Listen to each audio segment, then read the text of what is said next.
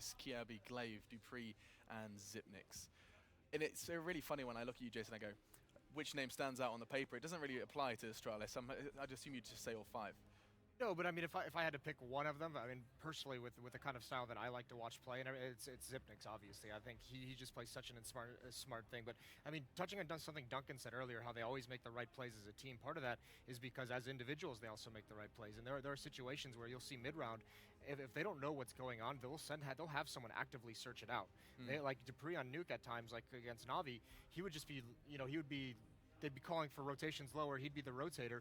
They'd see nothing, and he would literally just rush up the stairs and go find what's happening, pass on that communication, and they'd be able to rotate. And they always seem to have an extra person where you're not expecting it. You can't really catch this team off guard, and that's one of the massive strengths they have. I also think if you compare this to the past lineups they had, where the core, they have three of the same players, was similar.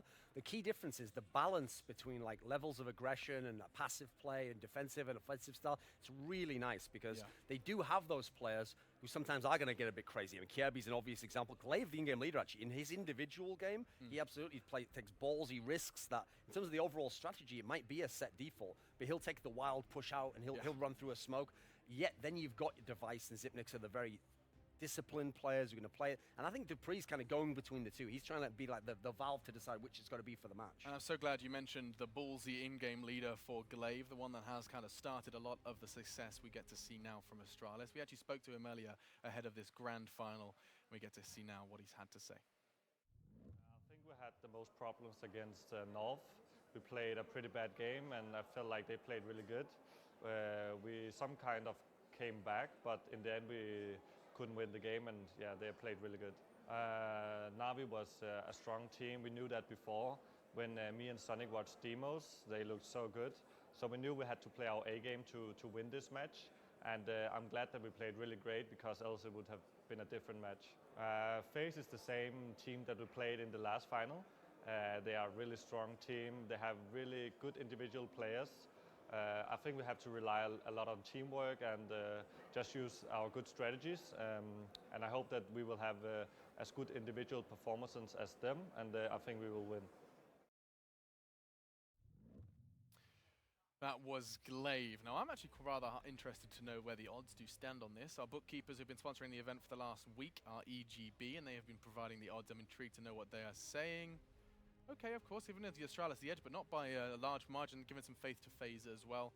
That kind of resonate with you, Jason? That sounds about right. You're never going to see Astralis come into this as underdogs, for sure. Yeah, no, definitely not. I actually think that generous? I actually think that they should be more favorites in this matchup. I think the big thing as well when you look at the maps, and one of the big reasons is you can't blame Navi for the pick ban that just occurred in the last one, because actually FaZe is going to have to do the same thing here. They're going to have to pick a map that is going to be good for Astralis. They're going to be forced in that same situation where they probably have to win. These are two of the most boring teams for the ban, because it's just one of them will ban Cobblestone. Obviously, suddenly, in the context of this matchup, it's very interesting. Now, FaZe are the first ones. Now, are they going to play chicken? They're going to ban Overpass, probably the best map of Astralis. You just saw what they did to Navi.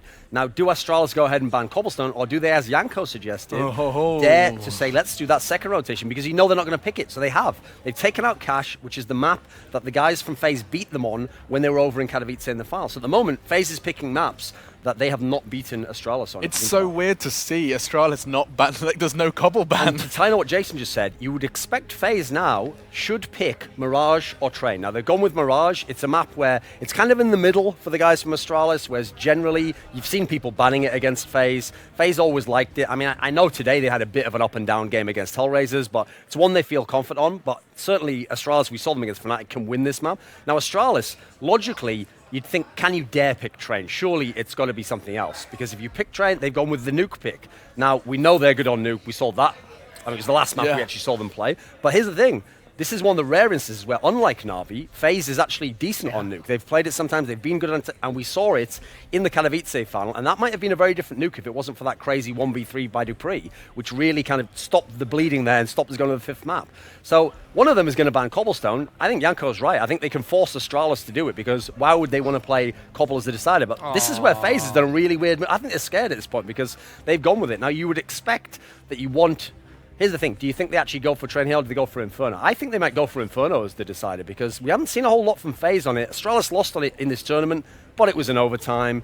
It was against North. I think Astralis has been decent enough on Inferno. They can kind of gamble and say, if you get to a third map, let's make it one where you're not that comfortable. And Faze has been looking super strong on Train as well, so might want to take that away from them, and they go for that. For the Cobble one, I think Faze decided to veto it in the second phase because this Astralis lineup even floated it around. I think they played it 2 or 3 times, albeit early on when Glaive joined, but maybe that's enough to basically tell Faze, listen, let's not gamble, let's ban this. We're comfortable with both Train and Inferno, both of the maps that are left, so that's okay. No, but if Faze doesn't ban Cobble in the second rotation, then that forces Astralis to say, we have massive underdogs, why are we just going to throw a Hail Mary onto Cobble? Right. I think then instead if you ban Inferno, then Astralis has to ban Cobble because there's no reason for them to play it, and then you have another good map for Faze. So I think that's one slight screw-up that they did, but overall they've got to be very happy with how this turned out. I love the fact that both actually floated the Cobblestone, knowing that the other one wouldn't dare pick it as their pick and kind of place their tournament. Shows research has been done. Yeah, especially because it actually fundamentally changed the entire veto. Like, I almost guarantee if the Cobble had been banned there,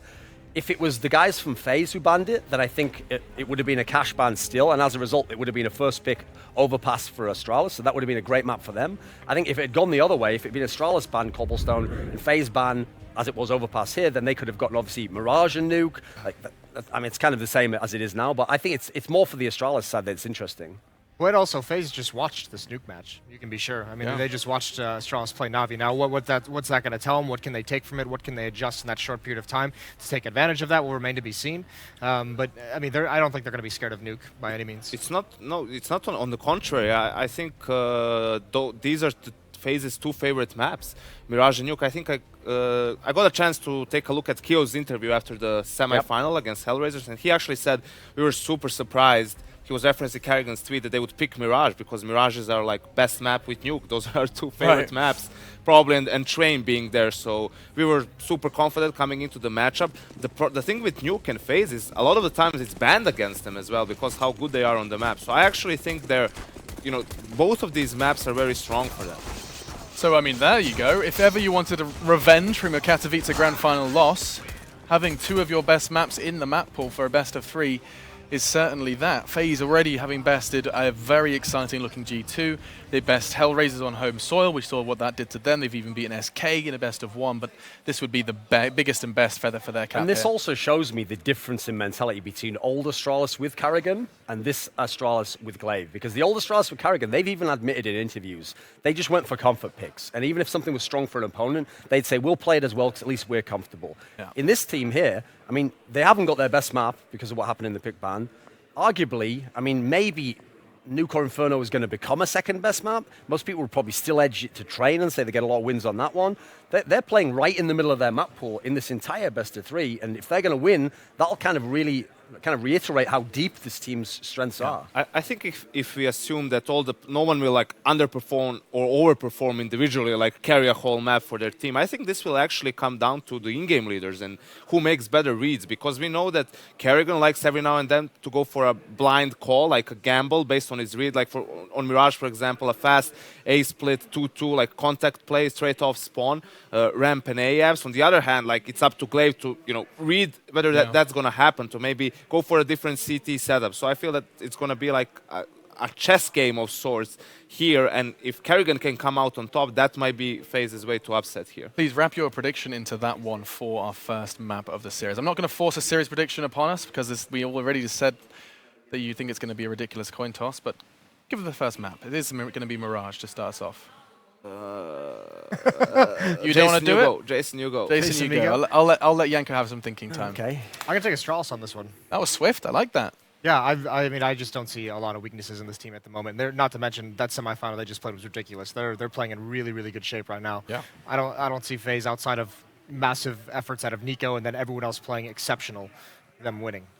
Okay, giving Astralis the edge. Shall I go as well, Yanko? Please do, yeah. Okay, I'm going to take Astralis as well. I mean, the interesting thing is, I will say, this is usually the best map in terms of viewer entertainment if you watch Astralis play it, because they've either lost it very narrowly or it's like really back and forwards. They're never really dominating anyone on this map. And I think one of the really interesting things to tie into what they said about the chessmanship of the in-game leaders is Astralis is a team that love to call that fake and then full rotate back to the other side with like 30, 25 seconds on the clock. And so I really want to see the reads in terms of the defense in that particular sense. So I'm going to say that Astralis takes it, especially because while I do agree, I think it's one of the best maps for Faze.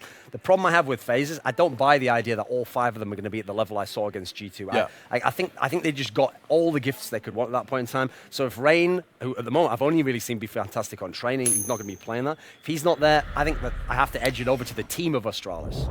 And the sides have been chosen. Astralis starting on the defensive side. Yanko, you've been holding out on me. It has to be quick. You go, Alex. All right. I'm going with Astralis. I don't like the randomness from Faze in their calling. Astralis can play safe, go for the retakes. They're very good at that. I think Astralis takes this one. Right, the desk thinks the Danes have got the first map in the bag. Mirage. Faze said it's their best map, and so we've put the best to the task. It is indeed Henry G and Sadakis to cast this grand final. Yes, thank you very much, Alex. It's fitting that we're here in another final in Kiev. The last one we did here was excellent. G2 versus NIP. Yep. Overpass was a classic. This map pool is a bit interesting. Rematch of Katowice, not a best of 5, but Mirage comes in. Nuke stays. Now, Nuke was very close for Faze, so this is a bit interesting. The fact it's not best of 5 actually favors towards Faze, I think, in that respect. I spoke to Carrigan before this. He's like saying we feel more confident in the fact we were playing in Katowice in a best of 5 format. They felt like they're playing against the world's #1 team with 3 days practice, the best of 5. They didn't think they ever had a chance to win that one. They gave us a good showing, but best of 3 going into this, obviously maps they favor, and they've had a bit more time to practice going into this one. Cash is missing though. That's the map they took off Astralis last time. Going into Mirage, I have to agree with the analysts. It's so difficult to predict where this one goes. Both teams played today and looked very good. To be fair, Faze plays against Hellraisers, and I think they're obviously going to be a lesser team than Na'Vi overall. But Astralis are great against Na'Vi, but that was a Na'Vi that kind of was early on in the tournament, didn't look. Oh, no. Isn't that a classic like what Fnatic used to do in their run of success? They'd have a terrible group, well, not terrible, but a struggle in the group stages and then just wreck everyone in the playoffs. Na'Vi looked so sick yesterday, right? And then today, wasn't the same team. It was a bit of a disparity. Astralis looked pretty poor yesterday against CLG, right? Wasn't the Astralis we're used to seeing. And then they come out lights out today. So it's so difficult to really predict this one. But I think Astralis have got the edge. I have predicted Faze 2-0 overall, but obviously I didn't see the maps before we did that. You know what, though? It could happen. That's the thing. Mirage coming in. Astralis haven't played it as much as of late. And we know Faze do like it. They can go to it. Nico especially, very good on it. Alu, another map that he's quite a specialist on. So there's a chance they get this. And remember, Nuke was very close in that best of 5. Astralis pulled that back at the very end, and then, of course, ran away with the series. Given the maps, they brought in Inferno a little bit earlier.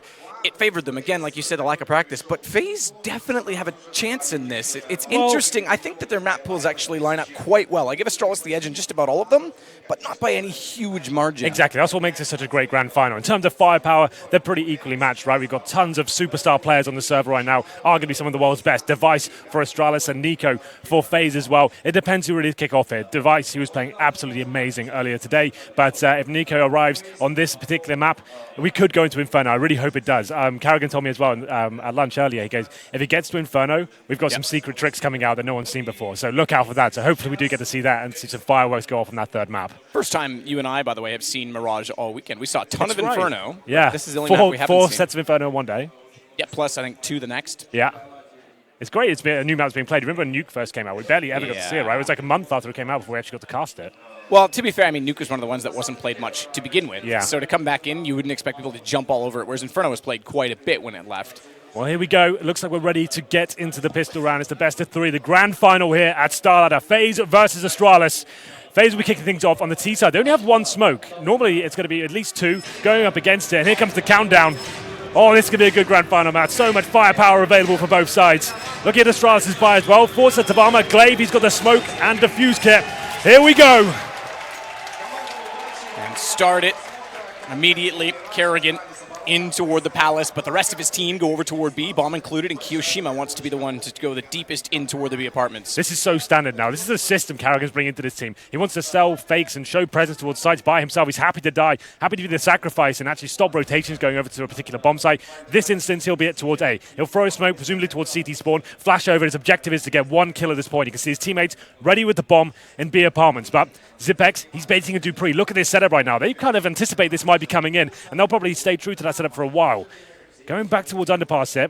We're waiting for something there. I thought they were going to explode. It looks like they're going back towards underpass. And we have been joined by Nico towards the air round. So this is going to change up to a split at this stage. And Sun Device is going to be watching towards that connector. Sun Device. Sun Device. It's super Kyo to start it off, though. Rain to follow it up as KRB goes down. Faze bust in toward the A site. No smoke down toward Glaive. He's going to take the battle instead, but he's limited. Damaged onto 13. They know where he is. He's the kit as well. So they have to have a secondary rotation through CT if they want to grab that kit. As such, Xyp9x is going that direction. But a 2 versus 5 bomb planted. Not likely they can do anything. In fact, completely obliterated. All 5 stay alive. Great start for Faze. Lovely play there from Faze. Rain, another superstar for the team, finding 3 frags in total. Astralis didn't have a reply for that whatsoever. They were ready for that B play if it came in. Wasn't the case. Back towards underpass we went. The A split comes in. Smoke towards the steps area as well. That's kind of interesting considering they were pushing up from connector. Once they push for that smoke with the flashbangs from Karrigan as well, they're trying to overwhelm the bomb site, and boy, did they ever do a good job of that. And then that smoke protects him from short as well, from any rotating CTs from that short area. So very well done from Faze. We go into the second round. Device. He's force-bought with his team, so they're feeling confident they can pick up this round. And to be fair, the Danes are amazing with the Deagles. Got a few 5-7s in there as well. Smoke for Glaive. And in terms of a stack, not really much to report. Quite a default setup here from Astralis. And we have got the ace setup coming into play from Faze here. You can see them lining up the smokes right now towards jungle and then the steps as well. Molotovs going to be thrown and deployed, and we'll see whether they actually commit to this. All 5 players to this side of the map, so it would make a lot of sense. Can KRB and co get anything done here?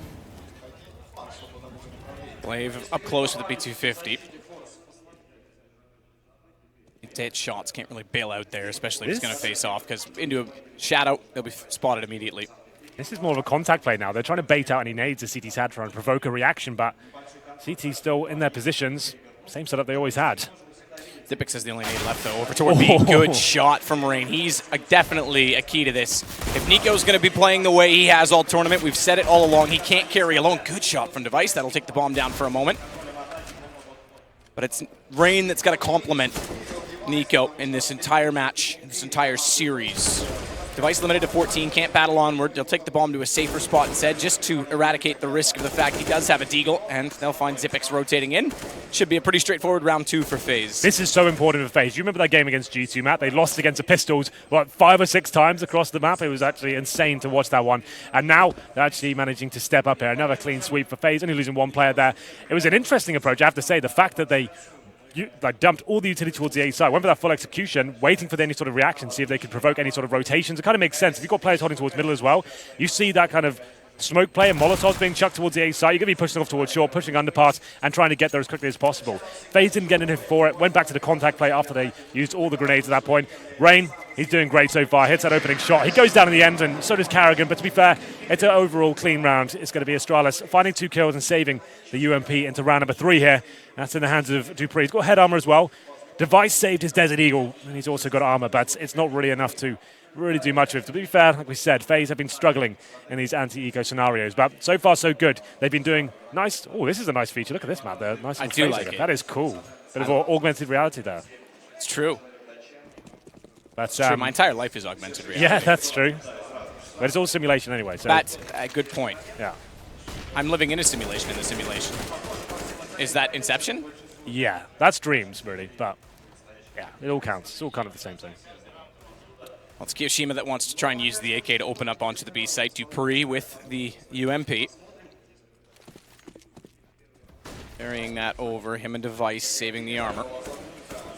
We'll try and do what they can. At the very least, try and hurt the economy. Glaive going down early, though, to Rain on the the MAC-10. That's Kiyoshima. Clear the van. 1 Molotov deep, 1 on top of the balcony. Xyp9x tries to get a headshot, does as well, and Device, ooh! I thought that was the same shot. It's actually KRB that shows up, but Device has the headshot with the Deagle. This brings Dupree back into it now that he has the armor and the UMP in the 2 versus 2. Bomb will go down on B. KRB's going to try and flank out, picked up a MAC-10. No armor for him, but Nico gets Dupree immediately. That should save the round. Again, economic damage done. KRB can still surprise in the fact that Nico's just planted. May not expect him to walk out from here, but he's got to hit decent shots. Some dinks in there, considering no armor for him. It's a MAC-10 going against armor. Penetration's not amazing. Yeah, this is good news though for Faze. It's a relatively good plan. That smoke makes things a bit interesting here. He hasn't got the kit though, so he has a very small chance to do anything with this. He might get 1 kill, I suppose, but at this stage, after the force buy in the second round, saving that AK-47 will be very beneficial for the overall money of Astralis there. So you're right, Faze do it's an expensive round for them, all things considered. Only a UMP and a Deagle brought into this round from Astralis, but they'll be happy just to get the 3-0 map. That's the headline here, really. They have been struggling against these pistols, so this is absolutely fine. Ali with 2 kills, recovers the round. Nico as well, found a kill towards short, which pretty much sealed the deal. Galbi, like I said, saving the AK-47, but Faze, they'll be happy with that. 3-0 to kick things off here in the grand final. And the smoke and the bomb to try and bait one of them Yeah, to just check in it case, as well. but like, until he taps it, it's not going to do much. Exactly. If someone got careless to check it, he could have picked up another kill, I guess, is all he was hoping for. Wow, the orb comes in. Device, like we said, 4 sport on the second round. He did get head armor, so that means he can get the glass cannon out. That's going to be an AWP and 1 smoke grenade up against the AWP of Alu as well, who's, to be fair, has been in incredible form right now. He's one of my favorite AWPers to watch, actually. Very impactful and very flashy at times as well. We'll see what he brings to the party here in round number 4. In terms of overall aggression from the CTs, not much to report, but an early smoke towards connector from their Faze suggests he'll go for a fast A split at this point. Go for that connector control. Rain is waiting for the flames to go down, and he might be found by Dupree here. They haven't got short covered. Push back up though, Rain. Dupree, despite taking the damage early, sprays him down, and now Astralis rolling with the weapons, leave just Alu remaining. Getting back in position with the AWPs, open, susceptible, vulnerable, and taken down when they do peek back out from jungle because he's not focusing on that direction. Glaive will grab an AK-47, and it's 3-1. That's quite common for the first gun round, especially in sort of grand finals as well. You want to dictate the pace of the T side. You know the force buy came in the second round. They're going to be weak. They might not necessarily have that AWP or incendiary, so you're trying to present a nice fast tactic, get through smokes, and fortunately for Faze, they didn't really cover toward that short position. You see that was a bit of an oversight from them. Didn't even smoke it, and they got caught by Dupree. A bit chaotic there towards the A side. They still have a full buy here going forward, so this will decide who goes eco first. Astralis certainly looking on the barrel of being reset as well, but aggressive play from middle. It's going to be Kiabi. Oh, Alu, though, he's ready for it. Takes the headshot. 5-on-4 very quickly into the round.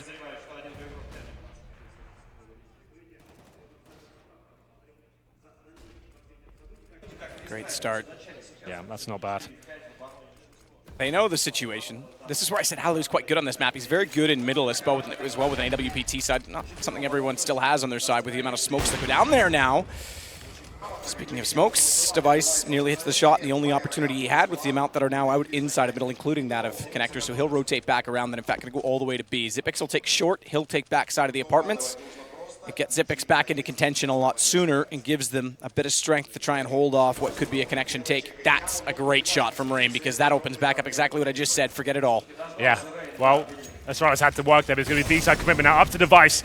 He's got the AWP, hit the first shot, surely can't get 2. That's going to be the round done. Just Dupree now, no kit, and flashbangs. Opening picks coming in there from Alu.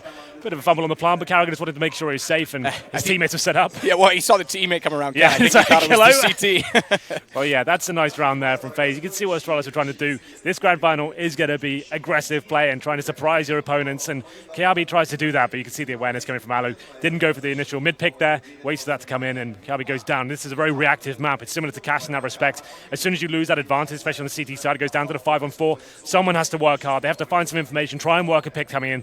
It was towards short, and they try to make it happen, but Rain, like we said, great form right now. Quiet to kick off this tournament, but he really has worked himself into it. 2 kills into this round, and Dupree can't get anything done. He's just cowering towards CT spawn and hoping no one hunts him down. So in terms of the investment next round, it is a reset for Astralis. With Dupree saving that weapon, he has 4,200 residual cash here, so he can drop over an M4. They do enjoy the force buys. We'll see whether they decide to do it. The rest of his teammates on about circa 3K. We'll see whether they decide to force buy into this one. It doesn't look like they will. I think they want to make sure they don't throw the economy in the bin too early on in this one. But 4-1 for Faze. And double AWP set up on the T side now. Carrigan. This used to be his old stomping ground, especially in Astralis as well. Mirage, the secondary AWPer. We'll see whether he can step up here. Zipix and Dupree back over toward B.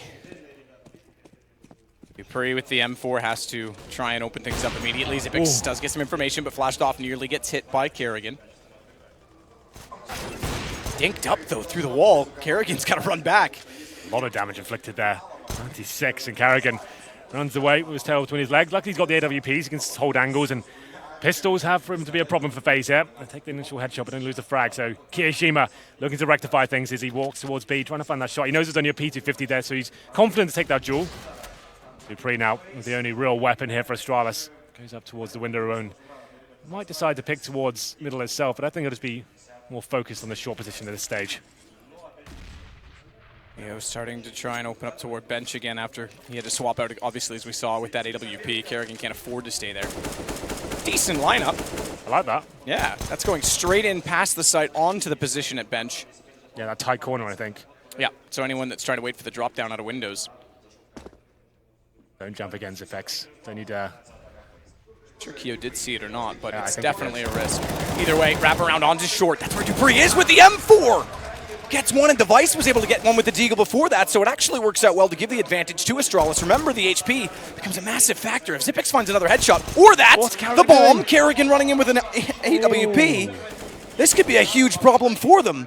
Because bomb goes down and it gets flung over the corner. That means it's covered off toward the van, and they have to grab it back. Alu to charge off against Zipex. He gets taken down. Device wins the round for them. Bit of a blunder there from Faze, and this is reminiscent of what we saw in the early stages of this tournament. It was Zipex to kick things off towards the B apartments. That dink, it seemed to rattle Faze slightly there at that point. They tried to readjust. Kiyoshima trying to just find the pick and return. He couldn't get it. Great play from Zipex. It's denying them absolutely everything. And have to be fair, Kerrigan didn't have to die in that scenario. He's got the bomb as well, the AWP, 4 points of health. Kiyoshima, his objective was to take down Zipex there. Kerrigan just waits. That round's probably won at that point. They actually have positional control, and Zipex wouldn't have got so many kills there, but he stays alive for so long, and it's answered back by Astralis there. Dupree doing some good work towards short as well. He found 2 frags with the M4A4. A force spike from Faze in return, though. 3 AKs, 2 pistols. Kerrigan and Kiyoshima down to those. A split by the looks of things. 3 players in underpass, but heavy presence towards connector here from Astralis. Kirby watching it like a hawk. Rain will go. They've given up a lot of room. Kirby's got to be careful. Nate still drawn, running gun. Tech 9 works, and Rain's able to trade, but Dupree steps up. Nate goes through, and he sprays down Kiyoshima. Device controls it all by getting Nico. Alu the last.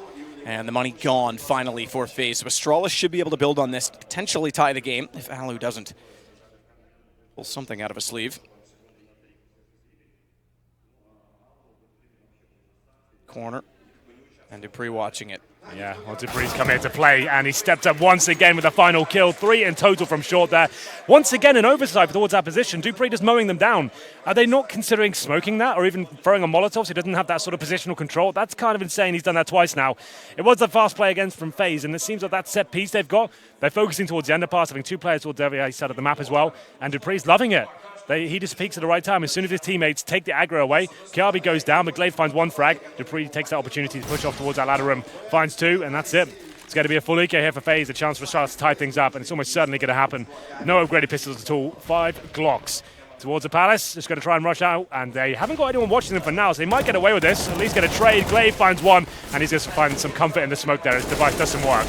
Spray back down. Good control from Kirby over top of the box. Glaive is Kiyoshima trying to jump at him. Wow. Matthew, the bomb goes down. All things considered, 1 flash and 5 Glocks, no armor. That's not a bad outcome. They actually get decent money going to the next round. Their loss bonus is going to be a 2nd stage at this point. So, or make it 3rd, in fact, including that defuse. So they'll have decent money going to this one. That's $2,400 on top of that, $800 per player. So they can get the AWP out. Kerrigan buys it first. Presumably he'll drop that towards Alu. And Dupree, he's having a great performance so far. He's got 7 kills, 3 deaths. Rain, not too bad either. Yeah, I was going to say, Rain leads the way, which we mentioned. He has to step up. Nico's not yet had a chance to really go off yet. He's still sitting at 2 early yet. Yeah. And some situational rounds, given that we haven't had full gun combat, if you will. They've got it now, though. Indeed.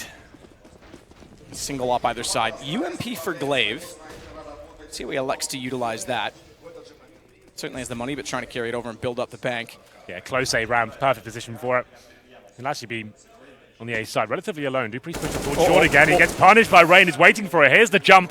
Takes him down. He wanted to boost up on that fence position, but Rain's just waiting for it. And Kiabi does return with the AK-47, but can't get anything done there with the HG. You can get there silently as well on that jump, and he failed it. Yeah, that's and that's true. what made Rain look up. Whether or not Rain would have looked up otherwise, hard to say. And whether or not Dupree would have looked down in time, unknown forever, but it certainly gives him away. So Rain starts to take over mid as a result. Device has a chance, has a position, but timing to try and spot back in toward connector.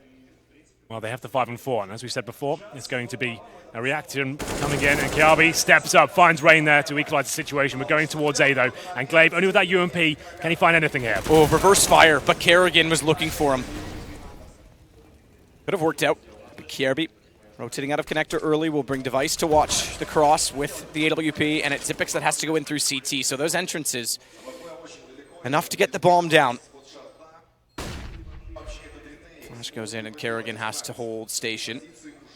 Doesn't need to move. He's information gathering at this point in time as well. It's a vulnerable position as soon as he's found out, but he can call for anyone, including Alu, to pick the direction by which he sees the CT. Pix goes over. He'll be the first to be spotted. Kjaerbye's still looking in behind the smoke. Kerrigan goes down. Alu knows when to peek. But he has to watch this position from Kjaerbye. Tap the bomb. Kjaerbye holds it off. That could be enough as he goes for another. Kiyoshima's going to get it back, though. And they get the defuse in the smoke. Huge first kill from Kjaerbye because Alu can't get the op in position. Yeah, nothing he could really do there. They went for the setup of Kerrigan into that sandwich position, covered by Alu with the AWP towards round. But the flashbangs are so effective, they actually couldn't do anything about that. The smoke on the bomb caused pandemonium on the bomb side there. And Nika, the last player remaining, normally so good in these clutch positions, couldn't step up. That was a 4-on-3 retake as well. The problem for FaZe in that scenario, yes, they got the man advantage, but they had no nades to work with there. Absolutely nothing. Good crossfires, but a very efficient retake. And Kjaerbye hitting some wondrous shots there as we go into 5 plays 4. Money down. FaZe still can get a buy here. I think they might just consider putting Alu onto the AK-47. Have a look at his cash now. Yeah, $4,100. Huge round for Astralis to pick up there. 4 in a row for them. And it's all stemmed from that eco victory as well, with just 1 M4 brought into the round. Round number 10. No pause as of yet. Alu will indeed be down to the AK. And that's a big position for them. Dupree getting taken out early on the way. He's been the danger man so far for Astralis. Rain finds him. And then they have the man advantage when the bomb goes down. Couldn't hold it off. Orb still in the hands of Device. They can go to the double orb setup now, you know. Like Dupree's been using it in these big games at his tournament. I haven't seen him much on Mirage. We'll see whether that comes into play from them. I don't think it has to at this point. Device watching towards middle. It looks like the mid take will be coming in. Rain will be deploying the flashbangs, making his way towards the mid boxes. Device not fully committing just yet, but Radar's off the shot just to show some presence and actually rotate at this point. Another A split potentially here, Matt. You can see them setting up 2 on the ramp and 2 towards middle, 1 in Palace as well. Blaze up closer this time on the balcony. Gets below it to peek off toward A main instead. He'll play off Device, who will watch his Palace as he gets closer. Nico inside of the smoke, watching wide side. Device switches over as well to give up Palace to watch into connector. Dupree's got the first shot there from Catwalk. Sure. Yep, they need to smoke that off. That's a huge issue for them. Glaves in the corner, they're not going to look. Nico, though, does get the better reactions as he crouches underneath.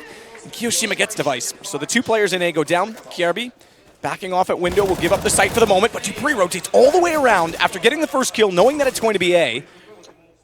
Simply based on the pressure they put on the connector, and gets the kill. So it brings the retake back into a reality. Alu stays under in shadow.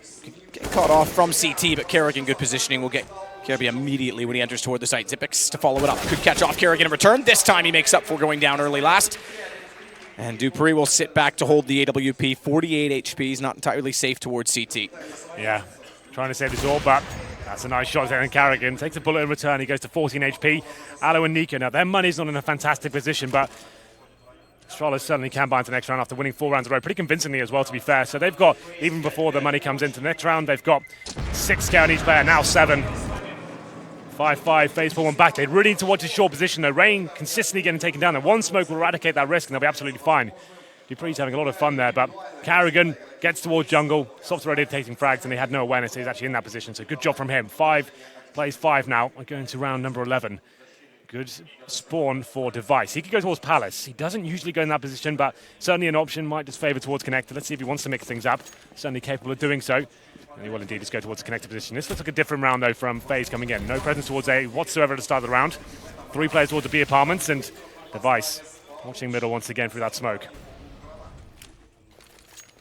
Flash out for Kerrigan, high in the sky beyond the smoke. Trying to catch anyone in a window looking through. Good view of our apartment dwellers over at B. Smoke down, so Xyp9x will try and spray into it. No one quite that far inside of the apartments just yet, so damage won't apply yet. Well, everything calms down slightly here. We have still got 3 players towards the B apartments, 2 at top and middle. Could be the B split, focusing towards shore. You want to be smoking connector. Smoking, here comes the smokes now, and then trying to stop the rotation, make it look like it's your normal round, your A split coming in here. But it's all a bit of a ruse. They've got a couple of flashbangs to beat. Only Xyp9x there for now, to be fair. So if they execute at this point after showing presence at A, this could be perfect. Rain trying to find that first frag. Need to be careful from shore, but let's see if Dupree finds the timing once again. Good pickup. Kjaerbye inside of the smoke. Rain will go down. Zipix does get enough, to hold it off to just 2 players. They'll get a bomb plant out of this. However, rotations will come in. We say it's enough. If Kiyoshima could find the kill before they establish themselves inside of checkers or before they can get information from the window. Hold them off on this. Dupree, though, is slipping in behind, and I don't think Alu's going to be 100% ready for this just yet. Keo thinks about getting aggressive, but has to consider watching short, give Alu some support. Can't bail him out if he's gone too far away and gone altogether. They'll walk in. Alu gets one, information relayed, does manage to pick up a second, but Dupree immediately on the case. Yeah, it's a decent attempt there from Faze. You can see exactly what they're trying to do. They've presented a lot of A splits so far. They've deployed exactly the same smokes they've been doing all game. Now, one towards Connector, flashing towards the A side as well, and Rain and Carrigan. It's normally Carrigan by himself trying to do those sort of plays, but Rain, obviously, he's the connector player. They're joining together. They push through, one focusing on jungle, one of the steps as well. Glaive finds that first frag, and the guys, they have to find 1 kill at least at A to think this is a realistic round. And to be fair, Faze still only had to go up against Zipix, who's known to playing B by himself. He's the anchor player there. As long as he gets 1 in that scenario, that's your anchor player's job, really. He's normally going to be up against 1 or 3 if it does come into the full B commitment. He gets 1. They've already got the advantage. That was enough. The retake's a 4-on-2 situation. They step up. Faze down to another eco here. No flashes to work with. A couple of deagles, that's about it. 3 Glocks. And we have got 1 player in the Palace this time. Who is it? We'll have a look. It's Device. So like I said, he can mix it up and go in that position every now and then. Try and find the first frag. They won't be expecting him that. But it's Alu with the Desert Eagle now, trying to work a pick on Zipex. But he's so strong in this position, he doesn't give much away. Doesn't at all. He does, Alu, though, just by having a presence there, pull Dupree back, which is their intention because they want less people on the A site. Alu will go back in the underpass to try and join his teammates, but his teammates, well, they're gone. Alu's friend's gone. He as well. 7-5 for Astralis. They continue to get momentum and roll forward the rounds. I think that's now... Ooh, I've actually minimized our game, Henry. I'm sorry. It's okay. I forgive you for now. Just don't do it again. Round number 13 coming in. Might just do it right now on purpose to troll you. To be fair, Faze have been focusing on these fakes and these set pieces and their ideas of trying to split the A bomb set, their set smokes and stuff. It hasn't really been working out for them. They did get the 3-0 and pistol. Let's remember that as well. And so the gun rounds hasn't been too pretty, but here we go, round number 13. Chance of redemption, but no Alu AWP, which is vital for them as a whole. Get back into a default here. 2 players in the underpass, and no real aggression from the CT. They don't have to. They've lost that round. They went aggressive towards middle. Defaults are working for them, finding the initial frags, and it's normally towards connector where Faze are going, so just keep focusing on that area. We've got Kiabi in CT spawn. Glaive, he's a bit more passive this time, not playing right in front of the A ramp. And Zipex, he's actually towards the A side as well. It'll be Device towards B. He's mixing things up. This is what his top offers do. Keep them guessing every single round as to where he's going to be. They're expecting to have a passive Zipex there, and they might be able to walk in. No, actually Device will be there trying to get picked at the start of the round. So it's a nice adjustment. I like this a lot.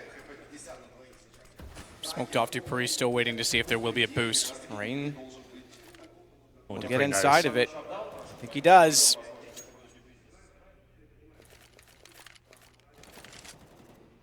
Rain will back off as well.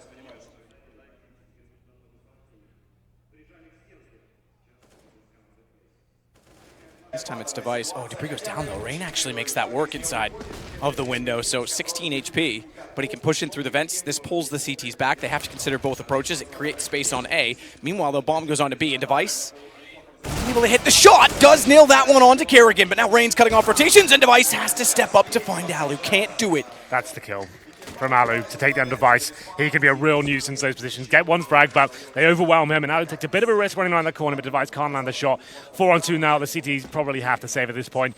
It's a decent play by Rain. Slowing things right down. You can see they were getting ready to go towards B. That's where Device was as well, like you said, solo player. And Rain, he gets a decent boost in towards the window room. Finds Dupree. He's been a real thorn in their side throughout this first half. He goes down, and then he's got great position. He can stop the rotations from CT spawn, right? So they know the B side to be relatively open, and then indeed they're correct. Device there by himself. And Alu finds him and manages to scavenge his AWP as well. So that's a great round for Faze, and quite a clean one as well. 4 players surviving here.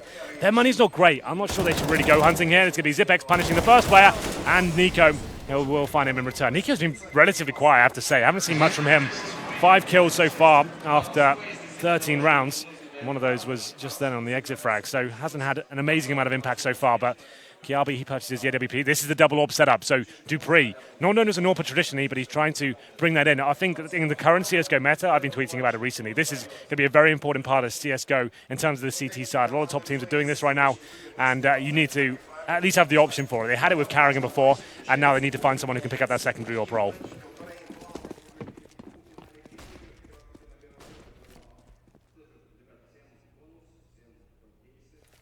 Pushing toward the apartment with Dupree and Zipex both playing passive this time. Yeah. Double op for Dupree to be in B with as well. The execute coming in, Dupree to hold them off. So Arch Smoke set. I didn't see the other lineups.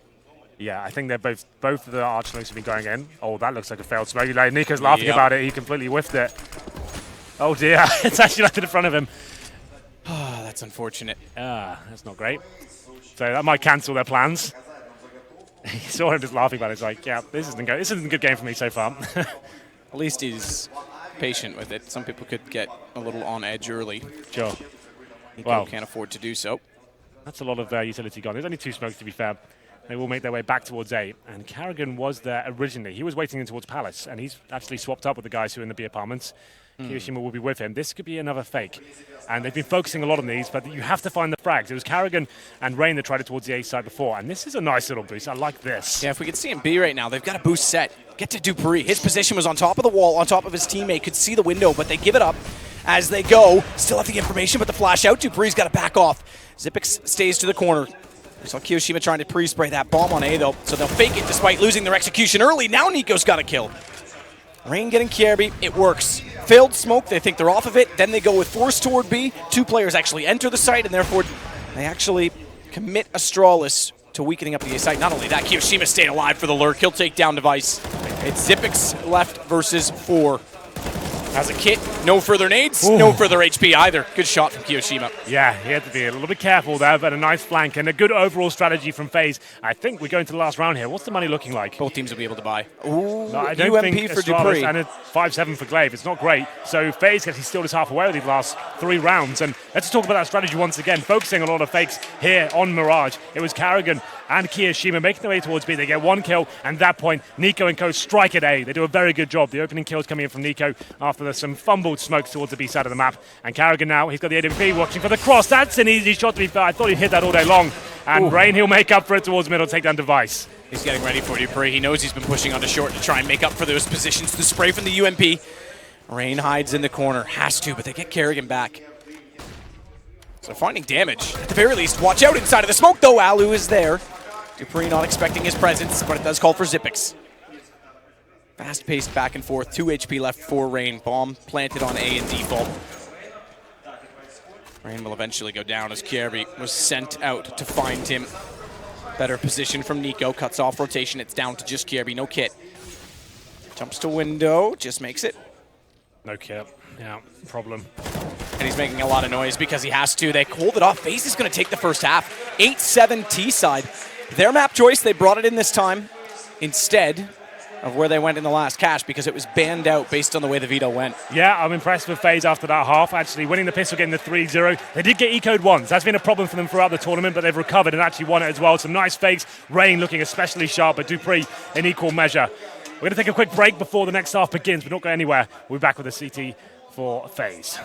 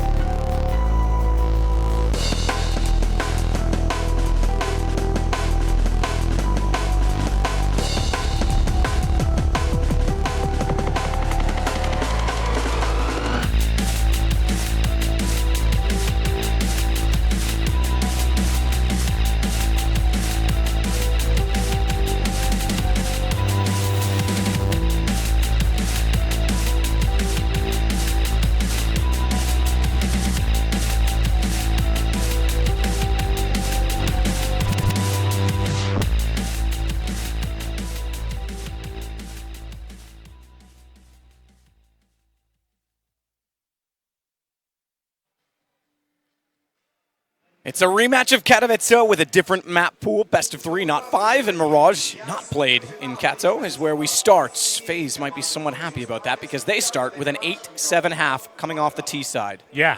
It was actually not the Chris was the half of them. You have to remember they actually had lots of oversides there, especially towards that short area. That's where they're losing the majority of the rounds, not covering that position at all. Rain, although he had an amazing half, he was getting shut down consistently towards that connector position. But they still have the half lead here as we go into the second one. It's 8-7 in favor of FaZe. Obviously in grand finals, and against these sort of teams, the pistol's going to mean so much. A little wave there from Carrigan. Nice friendly guy, isn't he? Little teddy bear. He is a big teddy bear, like you. You're just evil as well. Yeah, exactly. I'm like the teddy bear that has like the cameras in the eyes, spying on everyone, shoots the laser at you. This is more par for the course here for the Astralis T side. We didn't see this from FaZe. 2 smokes, they'll go in towards the steps and jungle position. Flash over, move focus towards City Spawn. You can push through them as well. Rain looking to find his first frag of the USP. Could be worse though, you're pedo bear, so it's fine. This device looks towards CT, tries to get the opener with the Glock, can't quite land it, but bomb is planted. That's the primary objective, at least to start things off. It's one of the tough tasks of the T side. Look at them push through towards CT as well. Super Kyo starting it off. Kiyoshima, great shot. Better from Kerrigan, finds KRB, and they'll take down device. The push doesn't work, the 3-man rotation certainly does. Another pistol for FaZe? Wow. Oh my goodness, another 5-man pistol for FaZe. Yeah, that was wild. FaZe hitting all the shots out of the USPs. So like we said, Astralis were a very standard pistol around there, smokes down towards jungle and steps, focusing on CT spawn. That's actually to their detriment. The fact they go in and find 3 CTs there as well, FaZe had that locked down and hit absolutely everything. FaZe, despite struggling in the early stages of the groups, Yeah. won 6 pistols yesterday in their series to win it. Yeah. And if I'm not mistaken, one of the only 2 series, both of them yesterday, that's ever happened in 3 maps. If I'm not mistaken, that's 13 pistols in a row for them. I think you might be right. That I'm would not sure be- it's 100% accurate, but it's a crazy amount, and you can see why. They just had 2 clean sweeps here on Mirage against the world's best team. That's a kind of insane stat in itself. That'd be a record. I think it has to. I'm not saying that factually. Don't but put yourself out like, there, Matt. That's my superstition would be that is absolutely true. Supposition. That's the word I was looking for. Well, there you go. It's going to be the bomb planted at least for Astralis. So, of course, they'll be on the 3rd round force buy with the AK. So just some PT-50s here.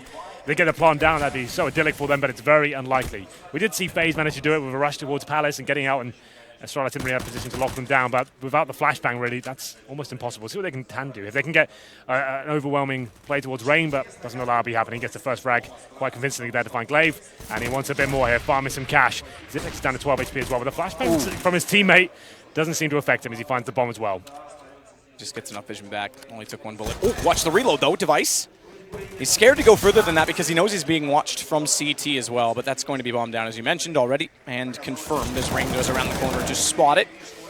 Nico headshot on Dupree. Yeah, well, Rain finding $1,800 this round. Very efficient work from him. Still on 98 HP as well. 1 player remains, KRB. He's towards the window position. Surely be dealt with here. Kyo, not the best of kills, but he manages to finish off at the end. Takes a few shots in the PT-50.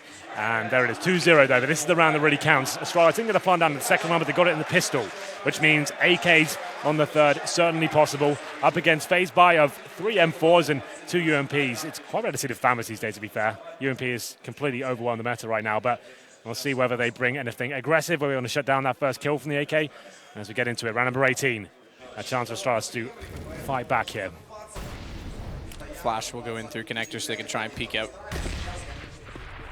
Glaive's already there. There's the flash. Well-timed flash. Both players peek from the window. Very cool from FaZe. KRB trying to do what he can to make up for it. As a warming and welcoming party inside of mid. They'll get him down. However, Dupree gets all the way in through the A side as a result of this. Bomb gets planted. Safe side default. Smoke off toward connector, but Dupree, knowing that he has to do something to get the rotations down early, goes aggressive. Zipix again in a 1 versus 3, starts off as 4, but he gets Kiyoshima. With that smoke still in position, he's going to get off toward Tetris. I think Alu may have just spotted him, but he gets the jump. Both players going to cross. Look for the headshot, look for the lineup. Can't quite do it. Kerrigan, best sim. And just to be sure that Molotov's not going to reach him, he holds off, but they get the defuse. Zipex of 4 kills there, Matt. He's so scary in those situations. They line up for him as well. You thought it was happening again. He always seems to find something there when he's up against it with the bomb down. You can see Robban wiping his brow as he could feel it falling apart at that stage. And it was Faze who were going very aggressive to start the round. They know no orbs could be available at the start there, especially in that forced round from Astralis. So they're happy to face 2 players towards window as well. And Faze, so much aim potential in this team. They hit all the shots there. They're crouching towards the window position, hitting those initial kills. And 11-7 here. Faze making a very convincing case to take map from the 1. And another eco for Astralis. Deagles and a P250. Alu now has the AWP, spots 1. Doesn't want to overcommit, but body's still showing. Takes a bit of damage, down to 59 HP. But not really much they can do here. Kiyoshima trying to rectify things, but it's Device who strikes first. Takes down Raid. Careful not to get caught throwing the Molotov as he steps wide, but the pistol's not able to do much. Zipix backs off through the flames to get away. Look at this, man. Look at the minimap. The bomb's in Palace, and his teammates going towards B. They might try and set a complete fake towards the B side of the map, find some kills, and Glaive will sneak in with that bomb and try and get it on the A side. Maybe. One more kill in that actually could work as well, because Alu's there to babysit it. If the rifles already start to accumulate, he won't overreact. He's falling back. It looks like they're adjusting here. With the man advantage, that makes sense. They don't need to go for a more desperate play now. Well, Device has Deagle to start off in through A main. Glaive goes the other way. Yeah, no, Bomb's okay. going to go back. Are they going to try and reverse it? Maybe. It looks like he can't really make his mind up here. He's going back towards A. I think he was considering both of those options, but looks like, oh, this could be a big kill. Yeah, they have no idea he's there. Oh, they do now, though. Nico sees the gun. It was too high. Just barely too high, but he strikes on it. Kierby back in through the window. Gun down at the window position, but it's going to be watched by Kiyoshima. And Alu still has his AWP. Missed time, though. He looks toward Palace. Glaive's already made it in. Emric goes for the bomb plant. Bait out the shots. Didn't fancy the plant. He didn't at all, and I'm not sure why. Perhaps that's why, because Kerrigan gets in through connector. They'll get Kierby back. Plant may have been a better option, but they were worried that the AWP would spot them. And bomb will go down as Device finds himself in a 1 versus 2. Tapped to 28, now 12, and Keo should be able to spray it, but they get the bomb plant. That's the important aspect in this pistol round at this point. He's got an AWP. Uh-oh, misses the jump, gets back up, though. Smoke off immediately in front. Is this low enough? Yeah, it is. He's going to get on ticket. He's going to miss the... Oh, he nails it. He actually got back in time. He could go aggressive against Kiyoshima. Knows he's got to go wide side of the smoke. Sees the bullet. Here's the footsteps. Can't overcommit, though, and give himself up in this smoke. What a play from Device. That is sick. That's why he's one of the world's absolute best. He finds an AWP, and he opened up the round with a Desert Eagle as well. He had nothing really to work with there, but he finds the smoke, and he absolutely destroys Faze. It looked like an impossible situation, but as soon as he gets towards CD spawn and finds that weapon, he makes it happen. And Faze, they'll be gutted with that. How many full ecos they get to lose against in this tournament? Exact same thing happened in the first half as well. Go up to that 3-0, up against absolutely nothing, and give the round away. To be fair, Device, that's an amazing play from him. Do not take anything away from that, but we go into round number 20. Faze now, the money has been eradicated. It's going to be 4 pistols, but Carrigan feeling confident with the AWP. He purchases that, doesn't give it to Alu.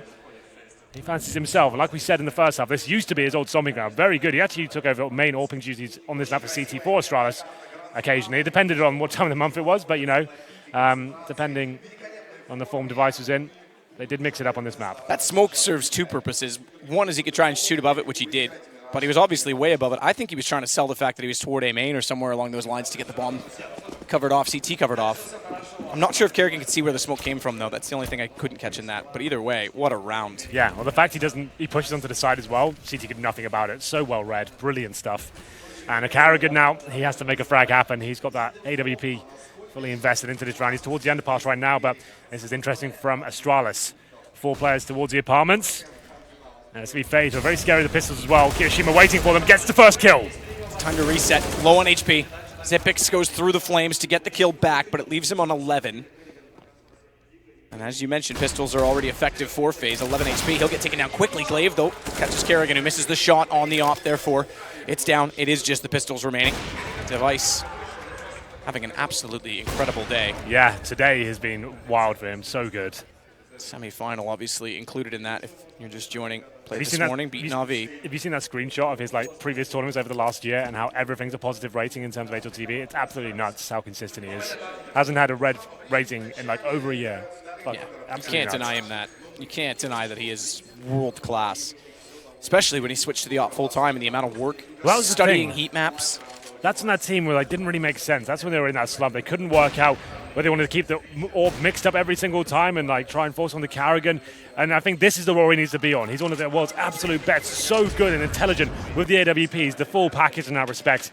And Astralis, quite a comfortable round for them. Alu does pick up the full in AWP from Carrigan, so that's good news at least as we get into the next round. There was a force buy from Faze, though, so a chance for Astralis to close the gap. It's 11-9. I don't think FaZe can justify the force in here. They need to start racking up this loss bonus and have full gun rounds. So they have Karrigan on the CZ. Alu, in the aforementioned AWP. They're not happy about being on camera, are they? Not at all.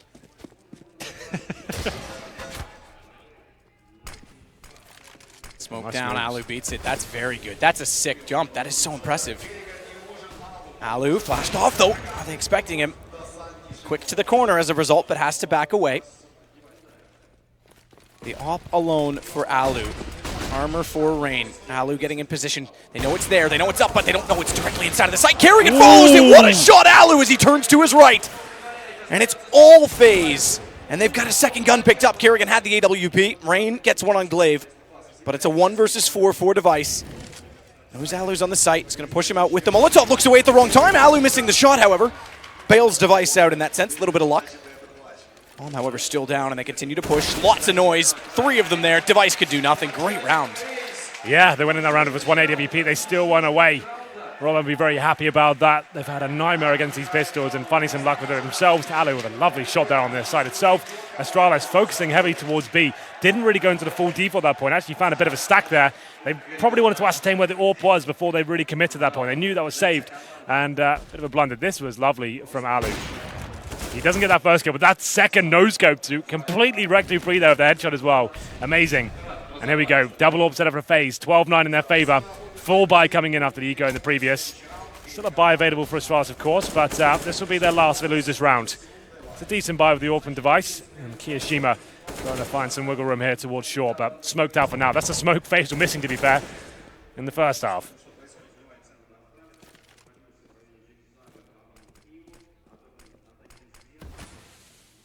Device in toward connector with smoke in front. He's going to take the op. Get very close. Nico's there. Sees him, but Device beats him. That's incredible. The audacity to go and connect over the AWP and still hit the shot as well for a smoke. That's kind of sick. He opens up the fragging there. 5 on 4 now for Astralis. They can't really fully commit towards A, and Alu finds a frag there. They see the bombs in T spawns. They can't really do much about this, and he almost finds a second as well, but narrowly misses out on it. Spam through the boxes, not surprising. He's on 34. Nico, by the way, going down early again, sits at the bottom of the server right now. Not common, not something we would expect, especially not on Mirage. It's one of his calling cards, Katowice, this map. He was incredible on it. Always has been, even early days with Mouse Sports, his first tenure with Mouse Sports. Dupree will clear A main, and Alu goes back towards CT just in time, but can't get the shot. That gives information to Rain, though. Dupree bests him. Alu now with even less HP on 8, has to watch that Molotov. Might spread, he's going to throw one back, and he'll burn alive as he steps backwards. It does reach. Karrigan does well to find the post plant retreat. However, it is set now with Astralis on a man advantage, and you're right, the CT's very separated. Karabi's going to push to window as well. He could flank out onto Karrigan, who has the AWP. Information there for Kiyoshima. He now knows he's definitely in that position. The only one they don't have figured out yet is Kiyoshima. Now they certainly do as Karrigan starts to retreat. Thankfully for him, Karabi not quite in the window to catch him, but he's going to get there now. Shoulder pates out the shot. Karrigan's wise to it. Yeah, he should be saving the AWP. We have got Zipex coming from T-spawn as well, hot on his heels. Ooh, Dupree might go down here. Goes down to Karrigan's gun because he couldn't run back through and get to window or he would have died to bomb, so he had to try and rush past the AWP. So they lose that weapon. Wow, it's Device. It's quite rare to see an AWP on the T side crawling towards connector. There's always going to be a CT waiting for them. And the fact he hits that shot as well for a tiny gap in the smoke, very impressive. What a scalp to take as well. Nico, the first player, and as we said, having quite a quiet game this one. Here's the replay. And Karrigan, to be fair, the retake was certainly possible there, but he had to retreat. He saves the AWP, which is good news. And you can see Zipex, we didn't catch on the stream, but he didn't find him in the end. So he saves the AWP, and you have another buy available here. Alu, this is aggressive play. Will fall back behind that smoke and Glaive down to the UMP once again. Flash high, re-peek out for Kierby. No one waiting for it. Smoke will go in toward jungle from behind the boxes. Karrigan flashed off, might get there in time, gets his vision back, and Kierby who wants to then try and take over connector on his own after smoking it, goes down. Good start from Faze. Yeah, that was always his favorite position on this map. Carrigan towards short, finds the first pick as well as Kiabi to go down. Nico was guaranteed to kill at this point. Nice little smoke there to see above it. And it's going to be a 5-on-3. The CTs have no work to do at this point. No one has to commit, have the crossfires, make them commit to the bomb sites, make them even come for a plant before you're facing them. The job is done. Your money is tight. You can see Kiyoshima down to a deagle at this point. You need to keep 5 players alive going forward here. This is a big round for them to pick up. Wants to play from Astralis. They've got 1 smoke to work with and a couple of Molotovs. They will go back towards A. The good news is Device is alive and he'll have to try and find a pick here. But like I said, you don't need to give anything away. You can see on the minimap right now, 1 player in jungle just watching the window, not facing. 1 player in shadow, not facing. We have 1 in CT spawn, that's Alu. He can get away with 1 shot and just give them information so they don't have nothing to work with, right? So 35 seconds, and Alu, if he hits the shot, it's round over. Well, it doesn't, though. Big round for both teams. Either on the edge of being broken. Device, great shot back. Rain manages 1, traded by Xyp9x. It's only a man advantage now for FaZe, and they're still in transition from B to A. Device not showing. He's going to drop to Sandwich. Gives Kiyoshima a chance to walk in. Nico goes down. He goes to the op. Is he going to clutch twice with an op? Bomb still ticking. Kiyoshima should bait out a shot, and then it's Nico's chance to peek low. Shoulder bait. Great shot, Device, though. Nails the headshot. Nico goes back the same way. He's trying to go to the AK, but they're already on it. Carrigan, he doesn't know it. He doesn't realize it. It's done, and he's got to get away with the AWP. 28 HP. They'll try and get closer. They make it as well, but Device hits it. So at least they keep the op, and that's important. They're broke. Hits absolutely everything, but the bomb going down as well, Matt, I would suggest they force into this. Yeah, they will do. They're going to do what they can. It's 13-10. They want to try and break FaZe, who are losing a lot of players to keep finding consistent frags here. The last round was a 1v1 as well, so FaZe win the round, but Device certainly makes it interesting. 13-10, round number 24. Device on the AWP and 3 pistols to join him. Kiabi, he'll have the AK-47. This makes a lot of sense. Full A execution coming in here. It means the Tech-9s can run through the smokes at that run and gun potential. We always talk about, obviously, a very powerful weapon. And they'll be setting up the smokes right now. The bomb's there as well. 1 player in Palace, that's Xyp9x. And Dupree's rotating over as well. So a full 5-man commitment to this set piece. Objective, get the bomb down, then Tech-9 to overwhelm. Full set execution, standard nades. Connector, jungle, and CT. But Rain sandwiches forward of it. He's going to get Molotov'd off. He's going to go down here inevitably. Certainly does. That brings us back level. In fact, better than that. Glaive, despite being low, he and Kiabi manages to get a kill onto Nico again. And Alu smoked off, has to back away. They haven't got the bomb down during the time of which the smokes were in place, so they'll retreat for now. Yeah, and leaving Device on the A site. Ooh, interesting. They've actually pulled all the rotations over as well. If they do this quickly, this is very interesting indeed. It's not going to be quick enough, though. It's inevitable at that point at Apartments. Someone surely has to go back, but it's only going to be Kerrigan. So it's just 1 player to shut them down. He has the possibility of getting Kiabi and Glaive. They're both low. Wouldn't take much. Oh, but misses his opportunity and goes around instead with the jump shot over. Kiabi quickly down. Glaive has to get off the plant as a result, trying to stay alive to allow Xyp9x in position. Device gets Kiyoshima off site. That'll favor them slightly inside of B, but Kerrigan has to back away. Bomb goes in, and it's Xyp9x with a great wide peek on the Tech-9. Sees the window as well, hits the headshot twice. And Astralis pull back on the point where they could have gone down. 14 for FaZe and completely out of money. Wow, it's going to be Glaive spinning some gold there. That's an amazing call from him. The fact they've left Device, who's the player on the AWP as well, he finds 1 frag. It was actually with the M4, to be fair, but he actually gets 1 kill as his teammates all the way fall back towards the B side. Carrigan's waiting for it and finds 1 kill, but not really much they could do. Device being such a nuisance to the other side of the map. Big round for them to pick up. It was a force play, and look what they've done to the money. It was a bit of a gamble forcing into that round. They saved the AWP, they fancied it, and this could well tie things up. Might be a double eco at this point for FaZe. They're going to be having 5-7s and deagles here. A couple of sets of body armor as well. Molotov towards the window. There is a player waiting there. And that's going to be Alu, not facing just yet. The flames don't quite reach him. Nico, deadly with his deagle. Can't hit the shots, though. A difficult one, to be fair. But we'll see whether he can recover here. At this point, you just want the full default. Both of these teams now lost to these pistol situations. Bree's been taken down to 71 HP.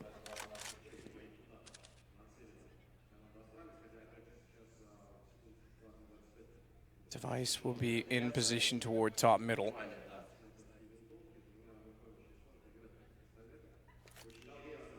Double pistol. They're going to go for the flash again through connector. Doesn't look like it. Well, can't. Hold on. Don't have any, Matt. Bronze before brains, Henry. That's my theory in life.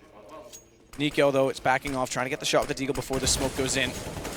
Can't get it as they go to connector. And he actually sustains quite a bit of damage. Goes down to 65.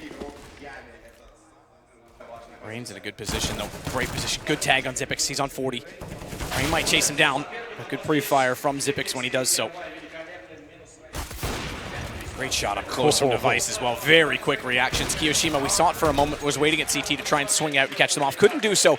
12 rounds for Astralis. They're one off of the mark. And the money is still, gone. This is rough now for FaZe. They did have quite a considerable lead, but that's going to be taken down after this round. Number 26, we're going the full distance here. Double orb set up on the T side for Astralis here. Dupree and Device. And to be fair, Device is having one hell of a game. 23 frags and 13 deaths.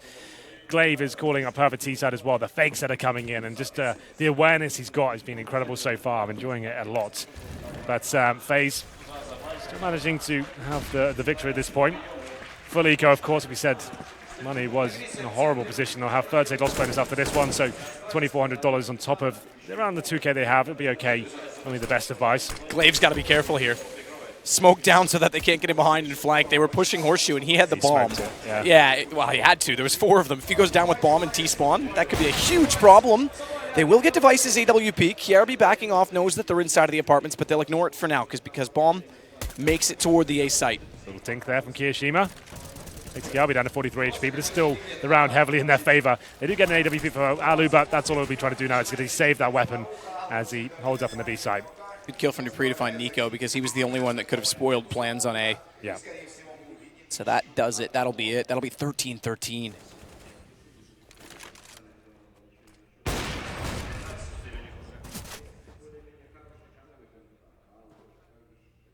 Alu tense to try and hold the op. Can't do it. They won't carry that over.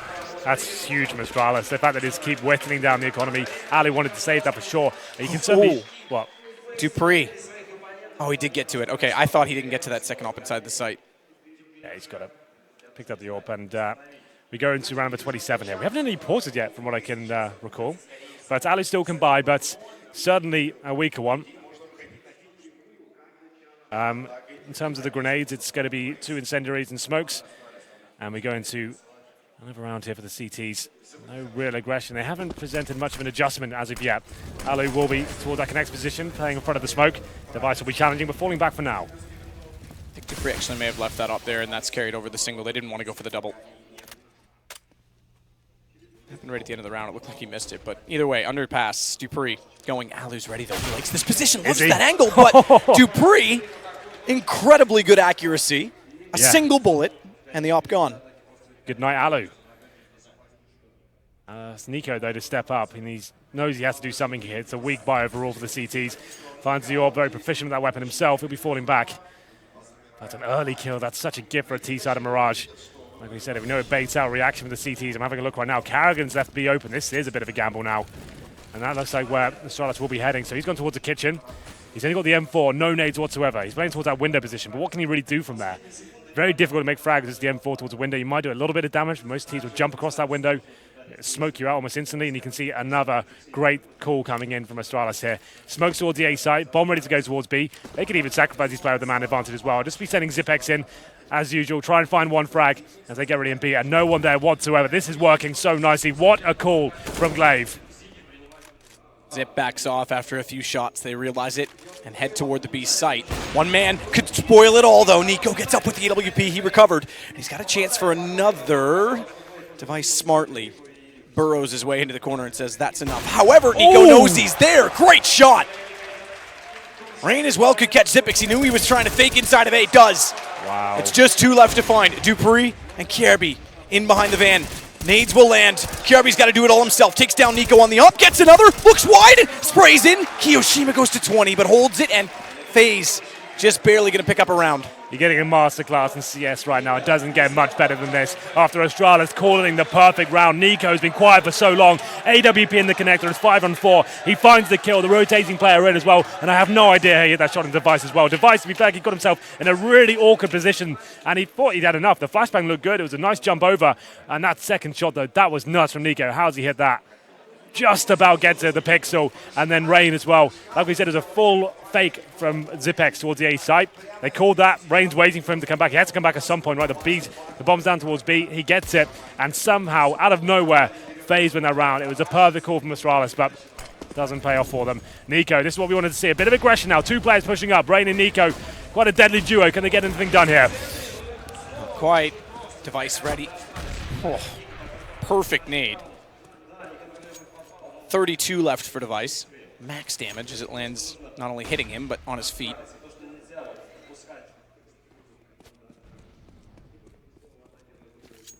Back over toward A to set for the standard smokes. Yeah, we land top right, Glaive to land connector.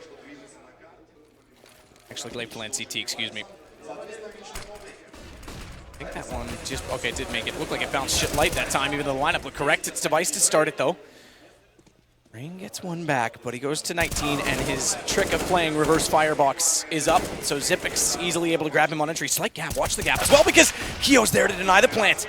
Good response from Kerby. Swift as well to try and get the bomb back. Kerrigan wants to try and deny it through the boxes, and he's so far removed over on B, as Astralis going to tie this once more at 14-14. He saves the op. That's his choice. This game is so back and forth. 2 heavyweight titans really going at it here. We'll tie things up at 14-14. Problem is for FaZe as well, they've only won 1 previous round before that. So Carrigan will save the AWP, but money will only be coming in at $1,400. So he has to save this AWP, and they might have to take an eco and allow Astralis to get to map point here in the first map of the grand final.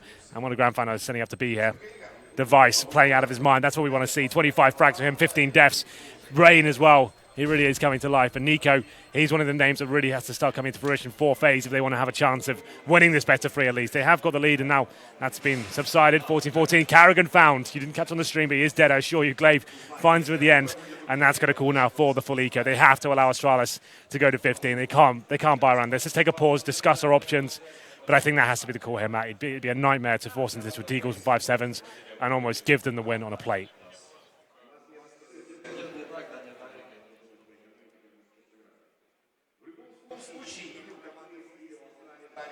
So still waiting. Nico's contribution has stepped up, but still waiting for him to explode into this. If it's not this map, you know he's got to show up for the next. Either way, decent contribution. Again, Zipix near the top. It's really, though, Device versus Rain. Oh, Matt, they're going for it. They're forcing into this. I hate to be providing the spoilers before we get into it, but I have to tell you, they've got in shotguns, UMPs, pistols. This pretty much decides the game right now. They buy up into this round. If they win it, they take the match point. If they lose it, they only get $900 into the next round. It's a very similar buy, and that's pretty much GG. Let's see what FaZe can do here. This is a scary moment for them.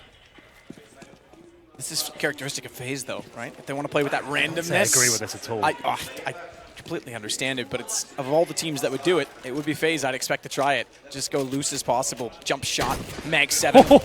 Goes for it from range. If he was closer, Kerrigan might have had a chance. Dupree knows he's there. He's not sure exactly where he's gone, though. He's gone towards short. Good shot, Device to bail out his teammate. Kerrigan not able to do any further damage. That's it, round over. They have to save those pistols now.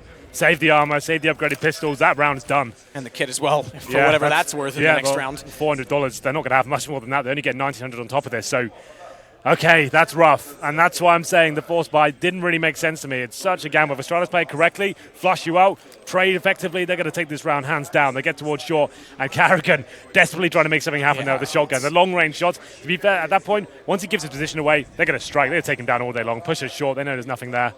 And there it is. It's going to be map point of this grand final, the first map for Astralis. And it was FaZe with quite a considerable lead at one point as well, but Astralis T-side has been impeccable. And a UMP only to go along with that shotgun. It's not even like they had a rifle brought into it. It's a pretty light force. Device picks up the shotgun. Down goes Keo. More armor, more pistols gone. They get him back, but he won't care. He's got map point. Astralis sit to take map 1. Again, robbing FaZe late. Same as what they did on Nuke in the final of Katowice. And they lost both pistols here, Matt, as well. Yep, that's 3-0 very either true. side. And they're coming back and winning it. That just shows you how resilient these guys are. FaZe have been good, but you have to remember that they did get the 3-0s either side. It takes hard work, and their pistols were flawless, getting clean sweeps, but it is a huge factor in CSGO. If you win both pistols on a particular map, you should be statistically winning this one, especially this sort of matchup. These guys are going toe-to-toe right now. And think about that for a minute, too, for Astralis, because they used to struggle to close games out. Now they're pulling them back in these situations. Yeah, right. Good shot. Has to be another pause here, right? We'll see what they can do. They save a couple of pistols. not the pause, in fact. So you've gone for shotgun once again on Karrigan. Have to at this point. Yeah. And this Almost is an it. identical buy.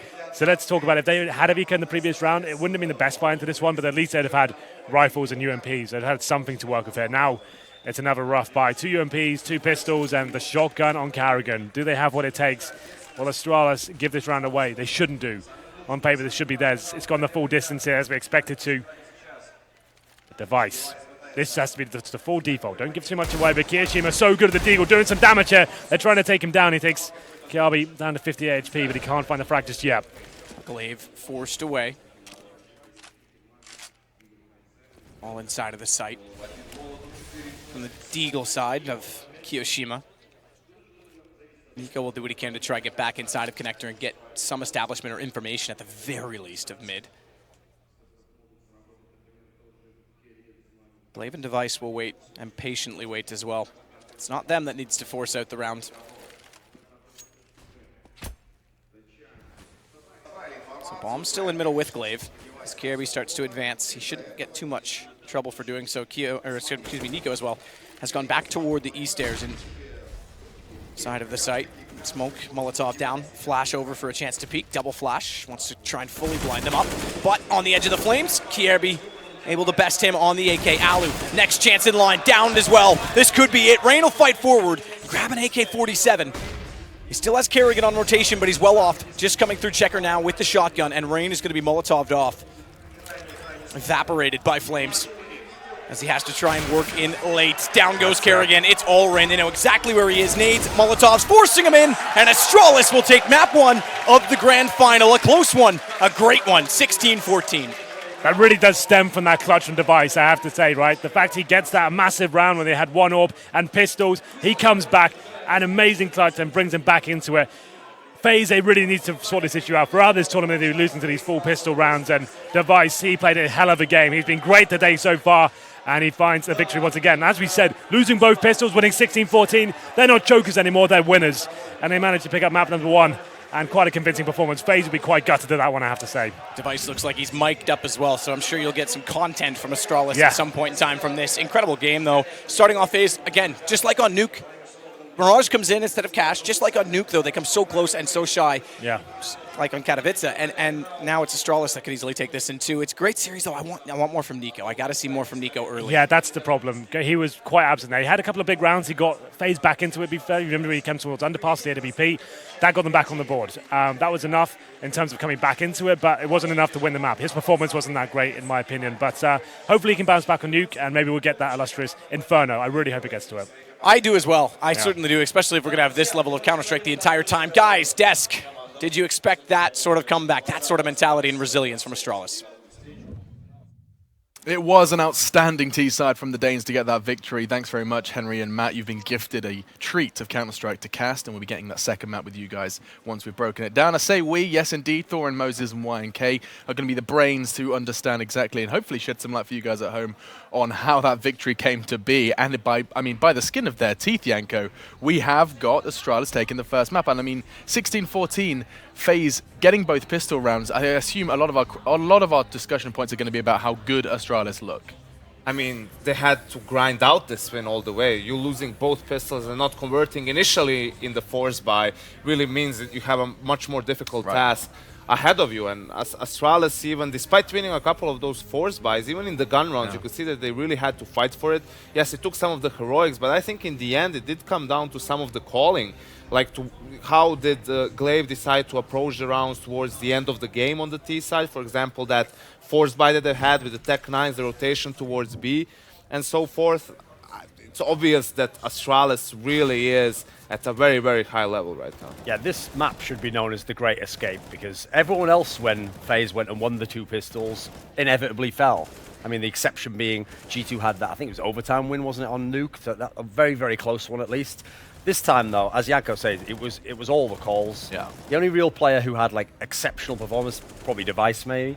I mean, he was in full Dev mode for this one, obviously. I mean, so many. Like, what's crazy is it's not like he dropped 30, but like it felt like every AWP kill was a high impact kill. The way he played, He has a very unique style of AWPing. Like, he never just goes in first, but they set him up for certain picks, and it's like once he takes an angle, even as a terrorist, he holds it as if he was a CT, actually, and he'll then wait for the other person to re-peek back into him. And I have to say, Alu did decently, but I think Device really outplayed him on this one. I mean, Device is outplaying every Opera in this tournament in terms of the impact that he's having. It's not just that clutch. I mean, but also you can just see the confidence Astralis has when they leave him alone at the A bomb site, surrounded by 3 players to throw that fake and go back towards B. They're essentially just, I mean, this is reminiscent of some of the older stuff they did when but he used to have AKs in that moment. On the other hand, Nico had a pretty quiet game. I mean, he didn't really have any impact, and this was the crazy thing, is when it's 13-13, he picks up that AWP, and he actually wins that round, essentially, for him, getting those 2 picks. Everyone forgets he has a quiet game if he continues to have some level of impact in those last 3 rounds, but he doesn't. I mean, he just could never really get into this game, and this almost feels like it's something, because Astralis does this to so many different people. You think the last series in the semifinals, Guardian and Simple basically got shut down.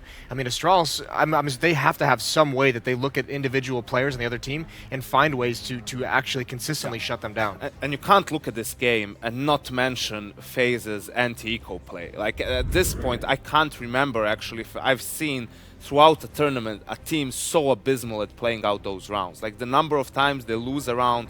Like, there was in the first half where Astralis had 1 M4 save, they lose that round. We saw the Device highlight, that was from the 3rd round. So Faze actually defends against the force buy, and then when Astralis only has a couple of pistols, they fall to them in that particular round. Another round where Device had the AWP saved. Like, there's just so many rounds that are racked up, that it was only by the fact that Faze got the pistols that they didn't lose by a larger margin. You actually have to give them props to an extent how many gun rounds they had to win, considering that they were constantly losing to pistols. One of the things that actually confuses me about the fact that Mirage isn't like the best map for the guys from Astralis, it's always so close like this, is that if you watched only the T sides, Glaive's reads for calling and when to go to the other site are just unbelievable. The amount of times that they haven't even necessarily gone on to one site and they just hold people over there thinking it's going to be like the last 20-second push. It's unbelievable how many times he manages it, and again, they've come through by the skin of their teeth.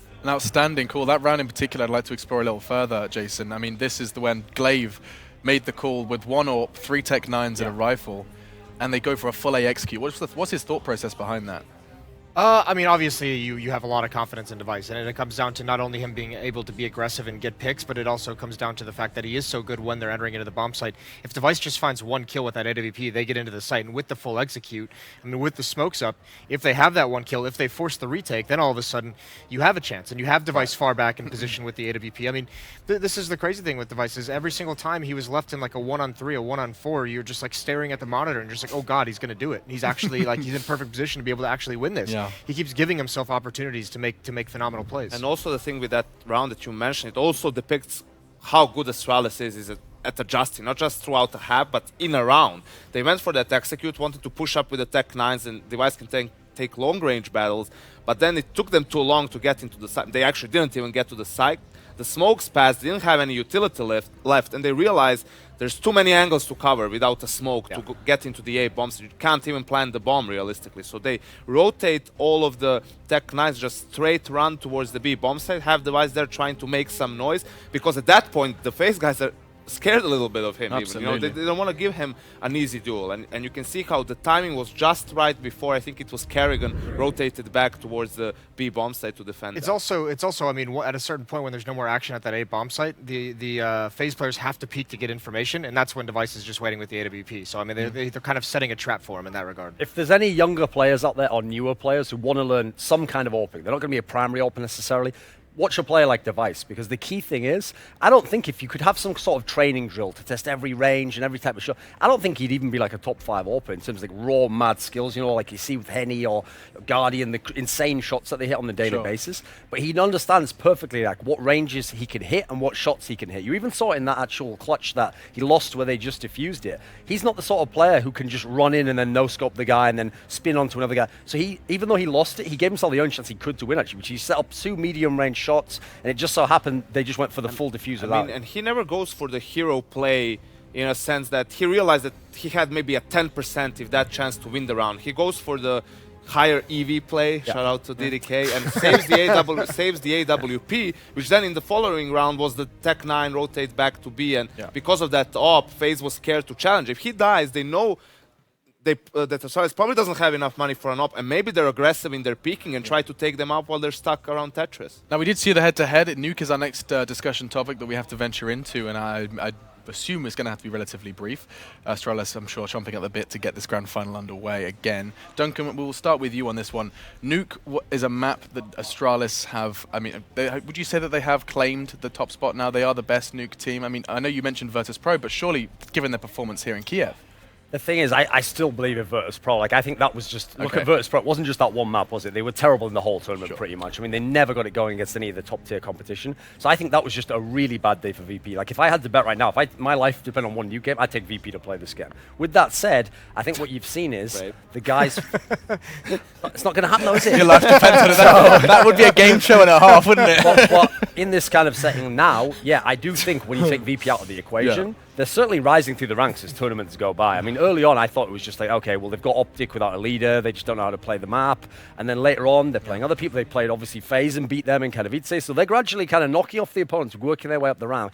And I certainly think on this one, the fact that they've picked it, that is very bold because we know Faze plays it. It's a grand final. Faze do play it. Yenko, what are your expectations for Nuke? There are two things. Win One, conditions, Faze won more than 90% of pistol rounds in the playoffs. They won 13 of the last 14 pistol rounds they played. That's insane. That's like never happened before, and probably it's not going to be repeated for a very, very long time. So I don't think that can happen on Nuke. And another thing is, I actually think like the amount of silly rounds that FaZe lost and the miscommunication that they've had and the rounds they lost to Pistols, I think it's actually taken a significant toll on them at this tournament, because right now they're out there talking, and I think Kerrigan himself is practically out of ideas at this point. What can I call against Pistols? Like the things that we practice are obviously not working. I try to improvise, that's not working. Like, I don't know, maybe he's even gonna tell some of his teammates, you call against Pistols, because I'm not sure what to do anymore. And I think like that's going to be too much for them to deal with right now in the middle of a best of 3 against Astralis. And unfortunately, I think that's going to mean that Astralis is going to close it out here 2-0. Calling the same result in Katowice, of course, not forgetting it was a best of 5 in Poland. Astralis to take it. Jason, what are you thinking? I mean, does Nico have to perform here? If we want to see a third map, what do we need to see from FaZe? Nico has to show up. I mean, you're going to need someone like Kiyoshima. We saw him, how good he can hold it up or bomb site. He's got to continue to be that very stable like anchor inside of the bomb site, prevent that from being taken over. But more than anything, you know, we talk a lot about Glaives reads. You're going to have to see Kerrigan, especially on the CT side, read and know how to rotate properly, because this Astralis team is so incredibly mobile. If you're willing to leave Device in a situation, go to the other side of the map, on Nuke when you have vents, when you have, you know, a whole other level, it's not just like a horizontal map. You can go up and down, you can cut off rotations in so many creative ways. I mean, this FaZe team is going to have to be very, very quick on their feet, and then on top of that, they're going to need to establish outside control, and in order to do that, they have to go up against Deva. And that's the never zone he's a in. fun task, because we have seen him. This is now, what, 3 maps since the semifinals where he's pretty much out-dueled every opera he's gone against, so what are you going to do? I mean, he could have picked a better tournament, it seems, to, you know, give a shout out to Sunday, because like, he's having an insane tournament. Absolutely insane. Top of the scoreboard currently stands Device. Last words from Duncan before we do throw it over to our casters. Yeah, I like what Jason said. Like, I think we have to see Nico, because that's the thing. When I look at the FaZe team, the only edge I can see them having, one advantage, is they could have the best player in the server. I actually think as a player, Nico overall is a better player than Device. The difference is Device's raw impact at the moment and just how consistently he's turning up, you know. Nico's having huge carry games, or he's kind of invisible, you know. It can't be that. It's got to be at the very middle, or it's got to be above, because that's the only way you're going to have an edge here. And then as a final comment, I'll just say, on the Astralis side of things, I think this map's all about Zipniks, because this is a map where you get so many 2v2s and broken 2v3s and people where it's like the radar doesn't help you. You have no clue where people can be, and that's where someone like him with his game sense and his decision making, he can win the whole game for Astralis. I don't know about you guys, I'm excited. And I mean, history is being written in so many ways. Yes, the pistol rounds, but also this doesn't happen all too often to get the same teams in the same grand final back-to-back events. In fact, it's only happened 6 times in 17 years of Counter-Strike history at a premier event. Fantastic stats being thrown out. For now, though, the grand finals are about to get back underway. It is Nuke, and this historical matchup will continue after our break with our casters. Will we see a third? Let's find out. For every esports fan, Dota 2 and Hearthstone, CSGO and Overwatch, StarCraft 2, the choice is yours. Express bets for multiple matches or live bets on the game you are watching right now. Know your way around Dota 2? Make a prediction for picks and bans. Playing CSGO? Guess the number of rounds in a certain match. Daily quests for all participants and all the best choice of payment systems. More than 600,000 users have already made their bets on the spectacular matches since 2011. EGB.com. You know for sure who's gonna win.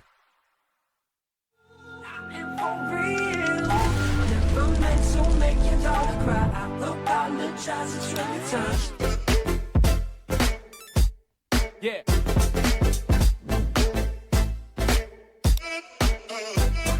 Jackson. Yeah. Bounce. Yeah.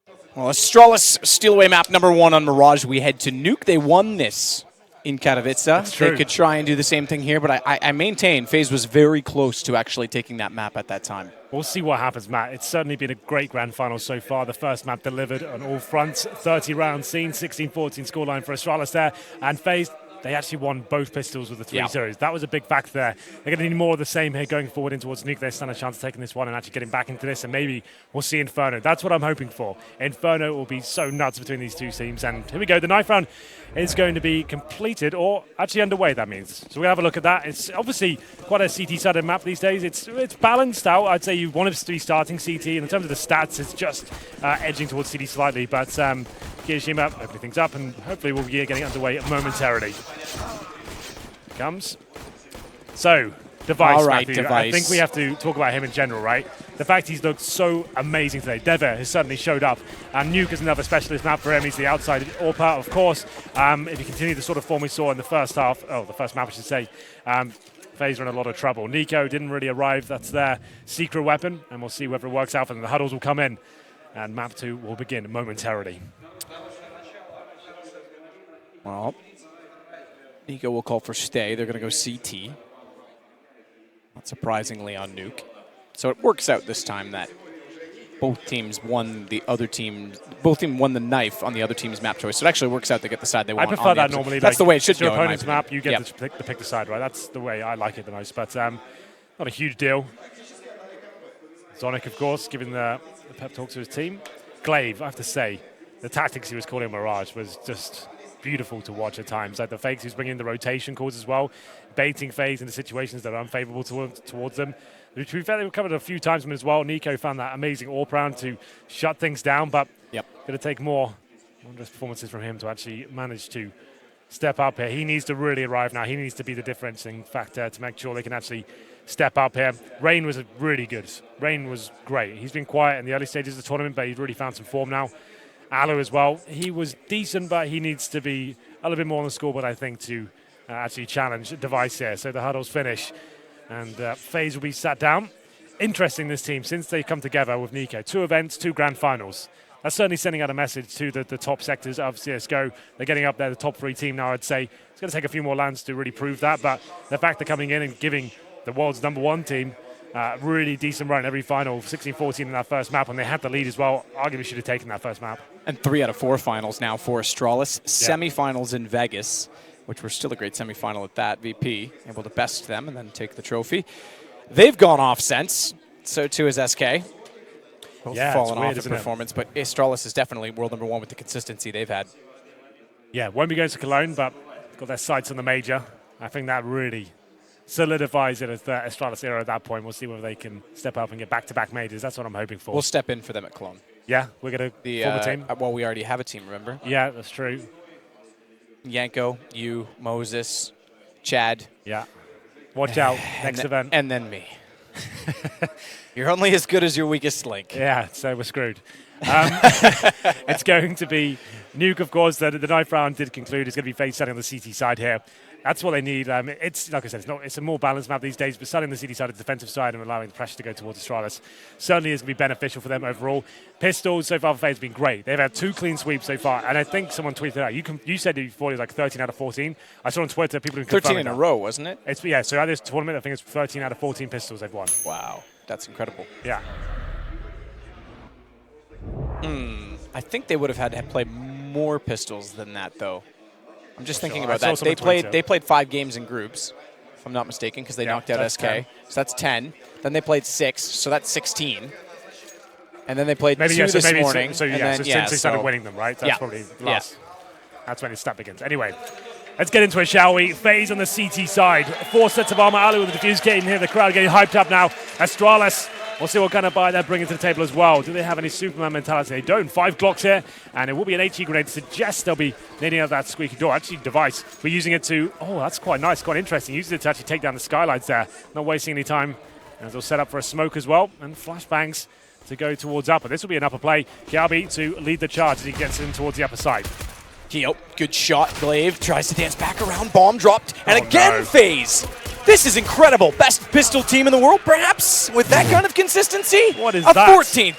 And all 5 stay alive again. 0 kills out of available 15, if you want to call them all, or 3 rounds for Astralis on pistols. They haven't gotten 1 in a pistol round.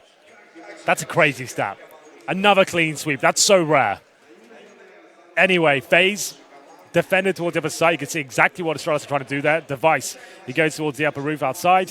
And uses the HE at the start to actually completely eradicate the glass and allow him to flash in there. It's quite a simple play, but not so much finding a single frag. That suggests the flashbang wasn't really that effective. We're going to the next one.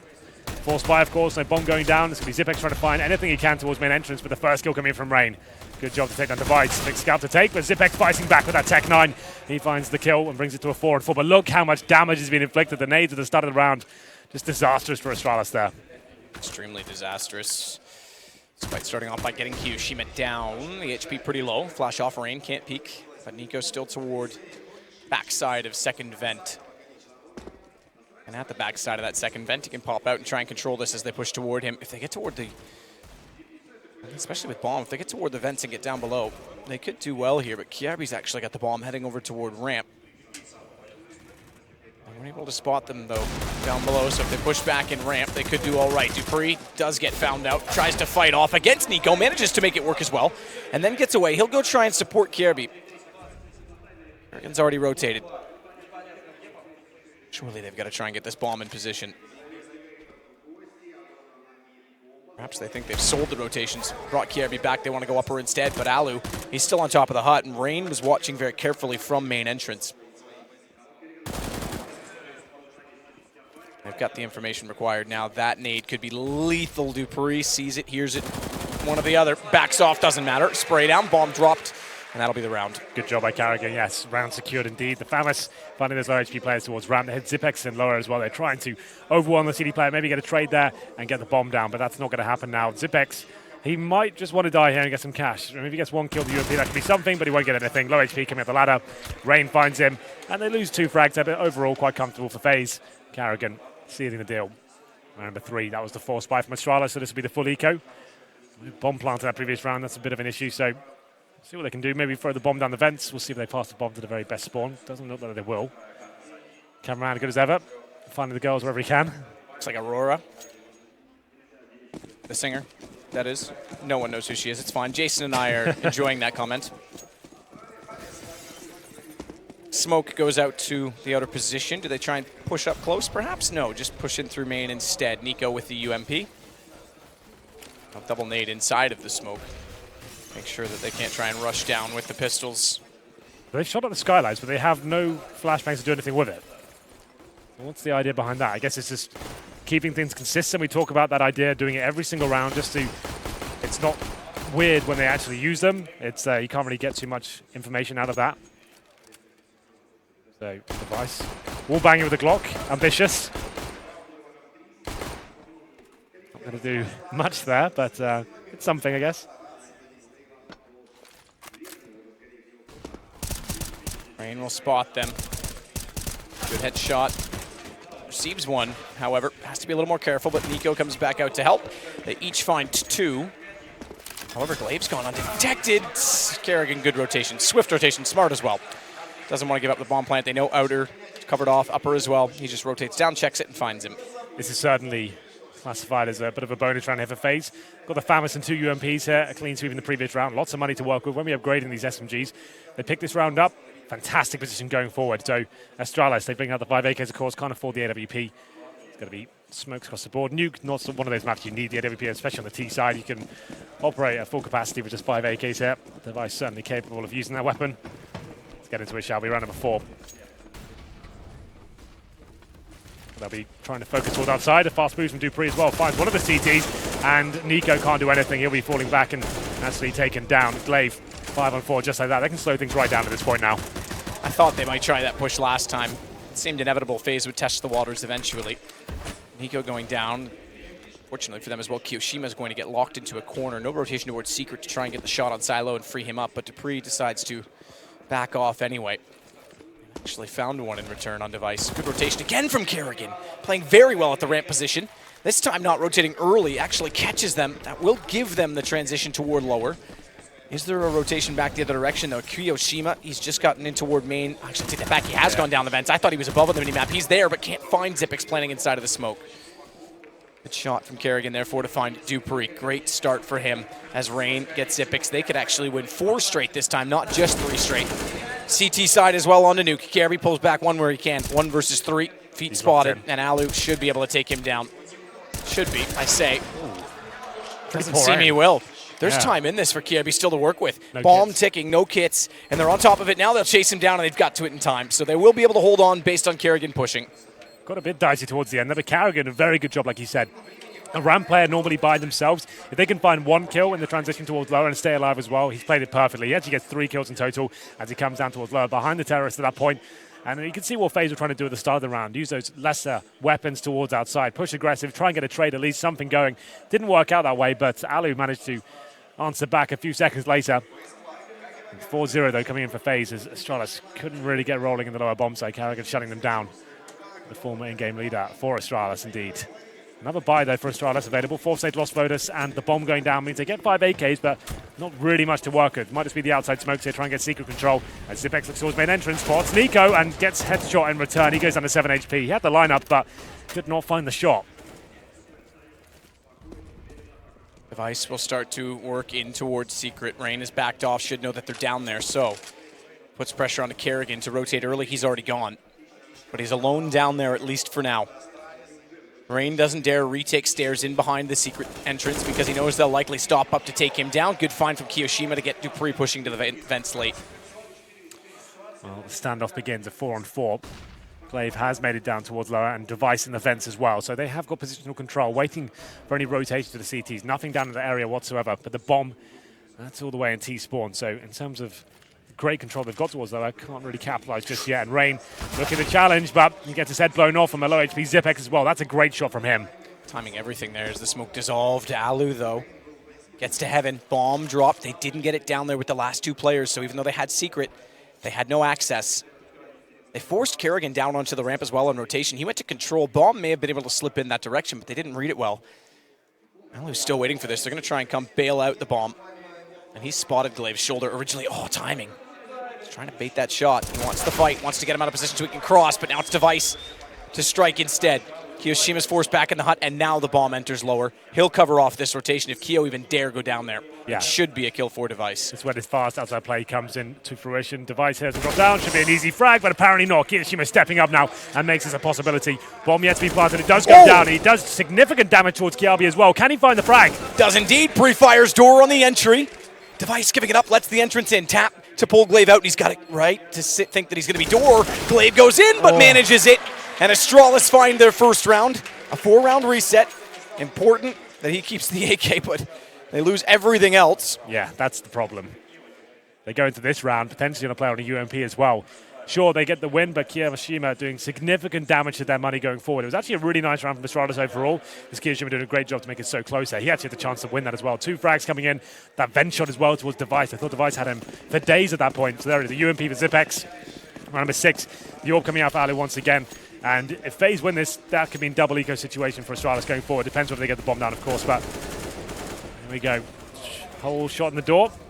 Dupree can't spot anything just yet. Looking towards the main entrance. Ooh. Good spot. Dupree ready for it, though.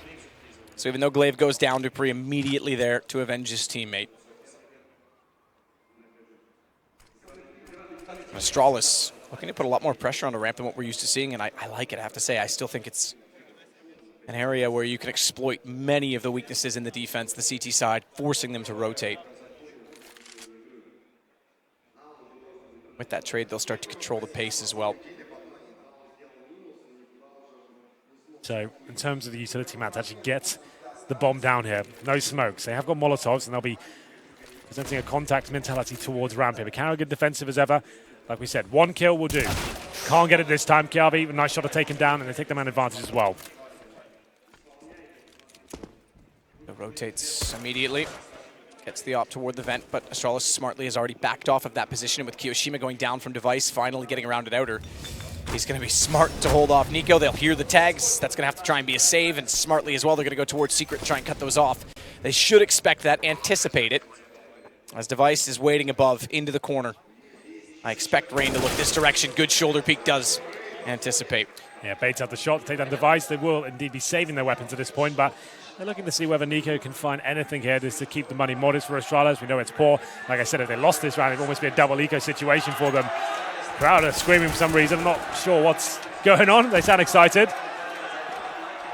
Well, as they should be. Astralis are about to get their second round and give us something of a game to start this off. Yeah, well, Nico, 5 HP, and Rain possibly going to be taken down here. Almost certainly at this point. There is Kiabi, finds him. So that's a really weak buy for Astralis. Hit the 5 AK, sure, but they didn't have much utility. Down to raw firepower there, and it works out tremendously as they manage to pick up round number 2, getting towards the Vents Device, hitting shots left, right, and center. They get into it. Actually taking the money away from Faze this time. It will be an AWP for Nico, saved in the previous round. Doesn't give it to Alu just yet. He'll actually be taking this weapon into round number 7. CZ, Deagles, and nothing purchased by Alu and Rain. And they go toward the site. Nico's going to go fast. Look at this AWP from Nico toward lobby. Bomb goes down. He wants more.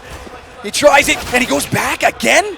My goodness, Nico. He had to step up, I guess, and one frag wasn't going to do it. Went for the second. It would have been glorious. He pulled it off, but unfortunately, he just ended up giving the AWP away, and now it's up to Carrigan. Here, footsteps coming in.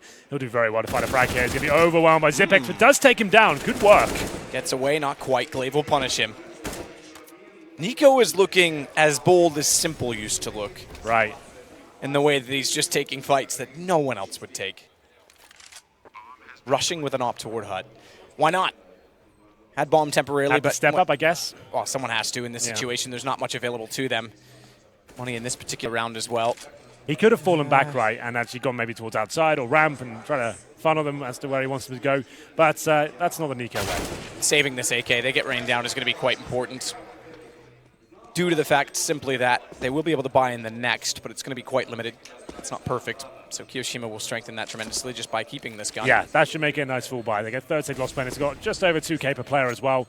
And Kiyoshima, he'll be able to drop one for anyone who's feeling that they want a bit more utility. And there's the AWP salvaged by Glaive. We have a pause coming in from Carrigan this time. This might be tactical.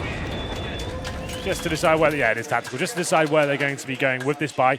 Saved AK comes in, so they can buy the AWP. Who could drop it though?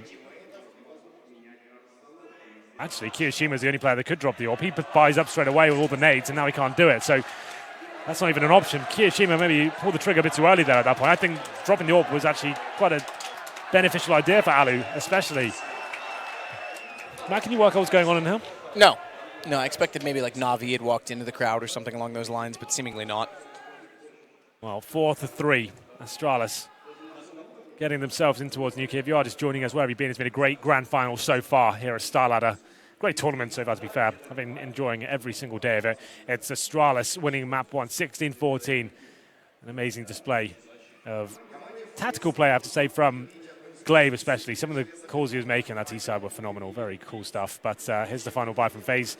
Got that saved AK, of course. Kiyoshima, like I said, could have dropped an AWP. Doesn't happen. Ali's down to an M4 and a diffuse kit and a smoke grenade. That's about it. What's the play? Good nades towards outside. Doesn't inflict a lot of damage, to be fair, but it's going to be Device now. AWP in hand, looking towards the garage. To challenge him. And Nico's towards the main entrance. Kiyoshima with a slightly different angle. That is a dink. Dupree's got to be very careful now. Nico seems hungry for more as well. Early movement for him to get down into the vents. They know they've got limited information outside. Rain didn't peek it the entire time, so Nico's going to rotate around. He actually may retake towards stairs at outside. So CT secret with the smokes down. They might walk directly into Nico. Good positioning. Molotov to consider the fact that he may be there, but how far back does he retreat? He could still sit corner. Boost on the inside of the smoke. They give it up. Rain spots it. Clouds give way to Rain, and he's able to take down Device. As Rain rotates back around as well, Dupree's still not moved much beyond the position at Silo. He's going to be timid with that HP. Nico, though, as mentioned, had already rotated. Looks down to avoid getting a headshot back his direction, and smartly so he stays on 60. Rain wants more, but 16 for him as he falls off the position. It rotates Kiyoshima back in behind the vent, so even if they walk back in through main entrance, Kiyoshima's ready to strike, and he may go early because he knows they're still towards secret. Good read. Bomb thrown to the floor at the bottom of the stairs. What an absolute brawl around this has been so far, but it might be concluded here as Rain finds another kill. The low HP Dupree goes down. 15 seconds remaining, and it doesn't look like that can be planted. They have to force it into opposite. They can't actually win this, I don't think. 10 seconds now. Galby's just realized it. And down he goes. That's the round concluded. Zipex now trying to do what he can, but he will be locked out of this situation. Kiyoshima will strike once the timer goes down, and taking down himself, unfortunately. Nico saves the AWP. Good work from him to not find kills, but just funnel them back towards upper. It was a bit of a messy round overall, but Astralis getting an opening pick. Tried to go for the boost. Rain spots them just above it. It's a little bit tricky. You have to nail that jump first, first jump, and then try and recalculate yourself. But he was watching towards the upper site, or the upper area towards heaven. And Rain finds a couple of frags there to find Faze. Round number 5. The buy available for Astralis here. Device on the AWP, but Glaive down to the Tech 9. But he is very good at that weapon, to be fair, so let's see what he can bring to the table as we go into round number 9. Device looking towards main entrance, but out-dueled this time by Alu. 5-on-4, making it 5-on-3 as Nico goes wild from the HUD as well. Looking for a bit more here, but Kiabi, he strikes back. Kiabi strikes back, but nearly goes down. 2 HP left for him, as they've only got a man advantage. You might as well call it 2.5. Or 2.02, if you want to get really technical, Henry. I want to get real technical today. Well, we've done it. We just did it. Kerrigan into the corner. Typics, remember, when they transition over to their CT side, is very good in this ramp room. So we'll see if Faze have any plans for that, because Kerrigan's been dynamic, playing very, very different positions in many different situations. Zipix, though, as we said, it's his room, and he's going to take it back. Yeah. Get out of my room, little brother. You're the ugly cousin now. Wrong team. Unfortunately for Astralis, they tie things up, but look at the HP. Kiabi 2, Zipex taking a ton of damage there as well, and Alu finds Kiabi. It's going to be the 3-on-2 now, and not really much Astralis can do here. The bomb in the back of Glaive. He'll be trying to join Zipex towards lower. He's going to maybe make his way towards vents. They can't just go all in on the plan here. They need to find another frag first. They've got the time to do it as well, so get towards that vent area. Actually, are going on the plan. That's going to be Nico finding both frags here potentially as well. One bullet will do it. Got the bomb down, and Zipex might just have to run away at this point. 4 HP, there's nowhere to run. He goes back toward ramp. Kiyoshima directly behind him is going to grab the kill. He's done. That's it. Instant. And FaZe Clan find number 6. Second in a row. Money deteriorating for Astralis. They can afford to force onto pistols, leave themselves at about 2K because they're going to go into a 3rd round loss bonus. 4th round, isn't it? After this one? No, you're right. So it'll be, I think Tech 9's be a good call at this point. Yeah, so 3 rounds in a row for Astralis. FaZe do find 2 back, and it was a previous weaker buy for Astralis as well. They had 4 AKs, but only the Tech 9 of Glaive, so nothing really forced into this one, just 2 PT50s, and that's all they can do. To be fair, Newcon, it's a very difficult map to get towards the bomb sites with just Tech 9s, as you have the utility to go with it, so this makes sense. Be very, very fast towards outside, and Alu spots one. Can't find the shot at all, though, as he misses a couple and gets dinged twice. Oh, and he's going to get pushed. Glaive trying to search him out. Doesn't want to make too much noise because he knows Alu can still shotgun down with the AWP. Finds Dupree. Zipix covered off by Nico, who's done well to keep his teammate alive in all of this, as he'll throw a nade in to do further damage. And they may go so close. Look at the damage, in fact. Rain, 7, Alu, 14. They may go so close to getting a kill and get nothing. Well, this is just good news overall for FaZe. They've been struggling against these anti-ecos and managing to post a clean sheet just about. So much damage inflicted with the Glocks and PT50s, but FaZe find round number 7 here. Astralis only with 3, but still quite early days. Astralis can still win the half, and Robin looking happy as ever there. As they get into it, round number 11. Device back on the AWP, got out-dueled by Alu in the previous encounter towards the squeaky door position, didn't go towards outside. Quite a common spot these days, go and open that squeaky door, nade it out, and try and take the first pick of players coming in from main entrance, or potentially get the AWPers who are posting up in towards garage.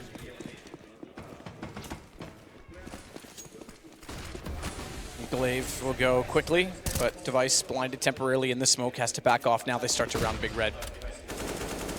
Clifford, the Big Red dog. Rain, the big mean FaZe player that holds outside, taken down by Dupree though. And Alu tagged up, has to back off of the corner with the AWP. Doesn't even fancy trying to peek back out from lockers. In fact, he's quite confused whether or not they're going to wrap around onto him. Exactly.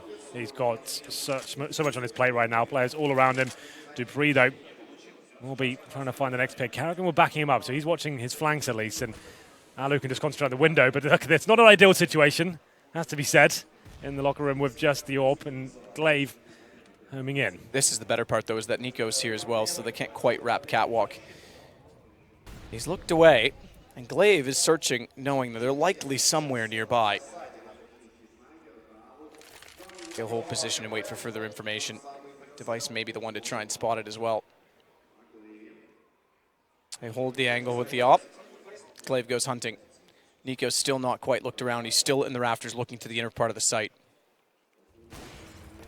Well, he does find Device, though. Kerrigan gets Ipix back, timing everything. And Alu, despite getting that kill, does still leave Glaive with some room to work, but somehow doesn't realize he's still inside of that locker room and goes down immediately as he goes into the held position. A good pickup from Faze, and patience from Alu gets him 4 kills. Absolute patience. A lot of discipline coming in. They had the advantage. They knew exactly where Astralis who posted himself towards outside. They actually established crossfires that gave them very promising positions there. Alu finding 4 kills after getting tagged to such low HP as well. That's fantastic from him. A difficult position to hold as well. Like I said, the locker room there with almost nothing. A horrible angle to work with. Kerrigan backing him up. And like you said, Nico towards top of ladder as well. Good adjustment from Faze and managing to shut down the economy once again of Astralis, who were just trying to out-aim their opponents there with the AKs and walk into hopefully advantageous position. Didn't appear to be the case at all. And Alu starting to come to life now in this grand final. He's been fantastic at this tournament so far, especially on Inferno, which by the look of things right now could be a possibility going forward. It's another eco for Astralis, which suggests 9-3 will be coming in. They're going to get 4 Deagles here. Zipex with a Tech 9. Dupree gets a bit of body armor as well, but no nades. And you'll probably see as to why Nuke doesn't really lend itself to these pistol rounds. It's very difficult to get towards upper. Your options are maybe rush ramp or go for the squeaky door of an HE grenades. And in terms of outside, it's not really possible. You'll get outdueled all over the place. So many angles to watch.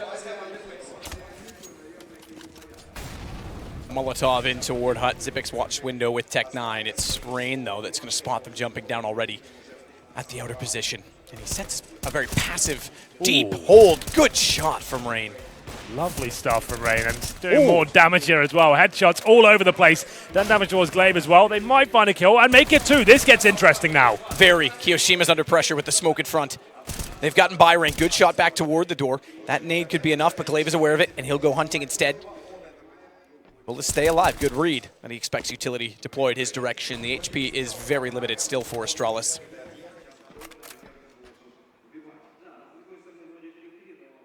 Kerrigan playing passive on ramp, so he can still support it outer as well. And goes down. Glaive, 4 HP. Finds him. That's going to create a lot of opportunity. As such, Kerrigan says, forget it. You hold upper. I'll go lower. Chance that one of them alone could do enough damage because of the situation. Yeah, they still have a shout in this round for sure, with the man advantage, and CT's isolated for now. Problem is Glaive and Zipex very low HP. They're heading towards low with the bomb. This has to be considered. This position from Kerrigan. They have no idea where he's gone because he's been rotating so frequently out of here. How do they read that he's gone in toward Toxic? Basically, he needs to deny the plan and find a kill, and should be job done. He can close the doors once again. We'll see what he brings to the table here. 15 seconds. They have to commit. If they plan behind the silo, though, no way. They could be in business. No way. They check it. He goes, gets one, re-peeks out. Didn't stay for more. Could have potentially sprayed them down. That's going to leave him very limited. So they get the kill back. 6 seconds, though. Doesn't get the bomb. Doesn't get it. No. Device doesn't get it. He goes for the left click, and Faze is going to win it by a millisecond before Kyo can even get back in position. And Kiyoshima finds another frag as well. So, like I was saying, I think you have to plan behind the silo at that point. When it's such low time and anything can happen, you haven't checked Spring, go for the safe plan. Have a player watching decon. They don't take it. Kerrigan's calling for their crowd, and they do respond.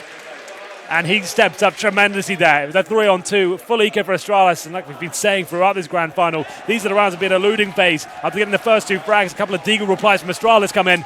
And it gets very dicey, but they pick it up. 9-3 here on the CT half of Nuke. Another buy available for the Danes. 4 AKs and Glaive once again back to that UMP. Zipex will contest ramp early. Smoke has a gap in it, so he'll peer toward headshot back ramp. Kerrigan plays a little bit closer.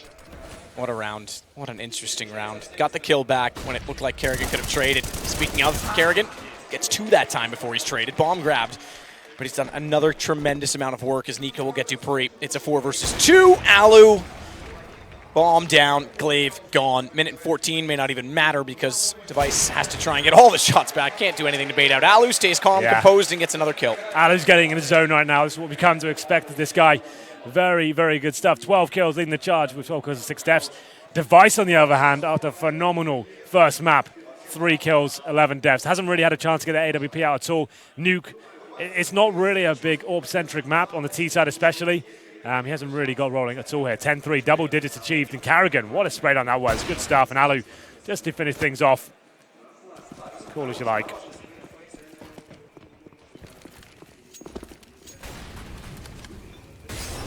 So door, Molotov, Dupree to wait.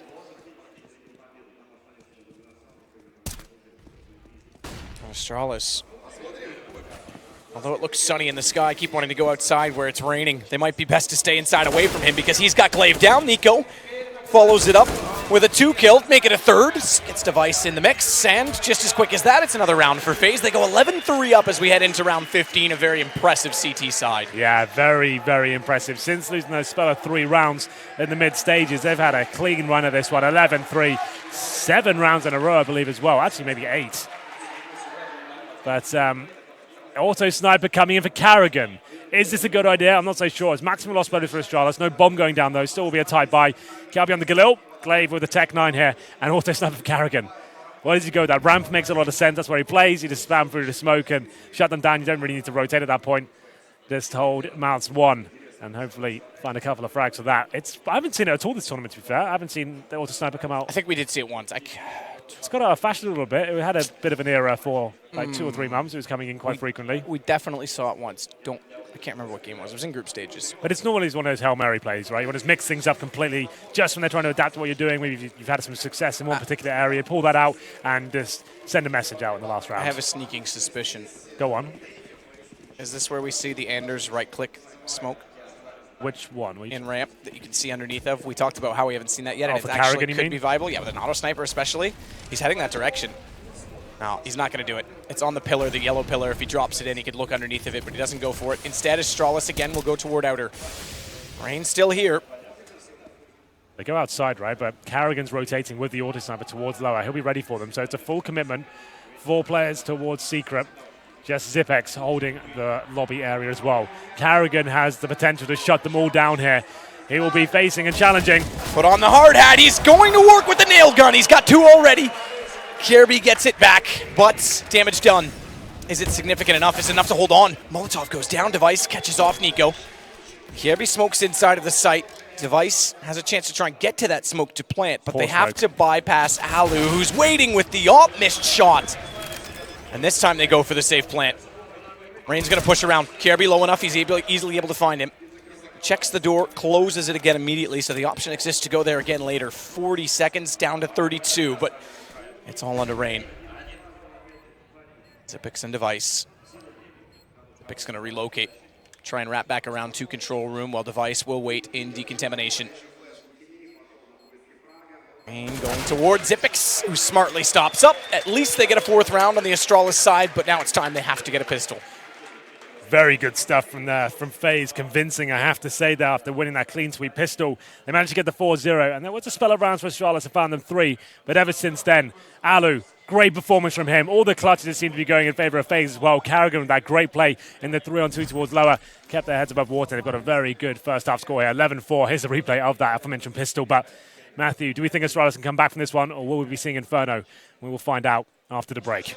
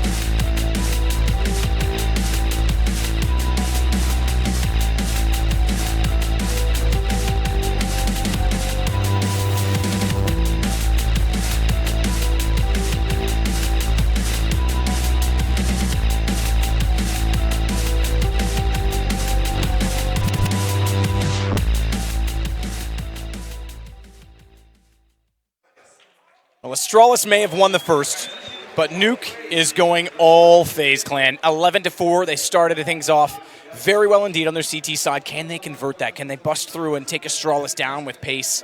That seems to be their strength. 12-3 would have been a lock-in, I think, but Astralis still in the last round away. There's always a chance now. And the buy's coming in for the pistol. The Superman buy for Kiyoshima. Actually, two of them, Matt. We've got Kiyoshima and Alu with Tech 9s and armor. That suggests to me an upper rush. That's what we're used to seeing with that sort of buy. And we'll see whether it comes in. Alu going in first. It will indeed. Kiyoshima and him leading the charge. Can they get anything done here to make it 4 out of 4 pistols? Well, Kiyoshima in the way. Toward the site, on the floor. Good shot. Finds Glaive. It's Kierby to look over the top. They did lose one to Hellraisers this morning. It was my mistake, but it's not all in a row. It's still, like you said, 13 pistols. As Kerrigan will try to hold off Xyp9x from the ramp. They know he's very likely to rotate from that position in these situations. Response, finally a kill. The first kill on a pistol round for Astralis in the series comes from Kierby. It may be the only still, though, because they're all going down aside from Xyp9x. He's got 1 HP and 3 to find. It's going to be the 4th pistol for FaZe. And that may spell the end of this game as well. Astralis is going to have to do something of this. Yeah, it's a very common strategy that the 2 best spawns get dropped Tech 9s. They're going through the squeaky door position. The reason is because in old Nuke, you could actually sit above that as a CT or directly above it. And you could actually quite easily shut it down. It's much more difficult now with the Silence USP at range to actually find these very fast players. The run and gun of the Tech 9 is something to behold at times. And they get in. Kiyoshima finds 3 kills. Has to be a force buy from Astralis here, no doubt about that. 5-7 to Deagles. That was must-win for them, but they've been great with the pistol so far. They can answer back. There's still a chance into this. 12-4. Another upper rush. Dupree quick though. 5-7 gets 1. He's looking for Nico. Knows he's there. Does well and nearly turns to find a 3rd. But Alu survives and Kyo is able to respond by getting Glaive. So calm down. Xyp9x again with 1 HP. Seems that's all he needs because he picks up another kill. Damage done to the economy, but not around 1, and I doubt it will be given the position of Alu waiting for Xyp9x to enter in. Ooh, careful, but 1 HP, it won't be hard. Another upper rush there, and that's a very common anti-eco strategy as well. Normally, I hate that. You know that very well, Matt. The fact that you're rushing a bomb site, potentially running into a stack, that's not so much a problem on a nuke for the reason I just stated on the pistol as well. No one really can be above you in that squeaky door position. They're not going to have nades to slow you down. You could even run into a stack, and you're going to have the advantage of a few flashbangs you can run out. So a lot of teams do that. 13-4. Got a bit scary, but only a few frags picked up for Astralis. Has to be the full eco. 14-4, looking very likely. Carrigan's down to the Mac 10. Going to farm some cash, throw himself in first. Maybe just rush up her again, but looks like they'll be slowing the pace down slightly here as we enter round number 18. This is looking great for FaZe. Kiyoshima going to rush in. Xyp9x there, drops off finally, doesn't get the headshot he's looking for. And they'll push, they'll push, they'll push, they'll push. And he's going to try and bait them into the fact that Device is also in position. They see the feet go through. 2 in the room, though. It's a party. Might as well go for the knife. He was out of ammo at that point in time. And Xyp9x is able to stay alive for a second. But he's now last alive. Very tight, close angle, and Rain with an AK has the accuracy to work with. 14, 2 to go for FaZe. Indeed, and after the force buy for Astralis as well, certainly not going to have the AWP. FaZe have a great opportunity to close this out right here, right now. No incendiaries purchased at all for Astralis. Can't really hold off those rushes super effectively here. No defuse kits either. The bomb goes down. They have a real rough time here. They need to be maybe hunting for a frag at the start, maybe go aggressive outside and challenge that, or maybe towards ramp as well. I don't think they can just sit back and allow a full execution to come in towards outer and give them map control. We'll see what they decide to do. Looking very good at FaZe. They can afford to be a bit more cavalier into this round. Maybe a straight up rush, go aggressive, try and find a pick towards ramp. They're sending a lot of manpower towards that area. The bomb as well. It's up to Xyp9x, who's great at ramp. Good nade comes in. And like I said, he has to try and challenge a frag. He lines up a shot, but doesn't pull the trigger just yet. But they run past him. Looking for the 3-man, only gets 2. Huge play from Xyp9x to get passive behind the smoke, and it works so well. Rain gets below, though. They still have the position on ramp. Dupree, they've spotted him. Gonna try and flash himself back out. Goes early to find 1. Slow pace now as they sit a man down, but with bomb being planted. Kerrigan has 22 HP to work with. Kiyoshima, not sure which side of the window to be on. On the fence, you could say, as he does burrow his way back into control. Kerrigan jumps up, bait shot, but overlooks the position. That's going to bring this back level. And Device now knows the pressure on to try and find an opening in toward the site. Has information on 1, but not Kerrigan. And that 10 HP. This position could work, but Glaive catches him out. The headshot potential certainly existed. It's on to Kyo to try and pull it back. Speaking of headshot, nearly finds another, but then headbutts the nade. They're going to line up. Meat shield position! nearly pulls it off, but Glaive think he gets has the it. kill. He's got Hasn't got 10 it. seconds. He doesn't have it at all. Faze Clan's going to pull this back. It's the round one, just barely. And a second time that they kill before a bomb could go down or a defuse could come in. Oh, we did say going to that one, if the bomb's planted, they're going to have such a rough time there. It's 15-4 now in favour of FaZe, and Kirishima does just enough there from the squeaky door. Not to mention, Glaive stood in front of the diffuser for that exact reason, Yeah. and the bullet that killed the right guy. If it had been the other way around, the defuse would have happened. Well, here we go then, map point. Inferno looking very likely. That's great news for Counter-Strike fans across the world. That's going to be an amazing map. Astralis have been run over here on Nuke, and they go into round number 20 here. UMPs are famous, and there's just shotgun for Device. It's going to take 11 rounds in a row just to force overtime. I don't think that's going to be possible at this point. This round should end it, but maybe there's a few more twists and turns yet to be seen. Rain going towards outside, can hear footsteps beneath him as he gets flashed. We'll be trying to find his opening pick. That's to slow things right down. Don't need to overcommit here. You know you've got a huge advantage. The money is completely ruined for Astralis now.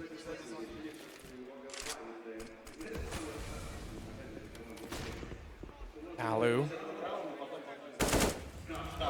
starts to probe out in toward main. Device hoping that they're going to push down toward the stairwell. Molotov will push him back, however, but see if they head that direction. Glaive's going to wait, no peeking.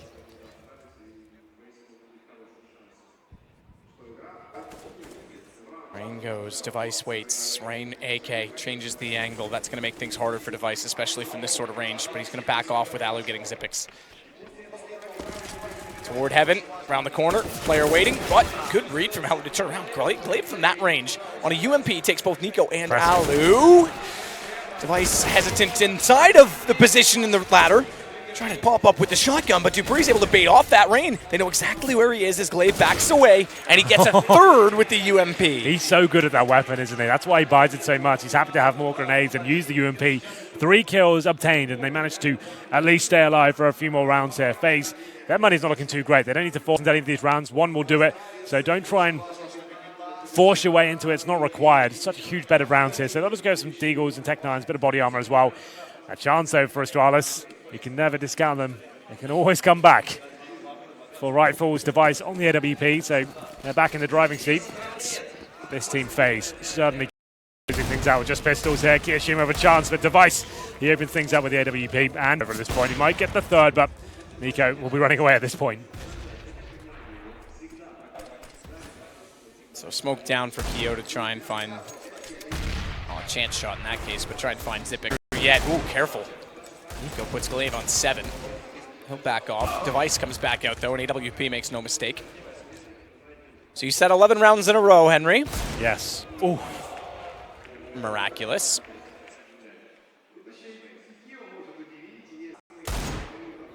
Yeah, well, Kirishima, the kills are really not that important. He's just trying to weaken Astralis any way he can, but Zippix, so he's got him locked in towards squeaking out. That's going to be the guaranteed frag. He might get another one, but Kiabi holds his nerve, and it's going to be 15-6 here. Like we said, FaZe don't need to have Reek here. Certainly had enough to buy. They had about 4K per player, right? But that normally would suggest you buy around that in a normal gun round. But when you have match point, or map point, I should say, it's just worth just taking these rounds and trying to see what you can do, try and get a bomb down there, and just make sure you finish things off with maybe the AWP on Alu and 4 AKs and full utility. It's the best way, most satisfying way to do it.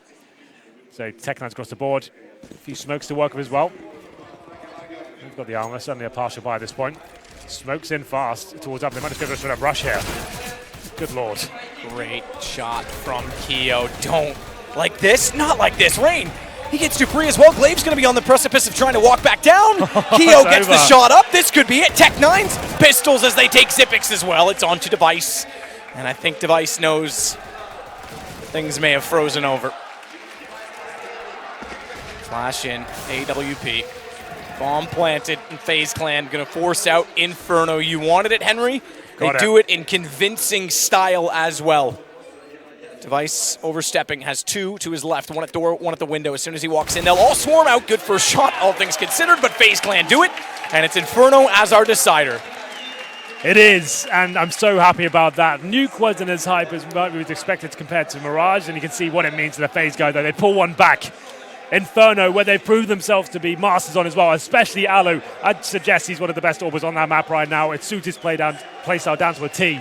And that's going to be such an interesting finish here Faze, they looked very comfortable there. Amazing CT half, big clutches on the T side as well. Astralis did what they could, but it wasn't enough.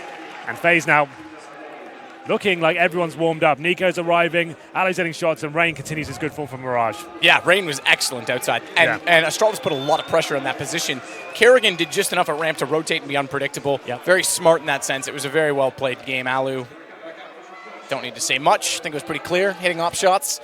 Patience in one particular round, gets 4 kills, but all things considered, FaZe outclassed Astralis big time in that game. And they get the because that would have brought the series to 5 maps there. It brings us to a 3rd here. Thanks very much, Matt and Henry. We have already got a fantastic grand final. We're just getting to 2 maps, but now we get gifted another one. It's going to be the 3rd map coming up, Inferno. The reason we're looking a little bit shocked and taken by surprise is because myself and Duncan were wondering when Inferno has happened between these 2 teams. It did go down in Katowice, but let's hold off on that conversation still. From left to right, we do have myself, Duncan Thorin Shields, Jason Moses O'Toole, and Janko Paunovic. Gentlemen, we expected to see it end here. We thought this grand final was going to end right here, and our expectations have once again been exceeded by FaZe. Duncan, I'll let you take the lead. Okay, the number's now up to 15 out of 16 times. That's not bad, is it? That they've won the Not too pistol shabby. round of the last few. Now, of all the maps you'd want to win both pistols on, Nuke's got to be it. I mean, that gives you a fantastic start. Beyond that, I mean, we had a massive elevation of some people's fragging. It was really a lot better. And obviously, a lot of the map was won just on CT side, spraying people down.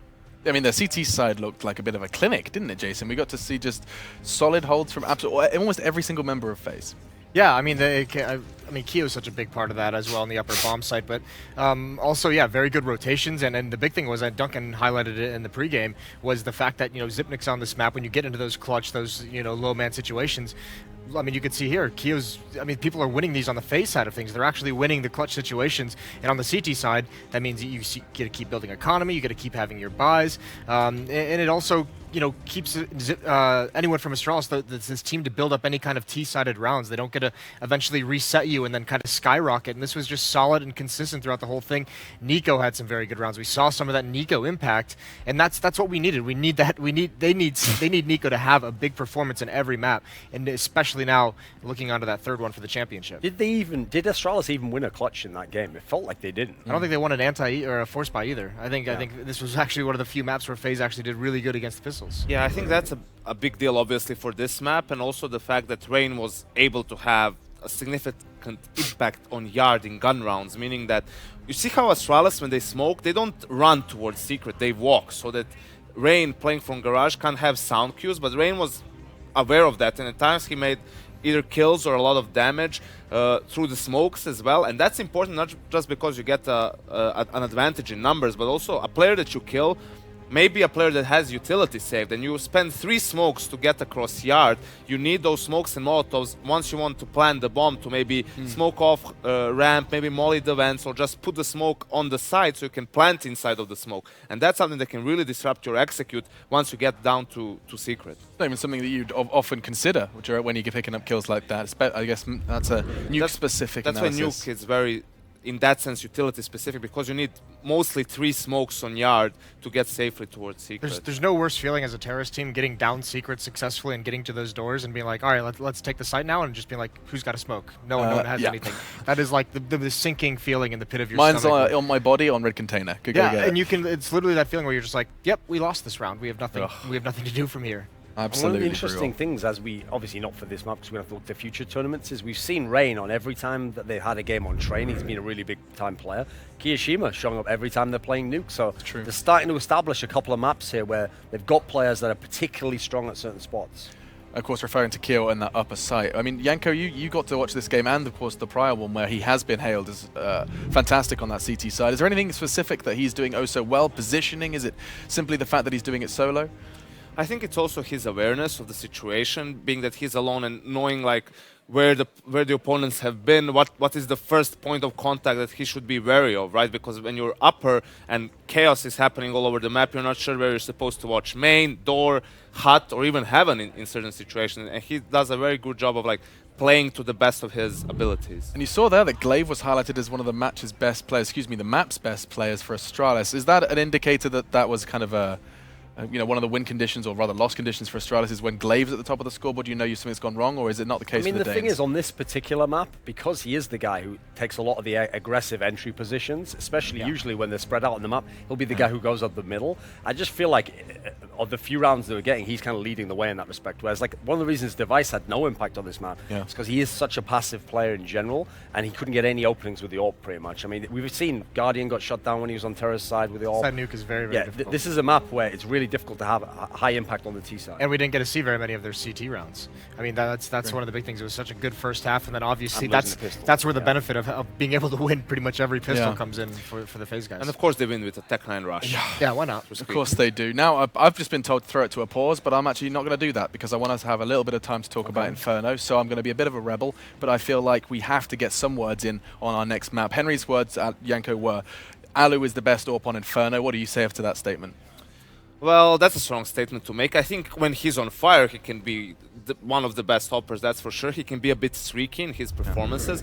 But honestly, if anything, I feel like Nico has to show up significantly on one of the 3 maps. I feel like he's too good of a player to be absent for the whole of the series. And also considering that he plays towards that B-bomb side, towards Banana, that's obviously where you have a lot of action happening on Inferno. So I think that this is going to be where FaZe obviously is going to continue winning pistol rounds, and Nico is going to have a good performance, and FaZe wins. How awesome is this? That we get the newest addition to the map pool in our grand final. Last map, decided by a new map. We get to see innovations. If you have ever had an ace up your sleeve, now would be a time to use it. I think this is actually a map where, when we've seen the guys from Astralis playing, aside from that overtime loss to North, they've had a lot of wins on it, even though it was a very, very new map in the pool, a bunch of them in Katowice in the group stage. And I noticed that when they do that, this is a map that actually really suits that like coordinated retake style that they have, where you never just run straight in and try and get the kills. You always wait for your teammate and you try and like trigger who goes in first, and you kind of know what angles you're cutting off. So I think that's a good sign for them. I actually want to take a quick poll for these guys, because when I was talking and I said that I thought like the guys from FaZe had to win Overpass, Apex asked me, he was like, oh, you don't think they have a chance to win the other maps? So I want to get everyone else's take here, because for me, the order of the maps actually was with FaZe's best chances. I thought their best chance was Mirage, and then they had like a decent chance to slight underdog on Nuke, and I actually think their lowest chances on Inferno. So I think Astralis is going to take. I want to see what these guys think. So Astralis prediction for Duncan. We have a FaZe prediction for Yanko. That leaves one man, and the man in the middle. I think Astralis is going to take it, but I think that FaZe can win this, obviously. But I think one of the big reasons why is, much like Nuke, we're going to see Inferno is another map where the T-side op is very, very difficult to handle. So that's automatically going to neuter Device a little bit on the offense at the very least. And then, yeah, once you switch over to the other side, I think the op is going to dictate a lot, because Alu likes to get aggressive down mid, likes to peek in alternate mid. This is one of the maps where I think more than any other, he's very mobile as an opper, and he can be very impactful. Wonderful. Gentlemen, it's been an absolute pleasure. This is the final map of the StarSeries Star Ladder I-League Season 3 Grand Finals. It will be Inferno. Henry G and Sadakist are anxiously waiting and anticipating of our last map of the tournament. And so, without further ado, we will take a break. When we do come back, we're going to be talking all about how it went down, and we'll have crowned a new champion here for Season 3. Join us after the break. Every esports fan, Dota 2 and Hearthstone, CSGO and Overwatch, StarCraft 2, the choice is yours. Express bets for multiple matches or live bets on the game you are watching right now. Know your way around Dota 2, make a prediction for picks and bans. Playing CSGO, guess the number of rounds in a certain match. Daily quests for all participants and all the best choice of payment systems. More than 600,000 users have already made their bets on the spectacular matches since 2011. EGB.com.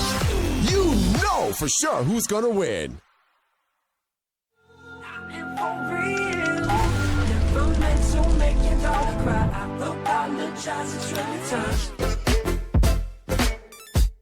Yeah.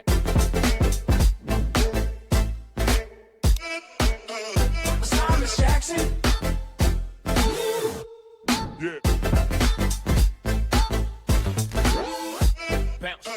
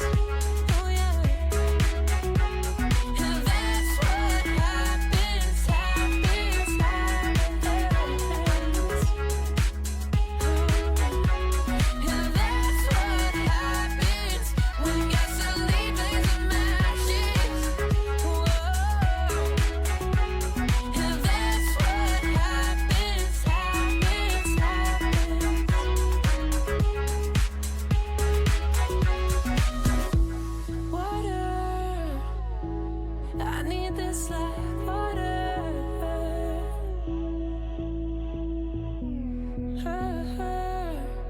Surround ourselves in self-destruction.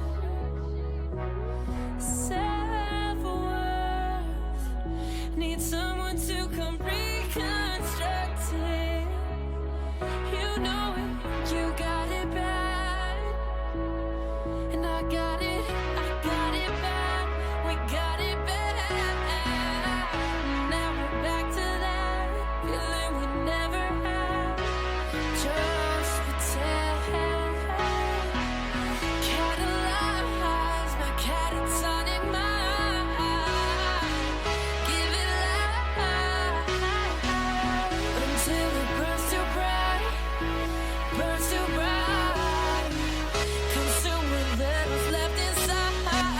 Under cover of night, with the past out of sight. We both knew it wasn't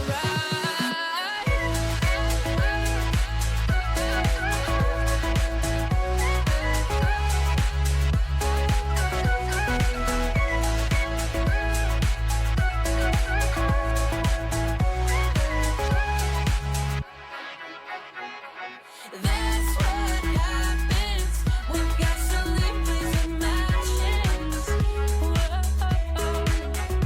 that's what happens.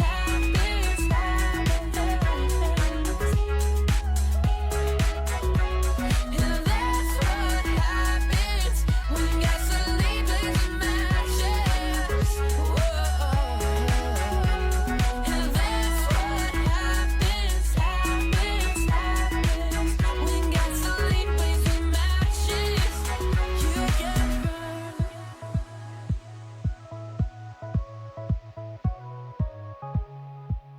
And we must wanna be heard.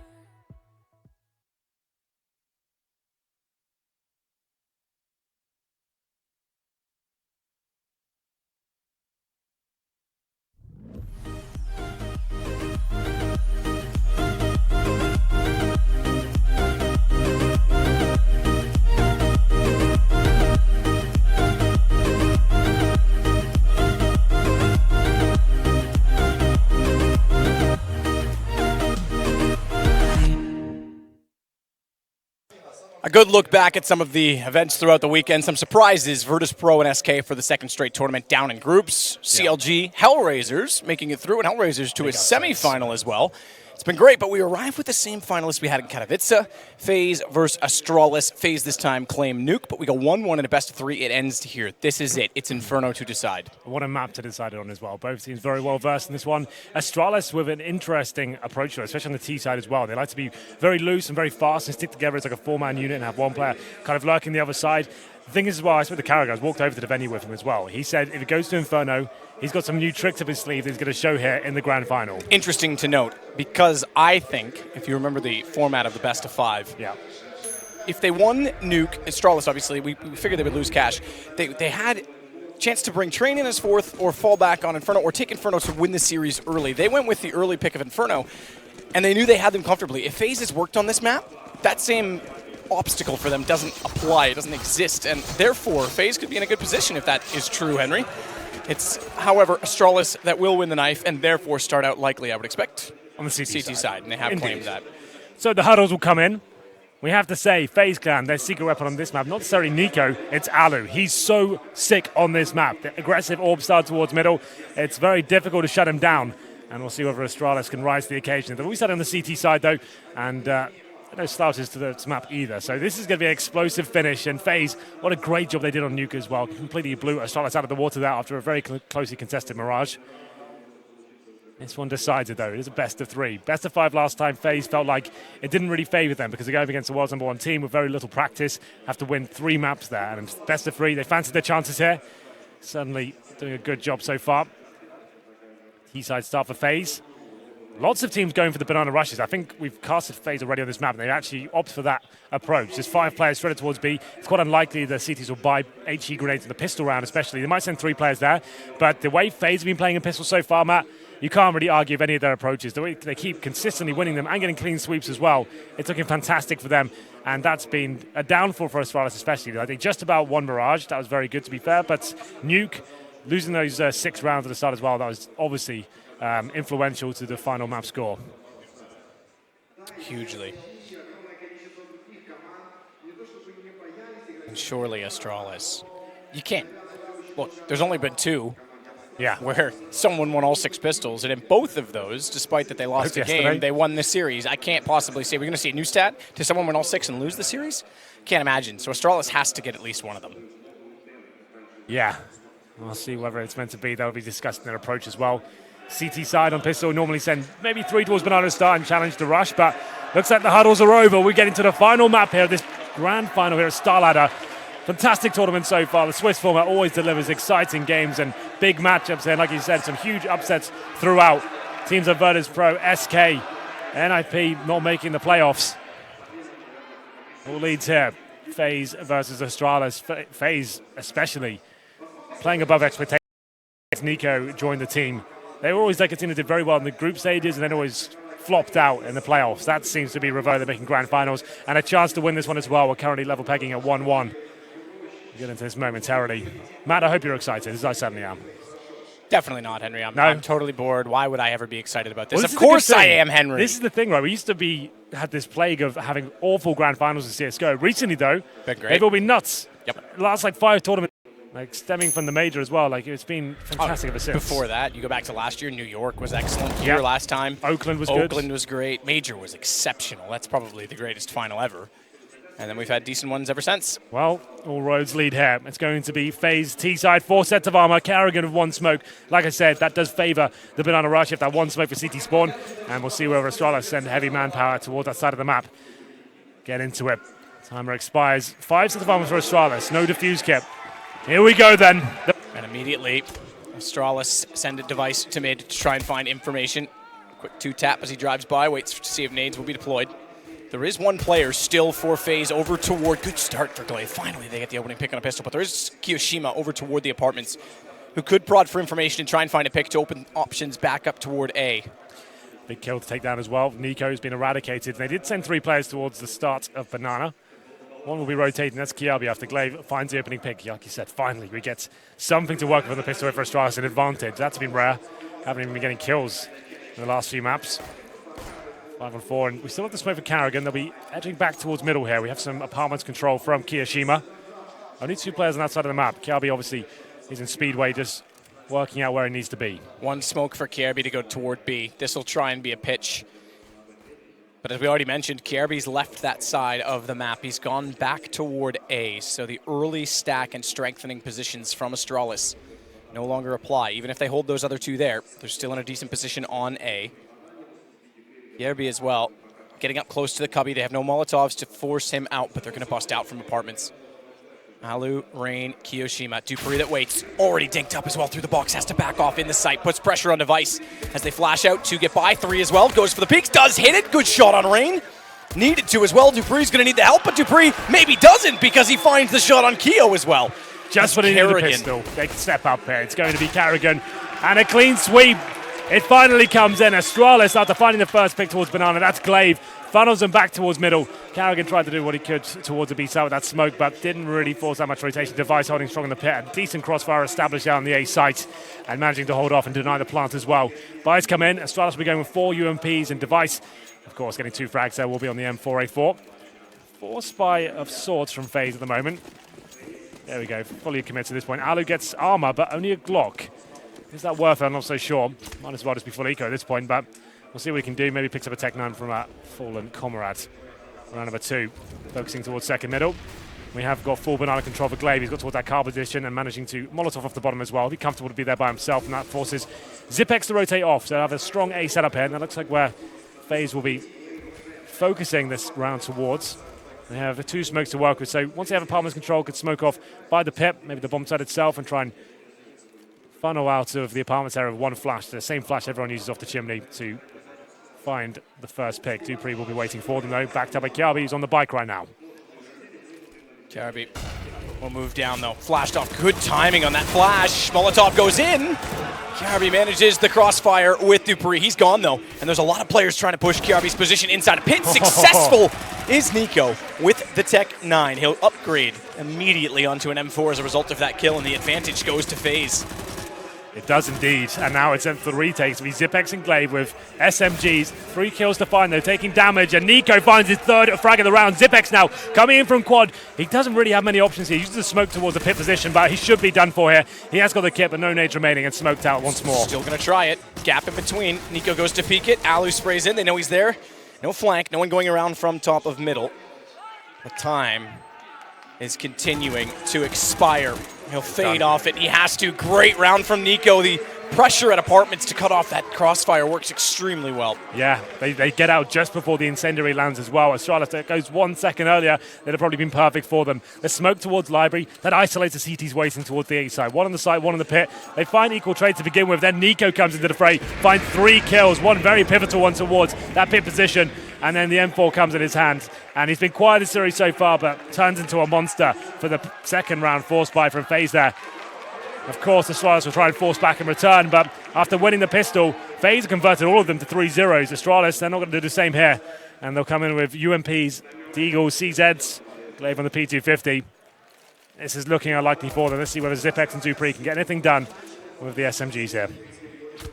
Well, AKs for Faze in the hands of Rain and Nico. Of course, Nico throw that M4 over towards Kiyoshima. Default for now. Don't want to give anything away. See if there's any sort of tells or nuances given away by Astralis as to where they may be stacked. It's going to be Zipex actually by that car position top of Banana, smoking down the bottom. Getting more aggressive as well. Glaive will start to fade back over toward the A site. Dupree getting aggressive in apartments this time rather than sitting back. He's got one of the 2 UMPs, so obviously wants to try and find a little bit more.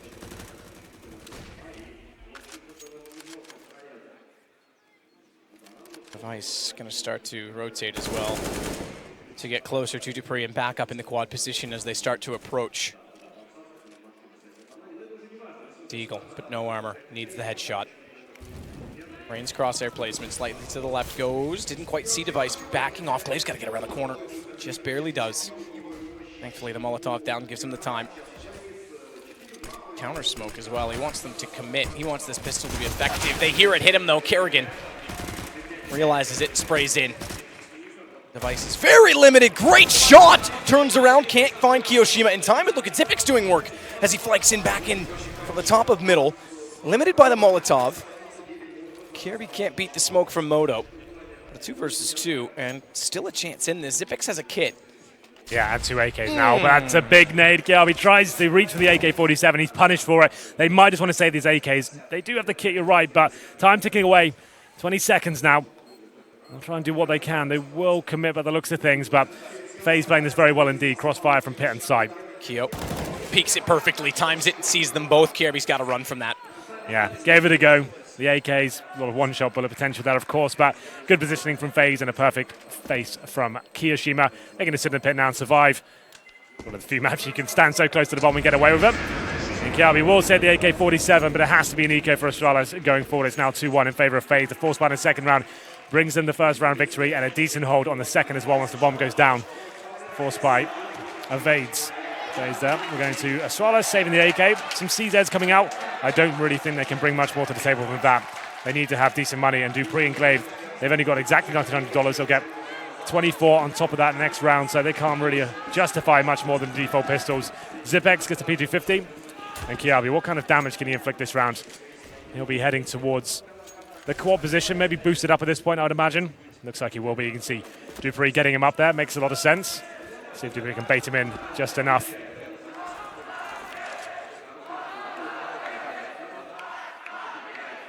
Kiabi sitting on the second balcony. A little bit harder to get here than it used to be on the previous version of Inferno. It was already hard in itself to hit that jump. Got the AK, hence the off angle. He's going to try to surprise. Alu, Kerrigan, Rain, all top of middle, going to go together. Molotov off towards cubby position.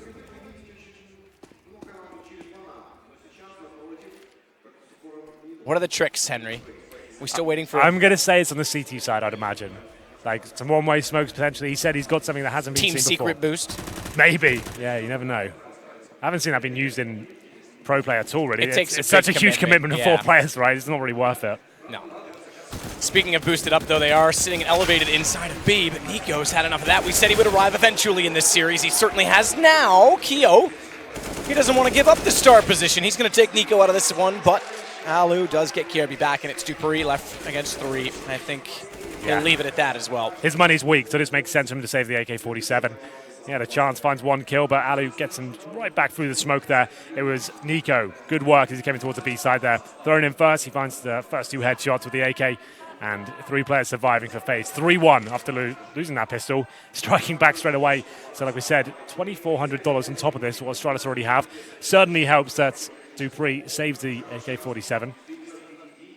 Round number 4.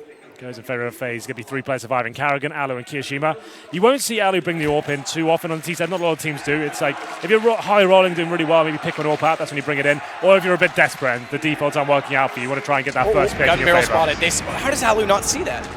Okay. I thought he was going to try and wrap back around. They're all good. Device buys in immediately. Goes onto the AWP with armor. No utility. Well, Device dropped off on Nuke, but it was sensational on Mirage. A chance to step up now. CT side AWP has proven to be formidable for most teams, and the likes of Guardian, Kenny S have shown us how powerful it can be, and especially Alu as well. I think he's one of the best AWPers on this map. He will be buying the AWP in the first gun round here. Let's see whether he can make it work out. Watching towards Boiler Room for now, seeing there's an overcommitment from Device, who's did face towards middle, but will be falling back. He's got no head armor, not a huge deal against these AKs. Pushing out Banana, that's going to be Zipex. He's got a lot of control, and he'll be left there as well. Glaive decides to fall back, so that's beneficial at least. KRB out from quad, does manage to get 1 in a tight position, choked in. Dupree does hold pit this time. It's so much harder to hold in this version. It really is. Dupree low is going to get a headshot from Nico. Rain surviving on 5 with no armor. Gets a bomb plant down. That gives Glaive a chance to strike. Nico's going to get a team kill this time, and Glaive, he'll capitalize. Call it a double for him. As Alu, not much he can do. Device to hold him off. They tried to heavily commit towards middle there. They need the money. Would be slightly weakened for Astralis. Device faces towards middle, gets nothing for it. And there it is, the full commitment. Kiyomi gets 1, and then nice trades until that point. And then Glaive coming at the UMP once again. How many good rounds will he have with that weapon? Obviously, we know it's very good, but he's one of the few that really finds impactful kills every single time. Rushes in and actually forces the team kill, like he said. Still plenty of money for FaZe Clan, though, as Astralis strike back 3-2. Opposite on the hand of Device. Not this time for Alu, though. So Device might be have a bit more wiggle room as we go into round number 6 here. Glaive will be off the UMP this time, back to the M4A4. 3 players towards Banana, pretty standard these days. Smoke comes in. Dupree, that's a new way to throw, I have to say. That might go right down to the bottom. I'm not 100% sure. If it does, that's a cool way to throw it. It does. He goes down on the T steps. That's actually really cool. Pretty sick. Yeah, so he goes in and does a jump throw at the lip of Banana there, and he'll fall back straight away. So that used to be prevalent in the old Inferno. I haven't seen anyone doing it like that since then. But fast play towards mid. Smoke comes in, and Karrigan trying to find his first frag as he flashes in towards pit area. And Device limited, has to rotate into the site. So again, they'll get good ground at quad. Wrapping in, they get the opening kill as well. Device has to support toward pit. Sees the gun sticking through the door, but can't find the shot. Glaive's rotated all the way around, though. He'll go past Device and try and fortify inside of the site, smartly so, because Nico needs to be silenced. Yeah, they've had to fall back there. The bomb's down on the A site, and 2 players remaining, but Alu's not messing around. He finds another headshot towards Zipex there. Equalizes the situation to a 2-on-2. Smoked out for now. It's Kiyoshima. Wants to grab that bomb. They have a lot of time to work with here. His teammate coming from the Look at Device. Palmer's position. Good Device, though, getting down the AK. Wants to position above. Oh, he may actually cost them here. Because Kiyoshima gets below them. They know exactly where he is. They overlook it, and he slides in undetected. Bit chaotic towards the end. Device looked like a great position, but as soon as Kiyoshima sneaks in beneath them, finds a player in the corner as well, his teammate strides from apartment to find both kills required. That's a pretty harsh reset for Astralis as well. They win 1 round previously, and they do get 1,400. They have to force into this round. They have 1 player who had excess cash, and he drops over the AWP to Device. So 2 UMPs, 2 pistols, and the AWP. All in for Astralis. They lose this, certainly will be a double leak after that, and what a big time for that to happen. Device goes towards Banana, mixing things up slightly, but Alu's waiting for him. Doesn't fully commit towards his barrel's position. He actually holds the corner for now. And Alu, he knows the money's low, but they're not 100% sure as to whether this AWP's available. I didn't think it would be. And Device now, he might just meet his maker. So the one game that Astralis do get the pistol, and they've already thrown away the economic advantage and momentum. Device going to get this. Yeah, for sure. That's what they needed. And this is what the top uppers do. They show presence towards one side of the map, get that kill, then rotate somewhere else, just showing that you have no idea where he will be. And now FaZe need to work it out. Huge advantage for Astralis, still lacking on the weaponry. Won't be able to pick up that AWP. That's a start. Nico leads the way toward Banana instead then. Won't take much to bring this back their way, despite Device getting that kill, because it's just 2 UMPs with him. Xyp9x being one of them is quite far back for that gun. We know it's capable of tapping, but still, against the AKs. How do you fancy? Molotov will buy some time. No rotation back to the site. And the smokes will come in. This will should call for Device to get on his horse and try and rotate back around. If they can hold him off long enough, the smokes are down towards CT. That op becomes extremely powerful. But he's read this Device. In fact, they realize now they're not going to be on to B. He's stayed toward Library. This is good position. Abril tries again with the Deagle. He's capable. Tags in. KRB strikes. They do it with the UMP, the only one on that side of the map. And it's Device to get in position. He starts it and ends it, bookending the round for Astralis. The force by working out there, Astralis. Certainly a gamble. 1 AWP, and you've got a player like Device in your team. It's certainly worth it. Astralis finding that pick towards Banana at the start. Alu was watching it for so long, overcommitted, got taken down, and Device falls back towards the A side at that point. The Faze fake comes in towards the B side. Sorry, they actually try to throw smokes, make it look like a full commitment. Smokes towards coils, Banana, and at that stage, Nico goes in. Xyp9x takes him down. They try and make their way back towards the A side, but Device is waiting for them. Good crossfire set up, and now it's a force buy from FaZe. Not as strong as the Astralis one. No AWP available. Alu wanted to run through the flames there. Realizes that's not really going to work out for him. He's by himself and will fall back. So nice full buy for Astralis. A round they desperately needed that. That could have been disastrous. And they dropped it, and Xyp9x is not messing around now. Finds 2 kills, looking for more, doing a ton of damage through the smoke. There it is. He's going to find 4 with a USB. Shuts the round down, and just Kiyoshima remains. Deagle in hand. That should be it. Great push from Xyp9x as they take the fight. Nice does get baited out on one. Just to go down, at least a kill. They'll get the AWP back, no problem. Glave's already grabbed it. And Astralis take back control. No money still for FaZe. Indeed. What a round from Xyp9x. Smokes the bottom, Rain decides to try and push through it, and that just sets up Xyp9x. Nice snap towards Logs as well to take down Nico. This was great, pulling out the USP. He'd already got Ali down to 1. Nice little 4-man there to find 4-4. Astralis tie everything up, and it's a full eco for FaZe here. P250s, 4 Glocks, no nades. Almost guaranteed round for Astralis at this point. They'll send us 2 players towards Banana.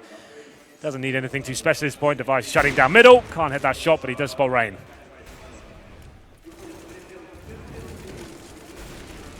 Device waiting. Doesn't go to Boiler at the right time when they peek. Backs off, changing his angle from right to left this time. Over toward Quad instead.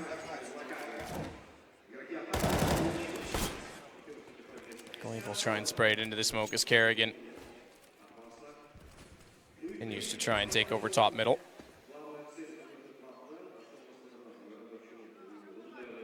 They go.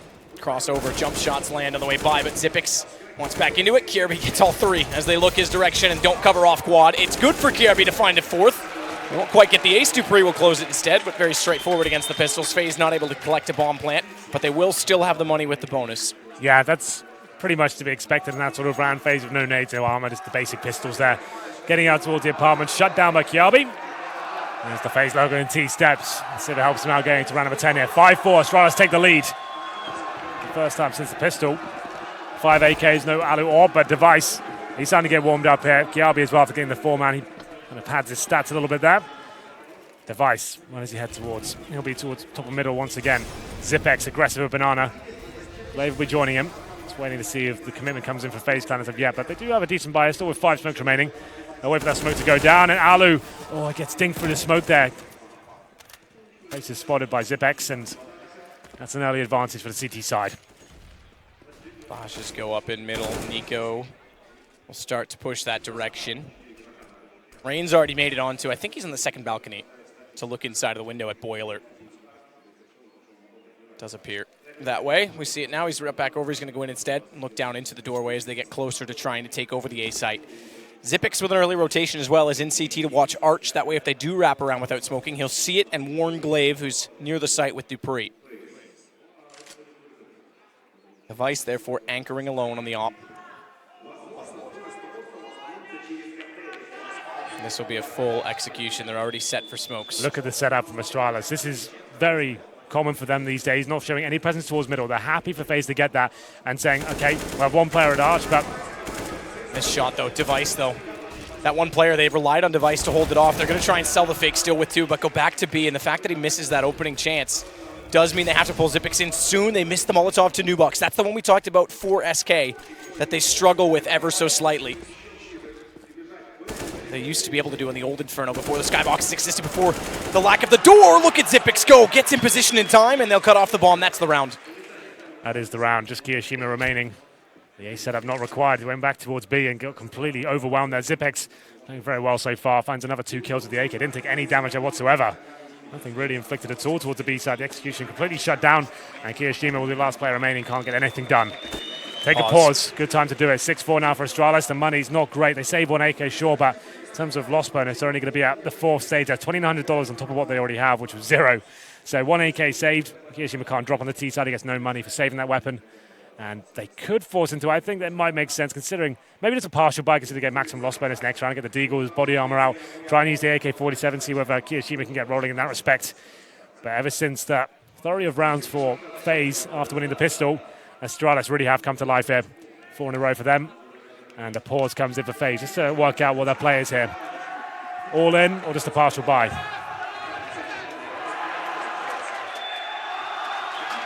Starting to get into a little battle between the fans.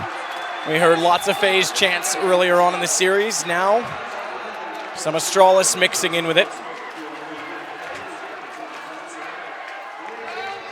What do you think they'll drink from that cup tonight, Henry? Depends on who wins. It's a good point, actually. Yeah. Some different personalities. If it's Faze, maybe I could have a guess. Ooh. Device to top mid. Tries to get the shot down. Takes another one quickly. Same angle, same lineup, but doesn't quite catch anyone waiting for it. Another deep smoke from Astralis in Banana. So they did go for not so much even a partial buy here. They have got maximum loss bonus, so it's gone for the upgraded pistols. Didn't really stack themselves with armor here. Deagle shot from range to take Zipix down to 86. Not really much damage inflicted there. It's up to Kiyoshima. If they're going to have any chance of this round, he needs to find the opening pick. But unfortunately for him, Zipix continues his good form and playing at the top of B, takes down Rain through the smoke.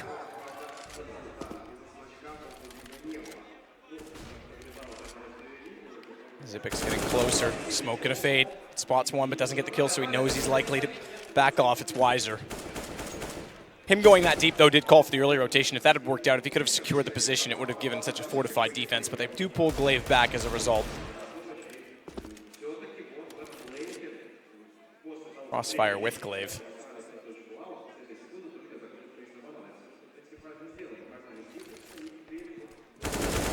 Good pick from Zip. Find the first. Glaive knows. Just waiting for the second approach from Nico. He'll grab that. Smoke's still down. Alu gets taken off at A, but Kerrigan can't push any further. He still has the bomb. Good luck getting to A, especially when you just lost your other player, your most recent player that was lost over on that side. So Kirby's able to push up all the information. Yeah, Zipix is going to town at Banana. He's finding opening picks. He's almost got $16,000, 15K to be exact. That's the maximum you can have, 16. So he's doing a very good job there. Only died 3 times so far after 11 rounds. Not too bad at all. But the Aloe Orb comes out once again. Kiyoshima, after getting no money in that previous round, only has the UMP. Faze have sort of dropped off after his initial spell of rounds. We'll get into this one here. Round number 12, Device back on the AWP. Hasn't been too dynamic, hasn't been mixing the position up. He's gone to Banana once, but mainly focusing towards that middle position. We'll see where he decides to go this time. Actually goes towards Banana, so I beg your pardon. Actually, he is giving a little bit of variance here. Alu, once again, holding the same angle that led him down before, trying to get Rain up at this point for some Banana control. Flashbang comes in, doesn't bid out the shot from Device, he'll hold strong. So from Nico will land exactly where Device wants to stand, but still they jump up. And he hits the shot onto Rain. Even when they do something good, it's echoed by something great from Astralis. That's very common. That should be working out for them. Molotov the Banana, force the AWP back, but Rain, for some reason, decides to jump over, get a bit of intel, gets his head blown off. 5-4, and this is looking pretty bleak now for FaZe. That pace they demonstrated in the first few rounds has certainly subsided. As we get into the 1 minute mark, Alu now needs to try and find the pick, but once again, that defensive hold from Astralis working out quite nicely. Nico spots a player towards Coffins. Can't find the shot though, and Glaive using that smoke to his advantage. Flash is good, and the shot is not. Carrigan takes him down. Great play. It's Keo the wait to come out from apartments as soon as Carrigan rounds toward Moto. This should start to be the take inside of the site. Inside of the site as well. Speaking of, it's Kirby. Spots one jumping down, takes the shots early. That allows Dupree to close it out, and thankfully he did damage because Dupree actually came out with 10 HP. It keeps him alive to get Carrigan, and Kirby is doing a phenomenal job on the A site. He alone sits at 16 kills. We're into the 13th round. Yeah, the bus has been parked on both bomb sites, I have to say. FaZe, they haven't really got the bomb down at all in the last few. I think, yeah, the last 6 rounds, they haven't had a plant. So this is actually looking very convincing from Astralis. They're not having to overcommit. They're not actually having to find the frags. They've been gifted them at some points. Device, very good shot there, to be fair. Not many players can hit that. And he finds it, funnels him back towards the A side. And that crossfire, look how difficult it is. Just when they try and focus on the pit, you've got Kiabi just mowing them down in the back as well with that AK-47. It's another difficult buy here for FaZe. With those bombs not going down, they're going to keep struggling here. Kiyoshima just on the Tech 9, 4 AKs, but lacking utility. Double grenade. Goodbye, Rain. Thanks for coming. And it's another 5-4 to kick things off here in round number 13. Smoke goes down half wall. Kierby falls back, doesn't need to get too aggressive. They'll stack up toward the arch side. Quick check with utility. They smoked it off additionally from the CT side, but Nico's going to try and get Glaive back. Does significant damage, so he'll fall off. Perfect grenades there. So much damage inflicted.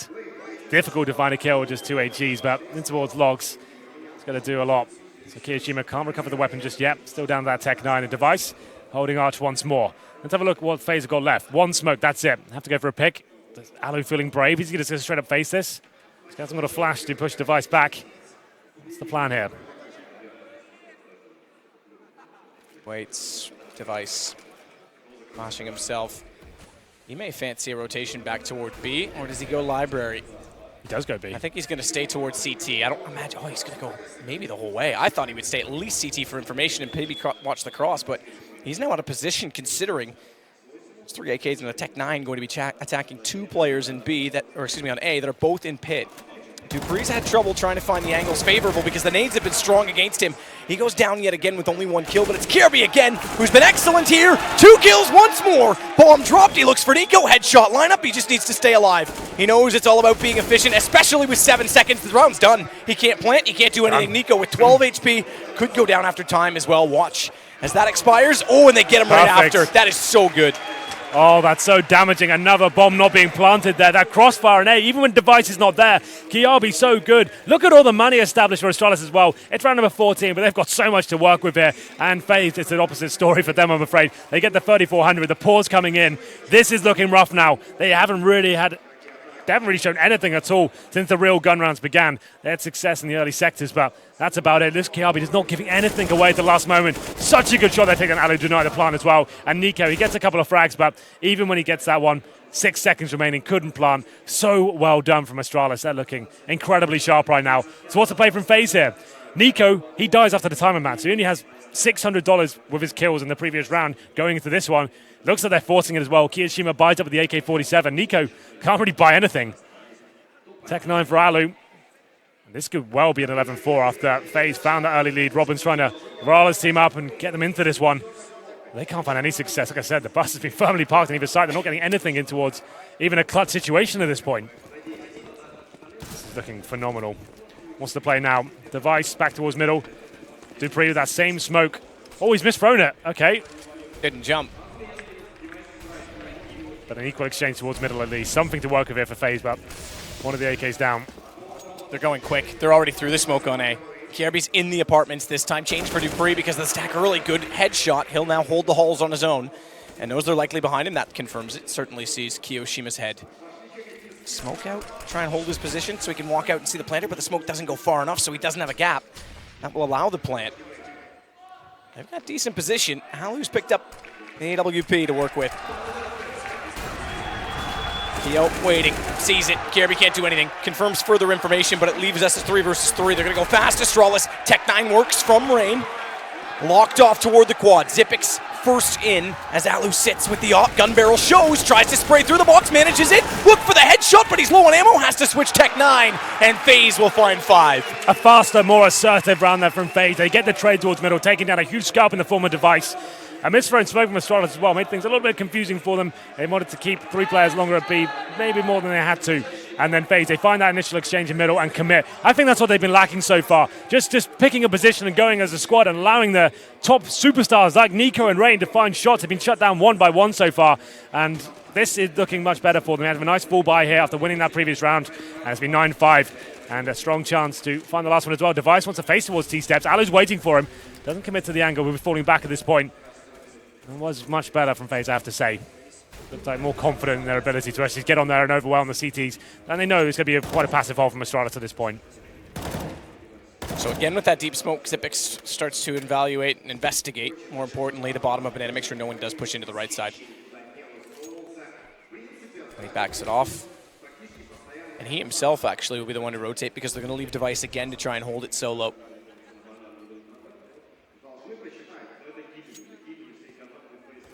Ooh, Device wants to top that half wall. Doesn't have the Ricky maneuvers.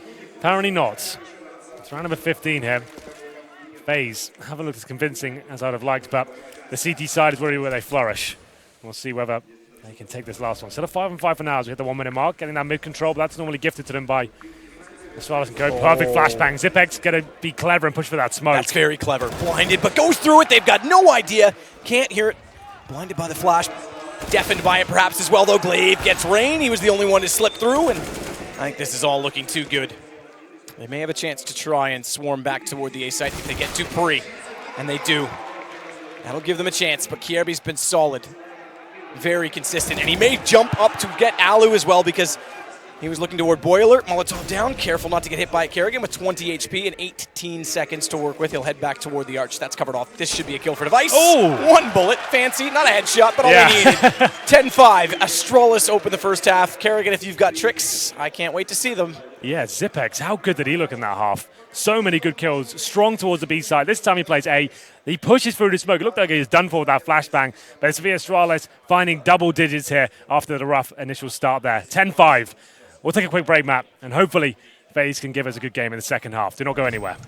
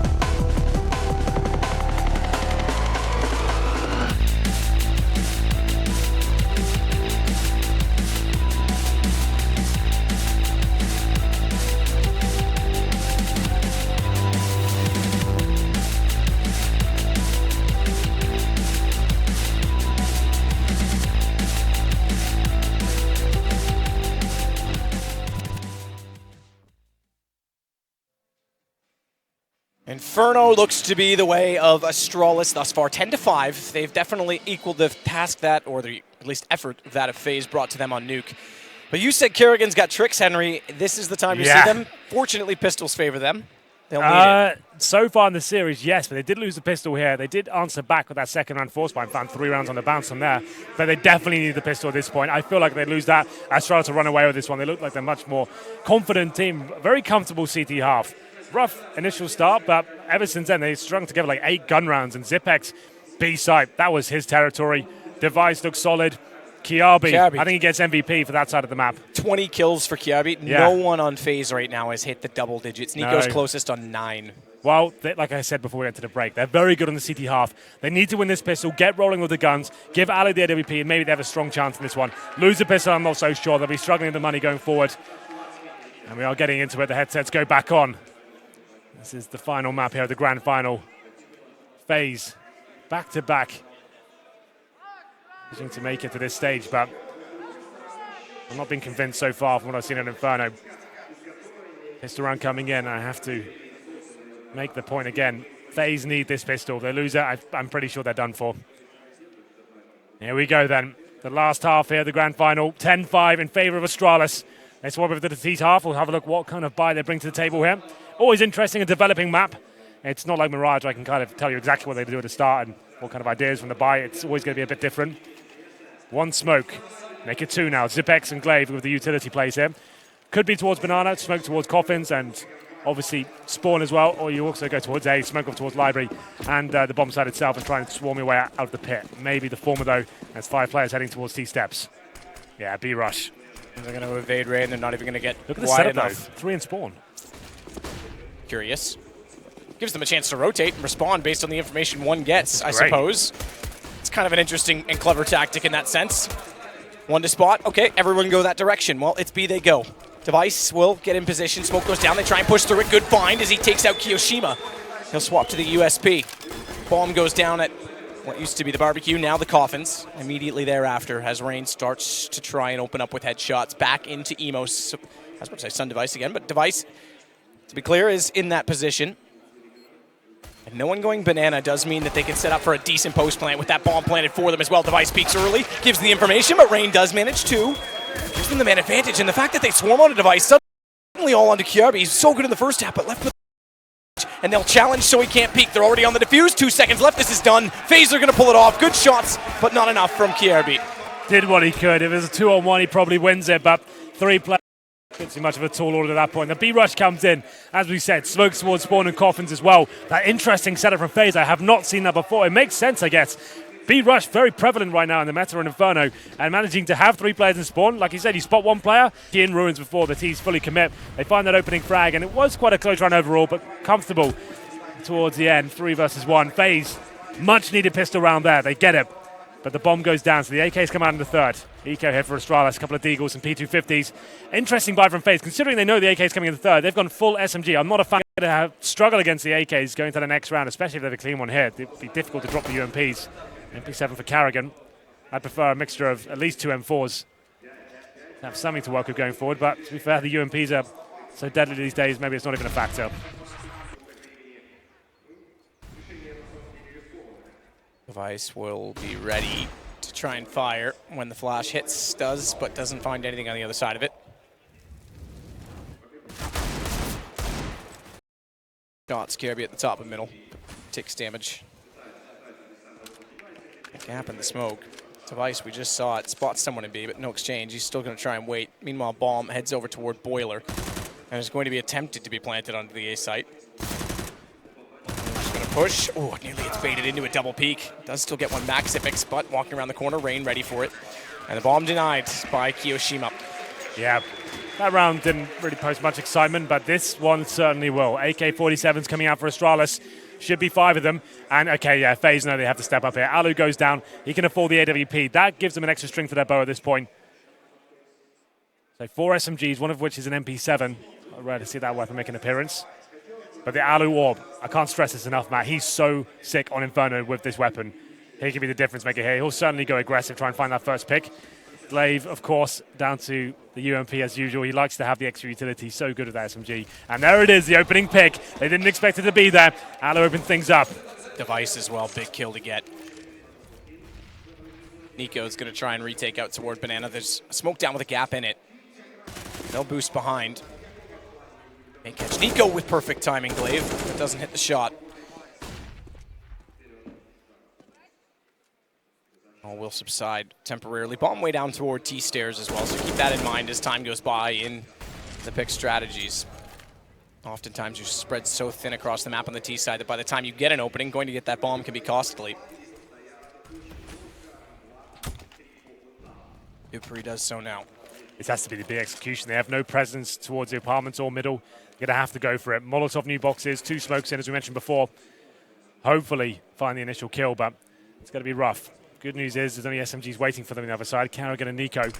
Let's see if they can hold them off. Good smoke. That's perfect. That'll hold them off at this point. And Nico can see the corner as well from Orange's one. They may go for the boost. Not sure. Zipix looking at Dupree. Suggested that they might have, but Molotov goes down a bit early. It extinguishes, and he gets caught. They're already through the smoke. So good play by Zipix. Better play by Dupree. Kerrigan down, sight opened. Yeah, you can see how that's let them down. The SMGs, it was a nice play from Nico to drop the incendiary, but just explaining that, I can see they're falling back. So they're going to be trying to save the AWP. Makes a lot of sense. It's almost impossible. The retake on the beach side of Inferno is so difficult, especially when you've got a UMPs as well. Nico gets flashed out. If he lands that incendiary, maybe does a bit of damage, but they're already committed at that point. And the opening pick comes from Alu. And like I said, Astralis with no presence on the map whatsoever. Have to give it that B execution. Works out very nicely indeed. Nothing the defending CTs can do about it. So they pull one back and extend their lead to 11-7. Saving the orb, though. There is still going to be plenty of money for Faze going forward. They can have those 2 UMPs and probably be joined by 1 more rifle. But Astralis do answer back after losing 2. So I said that would be the problem. That's why I found the SMG focus very interesting. If Nico gets an M4 there, even a FAMAS, he might do some more damage, but not to be. Here we go. We'll see the adjustment in terms of the buy. And Nico gets at M4 now. So does Kiyoshima. So this is looking relatively possible for them. Alu, be interested to see where he goes. After he gets that first pick at the start of the round, does he go towards Banana this time? But the apartments is viable as well. He's feeling really brave. Good face towards second middle with the best spawn really possible for a CD side. I'd love if we can follow him and see what he's up to. Might go towards that second mid pick. He's got his knife out. I think he's doing a map. Oh, doesn't quite. Okay. Goes for the first mid instead. Device is still down there because he threw a smoke out instead late to the position. Face for it. On the AK-47 this time. Punished last time, as we saw.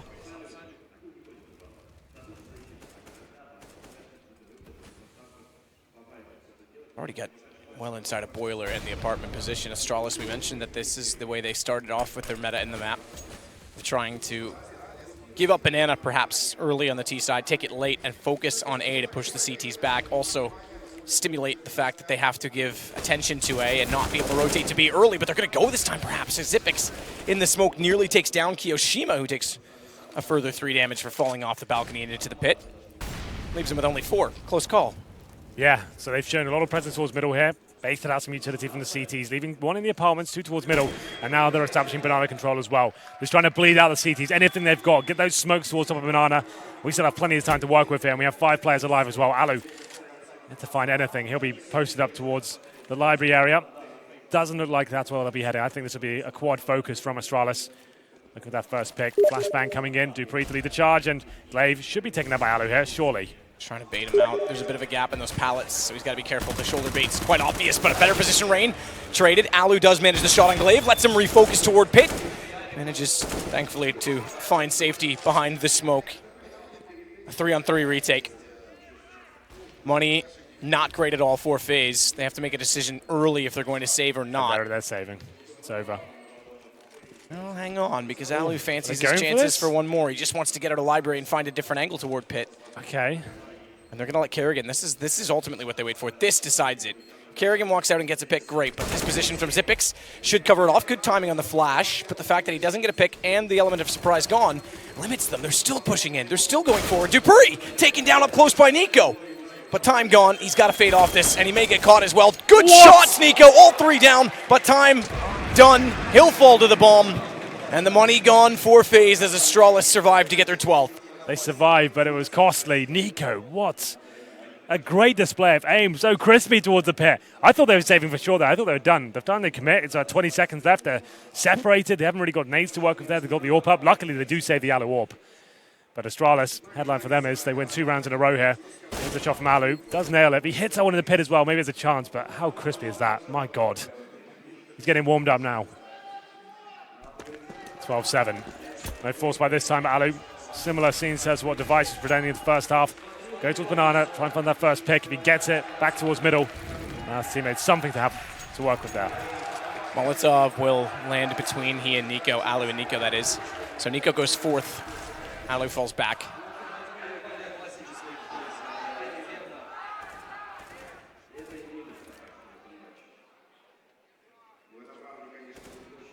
It's Device, Kirby. Dupree, all waiting to go. Smokes go left and right. Flashes out. Kerrigan has to swing around, but it's rain, and now Kerrigan pushing through the smoke that's going to make it work. Element of surprise works in his case. It's on to Device, 1 versus 3 suddenly. He has bomb back in his hands, so at least that to work with. And Alu still has the AWP, but Device could slip by and through the arch. Does Alu read this and look back the other direction? I highly doubt he will suspect it. In fact, he could get caught off entirely. Device is going to try and play a waiting game. Lots of time to work with it. 45 seconds. Bomb on his back. CTs are completely lost track of him as well. They know CD spawn could be a possibility. You can see that's what Nico's looking towards at the back of B side. But now he's gone back the way that Alu might look. This could cost him. He walks out. It's ready. Op knows it. He's aware. And he takes down Device. Great play from Alu. And they're still around back. That was one AWP, and Deagle's there. And I have to say, Astralis shoving all in towards middle at that point, going to the lion's den. It's a full crossfire, something they do themselves, and they're going to call for a pause at this stage. Their money has been shut down, and I think we really do have a game on our hands at this point. Faze picking that one up, gets them right back into it. 12-8. Full buy coming in as well. Nico's got the AWP for now. They're going for the double AWP setup, I believe. Let's see whether it rings true. I think it will happen. Nico, very proficient in that weapon, I have to say it over and over again.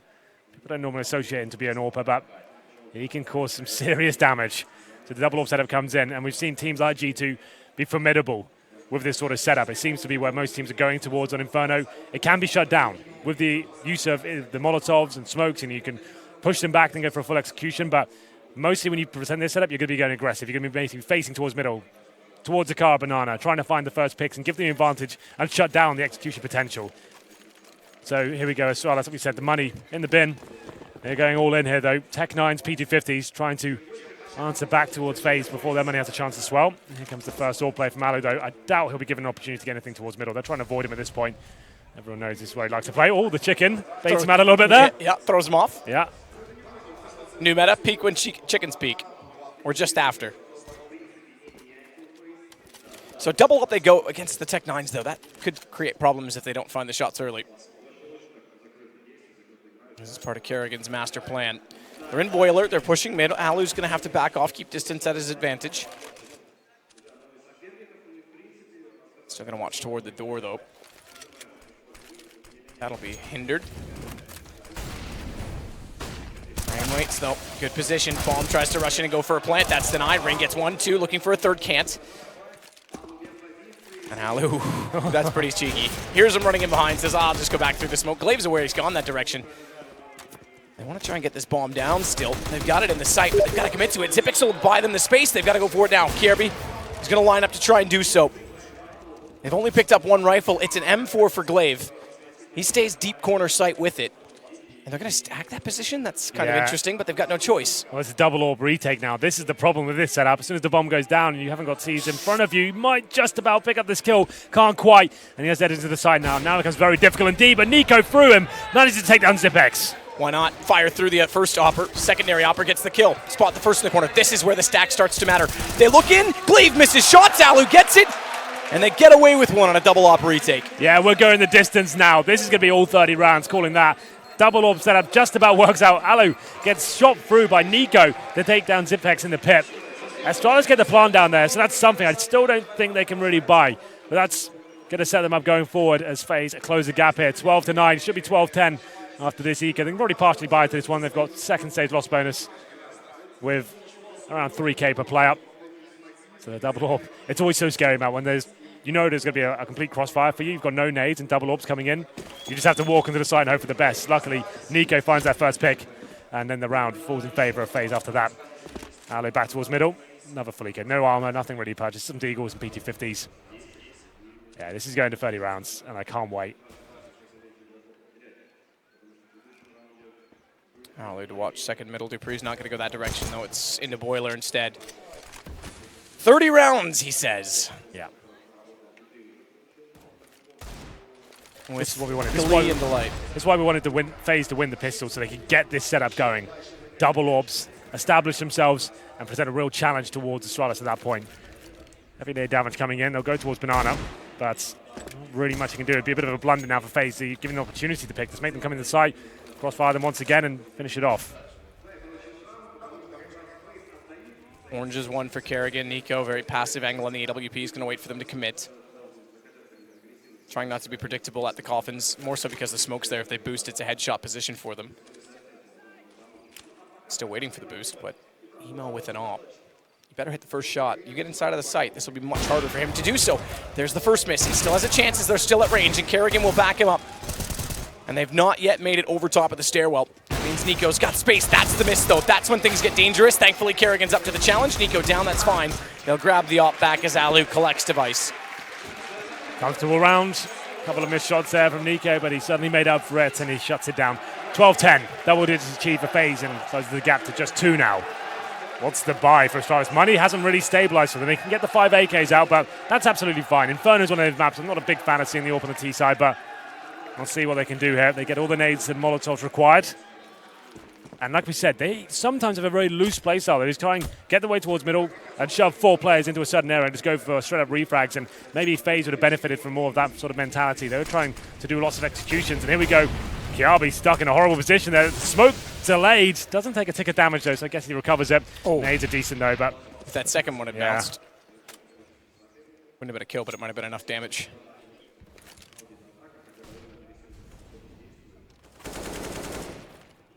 Kirby's still looking for the gap to see above it.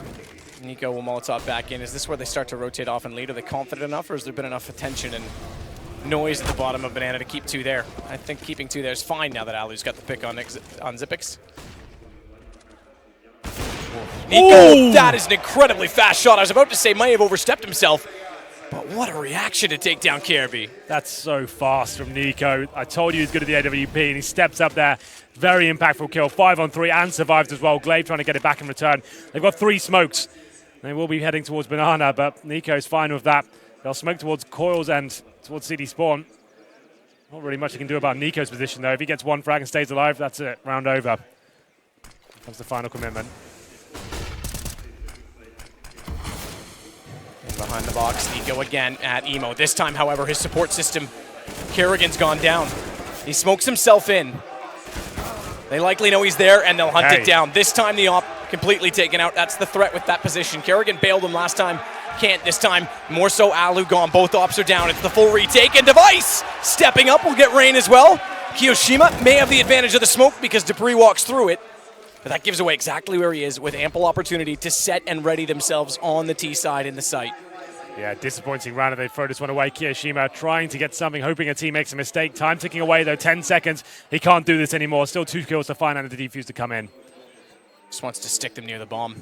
That's all he's hoping for at this point, to take further damage. He'll get 1. It's Device. Not only that, he gets 1. He gets the AWP from Device. Glaive's going to try and go back to get it, and he does. Okay, so both players will save the respective ops for each side. Yeah, Device stepping up there. A 5 on 3. That's rough for FaZe to lose that round. And you can see, I was suggesting how could Astralis get Nico out of position. The flashbangs were perfect. Makes him hide for a second. His teammate goes down in the process. He smokes himself in. The reason he does that is he's not trying to find kills or force them into him. He's just trying to buy as much time as he can for his teammates to rotate in. He gets taken down through the smoke, and Astralis extend their lead here from a difficult buy in the previous one. 13-10 after going down 5-3. That's a huge round for them. They'll be pumped after that. Carrigan down to the UMP, but Nico still with his AWP. Trying to get the next pick towards Banana. Kiabi surely not going to jump up here like Rain got punished for before. Molotov becoming very common, very standard practice to push the ops back. That's a better one as well. That's the full right back of the stage, and they have established Banana control. Bomb still towards the A side, though, by the apartments, but allowing Device to wedge in now. He might go for the pick here. There is a player towards CD Spawn, that's Nico. He's also got the AWP.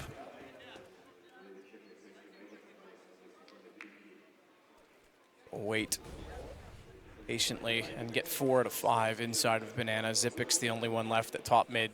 Make sure no one's going to push down, pincer them in.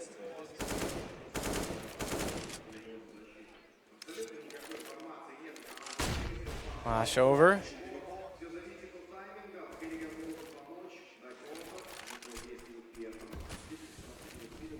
49 seconds, that smoke deployed. One left for Kiyoshima, but he's over on A. So bleeding out, oh, Kerrigan's got one as well, excuse me. So bleeding out the CTs to some respect, but unfortunately he goes for the Molotov. Kerrigan goes down with the smoke still on his belt as they push through it and time it well. Nico's got to fall back. A second smoke goes in front of him. Oh! What a shot through the coffins, nails it! Dupree down, they'll grab the bomb and try and recover, but he's caused chaos and stayed alive to make it a 4-4 retake. Double up again, however. And Zipix still at the bottom of Banana, isn't part of this just yet, but he'll confirm that no one's coming that direction shortly and get back in a position to watch the bomb default planted for him. Means Glaive can stay in water as well and cut off CT sooner. Wrap from Ruins is important. This is where the round hinges. They'll jump through. Glaive, not suspecting it, does mean Device has to hit the next shot, manages it, but he's going to get pushed in, and in fact gets missed on the first shot by Keo, but not traded. Kierby's still here. They stack up. They've got no idea. He lines them up. What a game Kierby's having for Astralis. The old bait and switch there from Astralis. 2 players towards Emo. The idea is that the Orpa shows a lot of presence. Kierby, he tucks himself in the corner at that point as well. The idea, you get one pick there, you just don't assume there's going to be another one, especially in the tight situation when the bomb's ticking away. You've got a player shooting from Banana as well. You just assume both of them are there. Kierby nails it and gets the double spray down. That's big. And Faze. And go back to the kill before that on Keo. If Keo got one step further, he would have spotted Kierby as well. Yeah, it didn't happen. That timing was so good on that first kill. That's an old school strap. And Nico, rough round here for Faze, but he steps up, had to make something happen towards Banana, takes Glaive, and maybe they've got something to work with here. 1 up, Famous, 3 pistols, looking down the barrel of tournament point as well.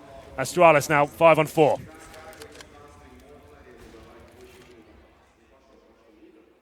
On 4 indeed, in a very important round for them. Astralis searching for the championship point. FaZe refusing to lose 2 straight finals to them.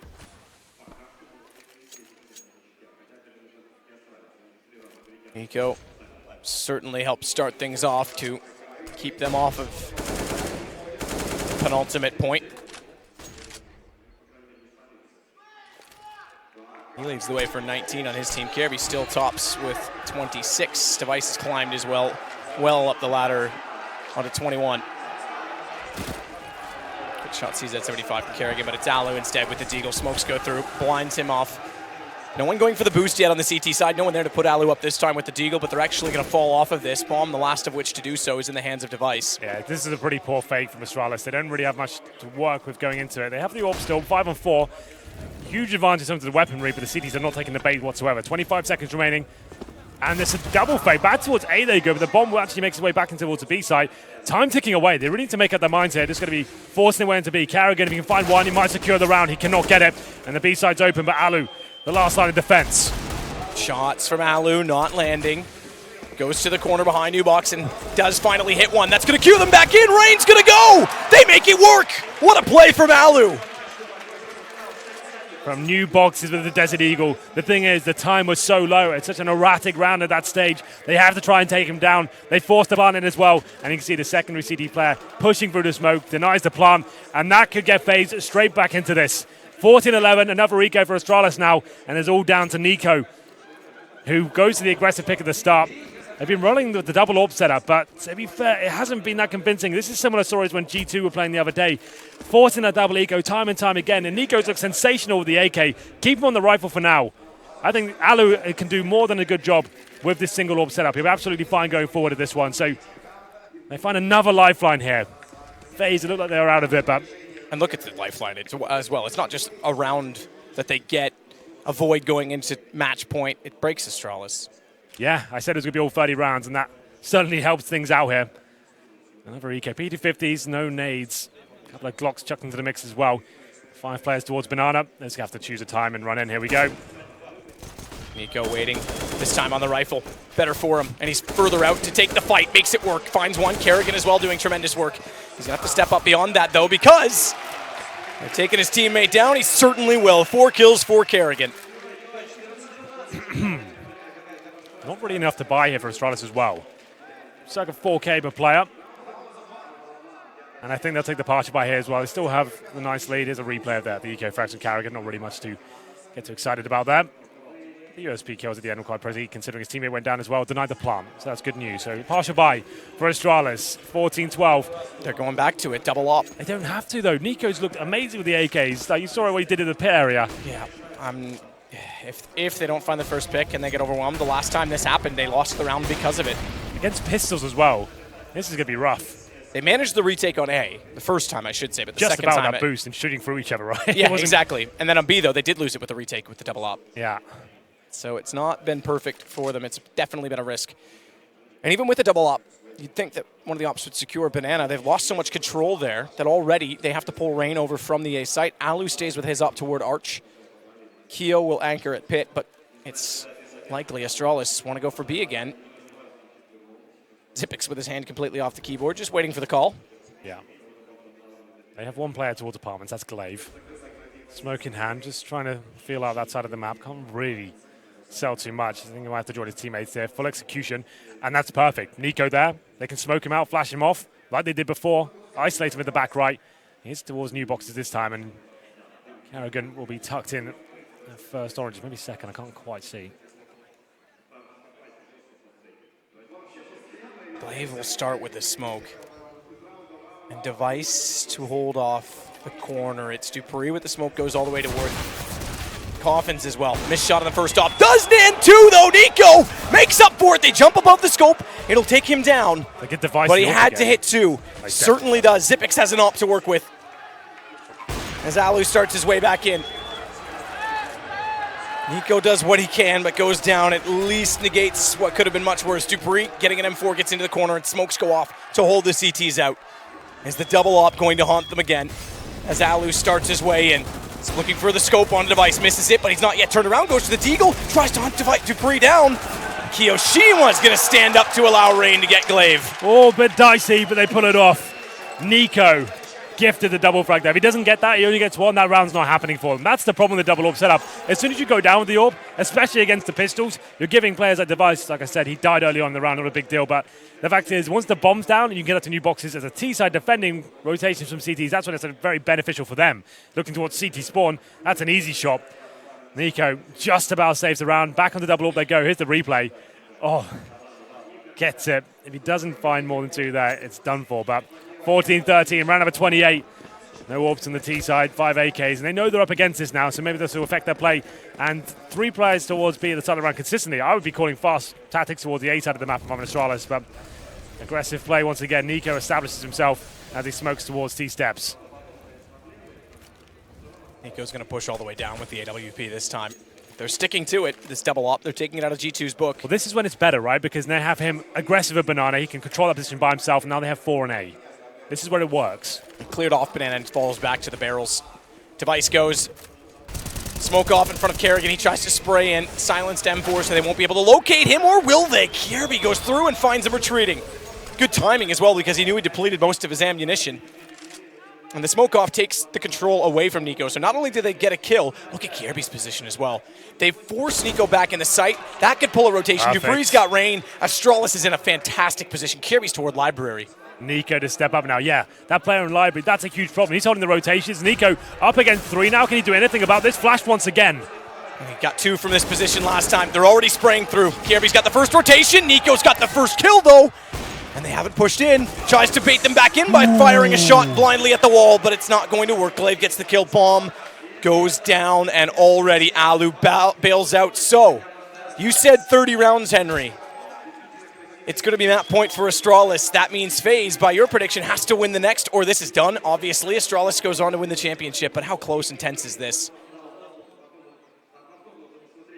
Indeed. Well, Nico, he's completely wrecked at that point. Not really much he can do. The player in Library means his teammates can't come and join him. Alu now trying to save the AWP. Just to elaborate on that point, that's such a nice setup for Astralis. The fact they established some player in that position, CTs can't move. Nico then, so much pressure towards him. If he's got a rifle, Nico might be able to peel that off, right? Orb, he's limited. One shot at new barrels, he might even get it, but he'll be overwhelmed. The team's getting so close to that point, then he's down to no scopes. If he has a rifle, I think he might be able to pull that one off. So this is it, do or die for Faze. Money, they managed to save the AWP for Ali. You're right, though. They did have enough money, but that's still going to strengthen them, and they're going to go back to it. Immediately back to it. They love it. I'm already seeing some criticism from various personalities. on Twitter. It's worked a few times, but ultimately I think it's been more costly, especially over toward the B site. But yet they want more of it, and Alu, this is where Alu is very good on this map, to be fair. He's so good at pushing in mid, can't find the shots, though, and nearly caught. That would have been massively costly. Yeah, you're right. That's when he does his best work. Aggressive towards middle, misses the shot this time, and gets punished for it, 20 HP. Faze now lost control of apartments, and the AWP has gone down low, so he'll have to fall back towards the library. Dupree smoking towards the arch side. This will be an A-side attack. Almost certainly going to be focusing on quad. One round will do it to take the title. Dupree leads the way. Molotov lands. Blinded he is, and Rain therefore can strike to get 2. Alu getting the other, my mistake, but still, it is the crossfire set. And Astralis held out at quad because Kiyoshima is also in the mix, and they'll back off 1 minute and 4. Device does get toward the arch, but Kerrigan's already rotated back, so even if he got through towards CT, Kerrigan would have found him eventually. It means there's just 2 remaining, and we may indeed get the 30th round, Henry. Yeah, we deserve it at this point. 5 on 2, Kiabi 12 HP, Nico ready and waiting and B. His teammates in T-spawn, so he's even saving us. I'm not sure what Glaive was hoping for there. Trying to see what was possible, but apparently nothing. So in terms of the money for next round, Astralis get 1,400 map. They're not They've great. got nothing really left. They've got 2 players on about 2K. They need to save both of these rifles to be in with a chance of the next one, or we're going to overtime, really. Well, that's Kierby on 12 HP going all the way back toward T-spawn. That's why he's there. He's like, Glaive fancied the chances of exploring towards B, but 5 players alive and you've got no money. That's why Kiabi's in T-spawn. He's like, oh, dude, I'm having nothing to do with this. You're on your own. I need this rifle for next round. It's incredible how quickly that changes. Astralis managed to get 1 round after losing 3, and then the money gone again. It's going to be a pause call immediately from Device as they try and figure out if they can surmise a way to win this now, or does Faze force out overtime? They'll stick to their double up. And with those 2 guns saved, there's already been an AK purchased by Device. That's obvious, they'll buy what they can, but it's Dupree and Zipix that are limited for money. Yeah, this was one of the faster plays from Astralis towards that A side, but the flashes were decent. Rain just recovers in time as they fully commit and push through that smoke. And then Alu, low HP, finding all frags. That's Major-esque, isn't it? When they rush down VP inside of the train, outer sight to win a very crucial round in the championship, map 3. Absolutely. Try and finish things off with a faster strategy, all in. Doesn't work out, and so the final buy has been posted now. 15-14, round number 30, we've made it. 2 AKs, a UMP, Dupree just down to a Tech 9, and Kiabi with a saved M4. It's enough. But can they find it? Looks likely to be overtime at this stage. Up alt middle and into Banana. Not aggressive at Banana, though, mind you. They stop down toward the stairs, and a deep smoke will lock them there, at least for now. All to play for as Dupree and Zipix, the 2 with limited weapons. A Tech 9 for Dupree, and the UMP for Zipix will start to work into boilers and apartments. Getting close angles with those weapons will certainly help. They've had more success on B. And again, they'll leave Nico to anchor that B position. It's going to be fast again. Smoke's out. This time they're going to push through it. Kerrigan still rotating. Spots 1 immediately, but they know he's there. Do they swing onto him? Not quite. Not yet. Dupree will, but Kerrigan holds true. Missed shot from Alu gives them a chance to push for more, but they back off, and it's over toward B instead. Yeah, they get the dink in, but can't quite find the frag. Kerrigan brings it to the 5-on-4, and they're fully committing it. Nico ready and waiting once again with that AWP. Smoke comes in. Bomb's going back, though. Are they going to push into this one? They are, and Nico can't land the shot just yet. I think he may hit Kierby there, down to 10. He's going to push the smoke. Kerrigan goes for the reload. Timing perfect for Kierby as Nico forced to back off of it. They still get the advantage with HP, but the bomb will be planted. This time, no chance wallbang. Does hit Device on the second try, though.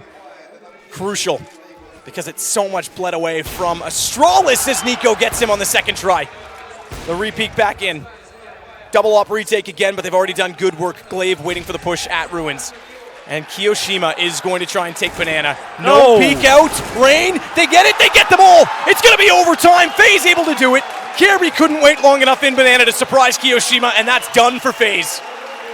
Nico hitting some tremendous shots there as well, the AWP. Good work from him. I think 2 wall bangs in total, and the shot to find the player at Oranges. Good work from him. Buys enough time for his teammates to come through. The bomb's planted, and they found 1 frag, but that's all they get. We are going to overtime. Everything reset now. MR3 10K. We have 1 player that might need the toilet here from what I can see in chat, so off they go. hyping the crowd as well. Kerrigan is absolutely pumped. Imagine this as well. He lost to his former team, Astralis, in the final of Katowice after they acquired Nico, and now he wants revenge. 3 days of boot camping into that final, and this event, he's ready for it. He wants to be world number 1. He doesn't like the fact that they're winning now that he's gone. Indeed. Well, so you want about that double orb setup. They managed to pull it back to overtime at this stage, reset everything. I would prefer Nico on a rifle, but he's got 24 kills, to be fair to him, so do go into it eventually.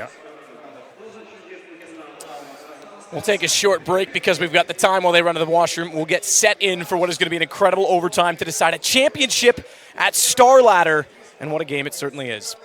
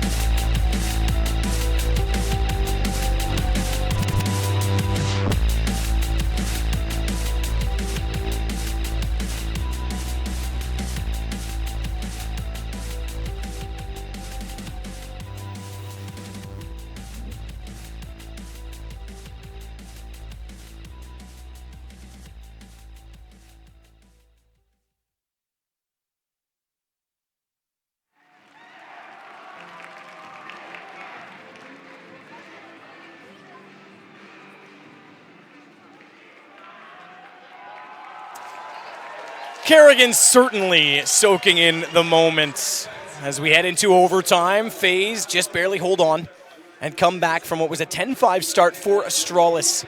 The double up, criticize it though you might, somehow makes things work. Nico leads the way on 24 as well after his performance over on the B site. Yeah, let's have a look at the frag charts for Astralis as well. 29 kills of Kiabi, Device not far behind on 23 as well.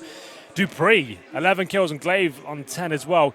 They're normally very good in this map. Dupree normally towards Boiler Room, very successful towards that A site of finding opening picks. Hasn't done too much, I have to say, and we'll see whether he can step it up in overtime here. We do not swap halves. MR3, 10K. Astralis will be starting on the T side here. Zonic looks like some sort of daze there, but maybe he's just deep in concentration as to what his team needs to do here going forward. Oh, so many exciting rounds there, Matt. So many tight situations, wall bangs, close range orb shots. So much going on.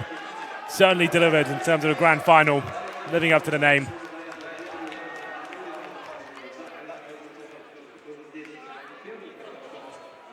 And it has been a journey in this final. Most one-sided victory came on Nuke. That was Faze to force out this map. MR3 for Star Ladder. I think everyone's gone back to that now. Various tournaments over the past 2 years have run MR10 occasionally.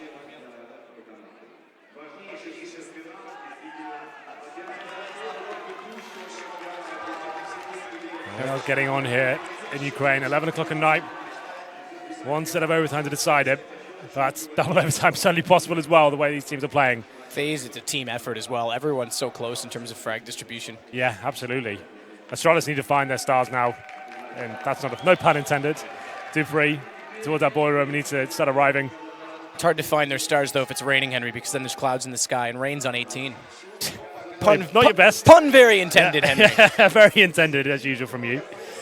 But hopefully we get some more exciting moments here, some big clutches. That man is screaming now.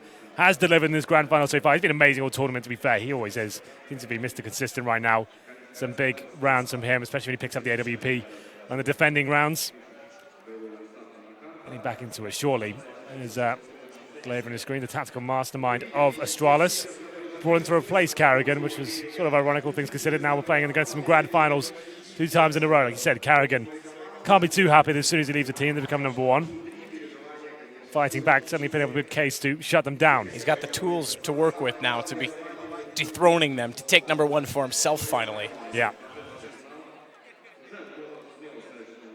They seemingly are invigorated. I'm still waiting to get back into it. Lots of talk between the two teams. Headsets going on the Astralis side.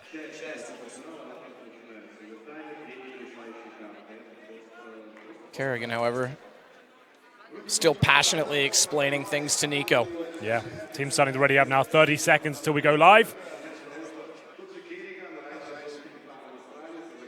It all comes down to this. Overtime on Inferno. Newest map in the pool to decide who becomes the Starlighter champion. $300,000 in the prize pool here. Definitely a premier event. It's always such a cool one. Big games every time. Last time NIP were the champions. This event, they didn't even make the playoffs. Shows you how evolved CSGO is getting recently. It's so the most competitive, I'd say, it's ever been at the moment. Absolutely. Top 4. Top 10, anyone can win on their day, really. Yeah, I was going to say top 4 seems to be consistent, but then I look at VP and that kind of spoils that, doesn't it? Maybe these two right now are the most consistent, but yeah, top 10, definitely anyone can. So the buys come in, Matt. Here we go. Overtime between FaZe and Astralis. Double orb setup comes in once again, Aloe and Nico. And we'll be jumping into it momentarily. The round's actually started. The fact that Nico and Kerrigan were such deep discussion as well suggests they want to try something different with the double up setup toward Banana. Because they've been playing it together. That's been part of the duo that's been so successful. Although a lot of times when the bomb did go down, it was that side of the map. And Astralis is going to slow the pace, trying to rush down those ops. They don't know if they have them in overtime, and seemingly it didn't work in the last 2 rounds. Lots of apartments control. This will be another fast strategy from Astralis. Get the control, smoke towards Arch side, and then flash over. I think they'll be committing right now, but Rain Skishima, gets a first kill. How lucky is Glaive in that position to not get taken down by Alu peeking? As a flurry of kills go into the A side immediately after. Device finding 2. Backs off toward the pit with a smoke out. He'll strengthen that by putting a second smoke, and the boost doesn't work. Alun misses yet another shot. Double op retake on A. They made it work last time. They had to do it, but they were against pistols. This time it's a full buy to start off overtime for Astralis. It's Kerrigan that last time also flanked out through apartments. He's not going to have the availability this time because Glaive's waiting for that. He's sitting in boiler, and even if they go this way and don't go through, he could strike. This is so perfect. Waited out, not even. Just takes the first shot. Kierby, he'll take down Kerrigan, and Alu's already bailing. Double up buy in MR3 does mean they have to consider economy. That's such a perfect call from Astralis. Glaive has sat down and thought, how can I eradicate this double orb setup? How can I make it non-existent? Like we said, FaZe can normally sending 3 players towards B at the start. That's why it makes sense to get the apartment's control and managing to smoke towards Arch. That takes Alu out of the picture, flashing over. As long as they exchange equally when they come out of the apartments, they're going to win that round all day long. The double orb setup retake, that is a nightmare, and it doesn't work out for FaZe at all. 1-0 in favor of Astralis now. Double op comes back into the Straight equation back again. out. Yep. They did save one of the 2. I would think after that round, you think, okay, they've known how to shut us down now. Well, not only that, it's the money aspect. If they lose this, they're done for. Then again, it's FaZe on pistols, and even on ecos and pistols, they're still great. Smoke down top Banana this time. They were a little bit late to get in position to try and throw one deeper. Nico's going to wait at the corner. Device needs to be careful not to try and jump up as we saw Rain do in the first half and get caught off by Nico.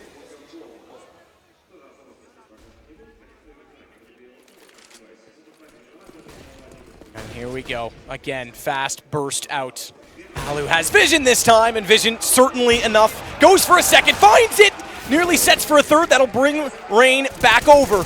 And he picks up one that baits in Kerrigan at the arch. Never mind that reset because it's a 1 versus 4 and a dink already onto Kierby. Manages a good shot on the Rain, but this should go against him with 1 minute and 2. Bomb in his hands, he'll cover off Library. Yeah, Zipex.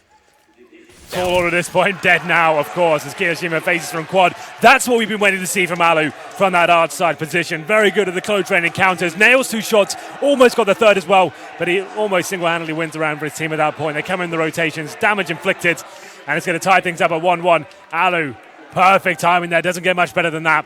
Second shot, perfect as well. Surprised there's not a smoke there, to be honest. Yeah, that's true. You're committing that many players to that side of the map, and you know Alu's playing there for an AWP. You're playing with fire, not even checking it.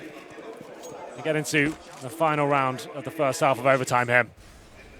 And Alu's peeking mid this time, doesn't see anyone. They've got 3 toward alt mid, so he can't be 100% confident they're in Banana. Benefit of the doubt, he'll fall back and watch toward the connection point between the 2 mids.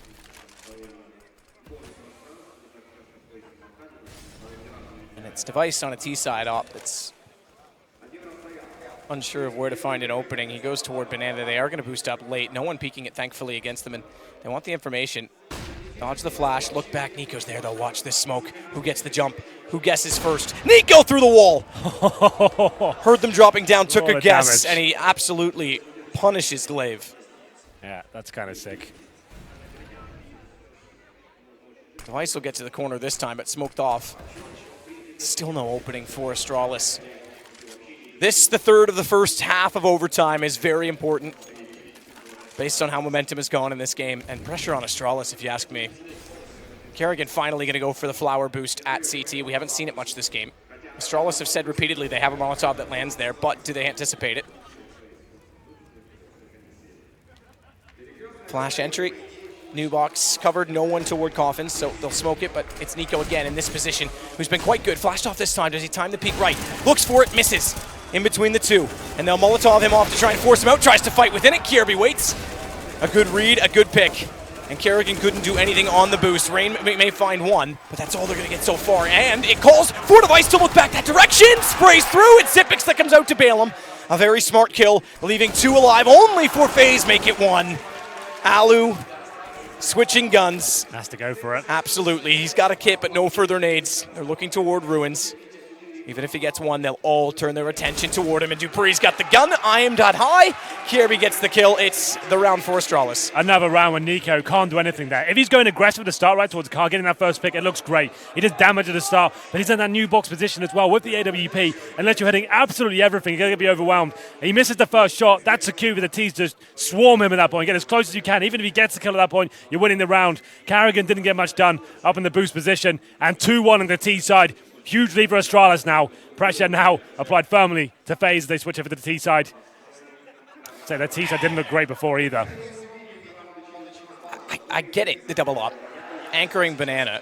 But as you say, as soon as he gets a new box, he's one of the world's best riflers. In that position as well, where he can control the peak. He's a good AWPer, right? But as soon as he loses the control of the top of Banana, that's when they've got serious problems. Kerrigan, who's with him, isn't one of their strongest fraggers. He's not going to be able to carry this situation. They need Nico to step up there. Yeah, aside from when he hit a collateral, hit 2 for 1 bullet. That was the only time they went around on it. And that was a bit of luck, right? It's not enough to rely on. Whereas when Kerrigan was in the new box position, at least he was able to bail out Nico once when they came. I would like to see even the CT, if he's going to run that ops, fault the CT. And that setup doesn't even lend itself to the AWP. The fact is, Kerrigan's boosted up. As soon as he gets taken down, even if he's not killed, at that point, he's behind smoke, right? So what does he do? Nico's there alone. How is that a setup? You need Kerrigan, at least the first oranges, so Nico can afford to take a shot and miss it and still have time to recover. That setup just doesn't work for me. Well, let's see if it does haunt them in the end, because they're down a round, moving over to a T side where, just like Astralis, to be fair, they only accumulated 5 rounds in the first 30. Before we hit the overtime position, it's Zipex that sprays down Banana, smoke deep. Astralis had the first map point. Will they get the second? Device set up towards B this time, changing his position. Very dynamic player, very intelligent in where he goes every single round. It's difficult to shut him down. You might have an idea of where he likes to play, but he's going to be in a different place every single time. On the A site, the crossfires are established now. Glaive, Dupree, and Kiabi, more of what we saw on the successful regulation time CT side. I thought Device may have actually made it on top of the wall. He's just sitting at it, looking around it, which the reason I point out is obviously has a differential in smokes and at what he can see above them. Flash won't blind him. Ali wants to get closer. Nico, that flash tries to back off it, and now they get position. Yeah, something to work with here. The Molotov not really deep enough to send Device packing, but he goes to the wall bang and he'll be setting up the turret at the back of the site. By himself for now, but Zipex is rotating in. They have got full banana control phase now. Another Molotov just to confirm that. Bombs towards middle though, so they force a rotation from the A side. It was Device there by himself. Now something to work with here. Nico might be thrown in with the AK-47 to try and find a pick. I think he certainly will be. Flash is Zipic. Is able to turn, and it's back up toward top middle. Rain's already round. And pushing fast. Kierby the only one inside of pit. Yoshima above him already spots Glaive. He's in a tough position. He can't back up or go forward. He's got players on either side, and surely they're going to take him down, but they don't. In fact, they get Kierby instead, but now the site's open. And 17-17 becomes a real possibility. They're going to back off as well. Save the AWP for Device. Really nice round there from Faze. Controlled, patient. They're actually forcing Device back at that point. Didn't lose any men in the process. Molotov's at the top, just using their utility intelligently at that point. They get that. They send Nico in by himself. He keeps 2 players at the B site. He does a good job. Doesn't go down as well. Doesn't find a frag? Sure, but he keeps them there and stays at 100 HP himself. His teammates, all this is going on, ready to go towards the A site. Good flashbangs. Glaive isolated towards Arch there. Couldn't fall back. He was pressured from the Arch side as well. And now hunting down the remaining CT. Certainly worth it. They find the orb kill of the orb holder Device, then that's going to be damaging for the economy, but as good as ever, it's Device hitting a tight shot there at the boost position.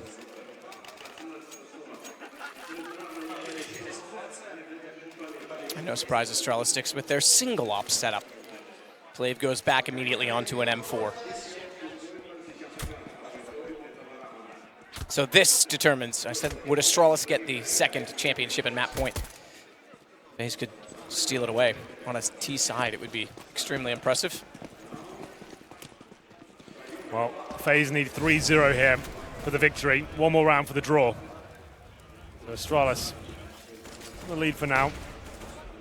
Alu on the AWP. Single orb setup for Astralis. They haven't seen to force Dupree on that position. Not quite yet on this map. He's kind of flirting with it on others.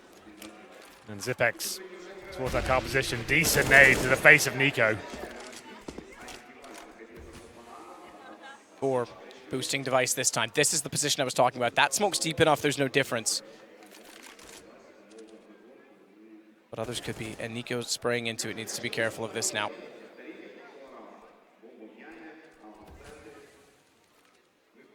Look at Alu up close and personal. Flash goes out, same as last time. Device doesn't want to give up the position quite so easily. In fact, blinded. He stays there. Drops off now, though, and he's going to try and go aggressive. To beat them nearly gets Alu, who turns around. Get in. What a 180, and they're going to try and rush down B because he was solo holding it. Alu smokes off towards CT. I think they doubled that, so missed call because they're a little bit frantic to try and make it to the site, but as long as they get in, that's all that's going to matter. Dupree denies. And in fact, the rotations work, but look at this rotation back. Kiyoshima opens up A. The fake's going to work. All 3 are gone to B, and A is completely open. Yeah, Kiyoshima just working that out now as well. Alu coming with the AWP. This will be huge.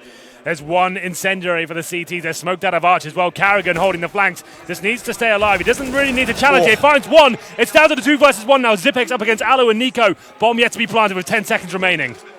8 HP for Alu. You wouldn't want another man in this position on the Astralis side. He has no kit. And that is a significant factor. 30 left on the bomb. There is a kit just in front. We see it now, but he's got to find the opener. And Nico this time is sitting in the site with an AK. Lethal, as we know. Trying to shoulder bait his way in. Zipex will elevate. Sees the shoulder, but can't get the shot. And it's championship point for Faze, and they are absolutely ecstatic about it. Look what it means to Nico. That's a big round. Very good calling from Carrigan overall. And the money, that's going to be a problem now. 2-0. They found the draw. Astralis have enough for an AWP. Dupree's down to the SMG. Glaive just a pistol. Same story for Zipex as well. This could be it. Faze could be walking away with their first Premier tournament against the world's #1 team as well. This is a chance to do it. But Astralis, I don't think they're going to give in so easily. Let's see what Device can do with the AWP. The pressure's on him to perform here. He's going towards Banana. No one giving anything away from Faze just yet. They're holding up in a tight default. Want to make sure they deny him any vision at the start. Device just holds the corner here. Kiabi, one of the other players who's got a proper weapon in his hands, the M4A4. On minute 30, here comes Kiyoshima. A key duel towards the apartments. Very key. Dupree there with Kirby as well. More standard, and poor Zipix gonna have to flash device in potentially with just that 5-7. Same too with Glaive. Has Faze finally done enough? We see a championship for Faze. Molotov and flash device forced back in the site. It's getting tense now. Just trying to bleed out the CTs. They know Glaive's on a 5-7. That's a great bit of intel for them. They know a full execution can work perfectly here, but that's where Device is waiting towards that B side of the map. Difficult position to walk from. He goes back towards Emo here. The bomb's there for now, but look at the wrap coming in towards Arch side as well. Carrigan looking to find Glaive. He knows he's only on the 5-7 here. This exchange could decide it. Especially if he opens up the archway. Super Keo starts off. Kiarbi goes down. Good response from Dupree. And they are bringing the bomb back over toward A. They're going to try and take quad side. It's just Glaive with his 5-7. Huge position to be in. In fact, it's 2 5-7s and an op. Headshots, but no kills. Alu, with the bomb going down, may have done it for Faze. Zipix will start the way. And Device this time. That trip over the Ds is going to be very late. Crowd's loving it for Faze. Nico the addition, Kerrigan the in-game leader. They finally look more team. What a shot though from Zipix. He'll go on to the AK. And Device needs to be extremely good on the way through. Knows one's in the corner, hits it! Incredible, but no way, it's done! They take down Device, Zipix is found, and FaZe Clan, with all the tools, will extinguish the chances of Astralis to repeat, and they go 1-1 in finals and get their revenge. Katowice was their first grand final for a lot of the players in FaZe. The addition of Nico found it for them there. And the second showing of this lineup, they managed to find the Grand Championship as well. Amazing performance from FaZe. What a final that was. Overtime in the third map. 3-0 on the T side where they struggled in regulation as well. Amazing game. And I have to commend FaZe overall. What a project this is turning out to be. Incredible. We've said forever they were the rejects, the outcasts of various teams that had so much individual skill but never the right parts or pieces to the puzzle. You bring in Kerrigan, he knows what he wants. He brings back Kiyoshima. And finally, despite trying to in the past, they get Nico on board, and they, atop the world, take down the world #1 to win a premier level event. Incredible stuff. Kerrigan's gonna love it. Nico's gonna lead the way. It's FaZe that win in Star Ladder.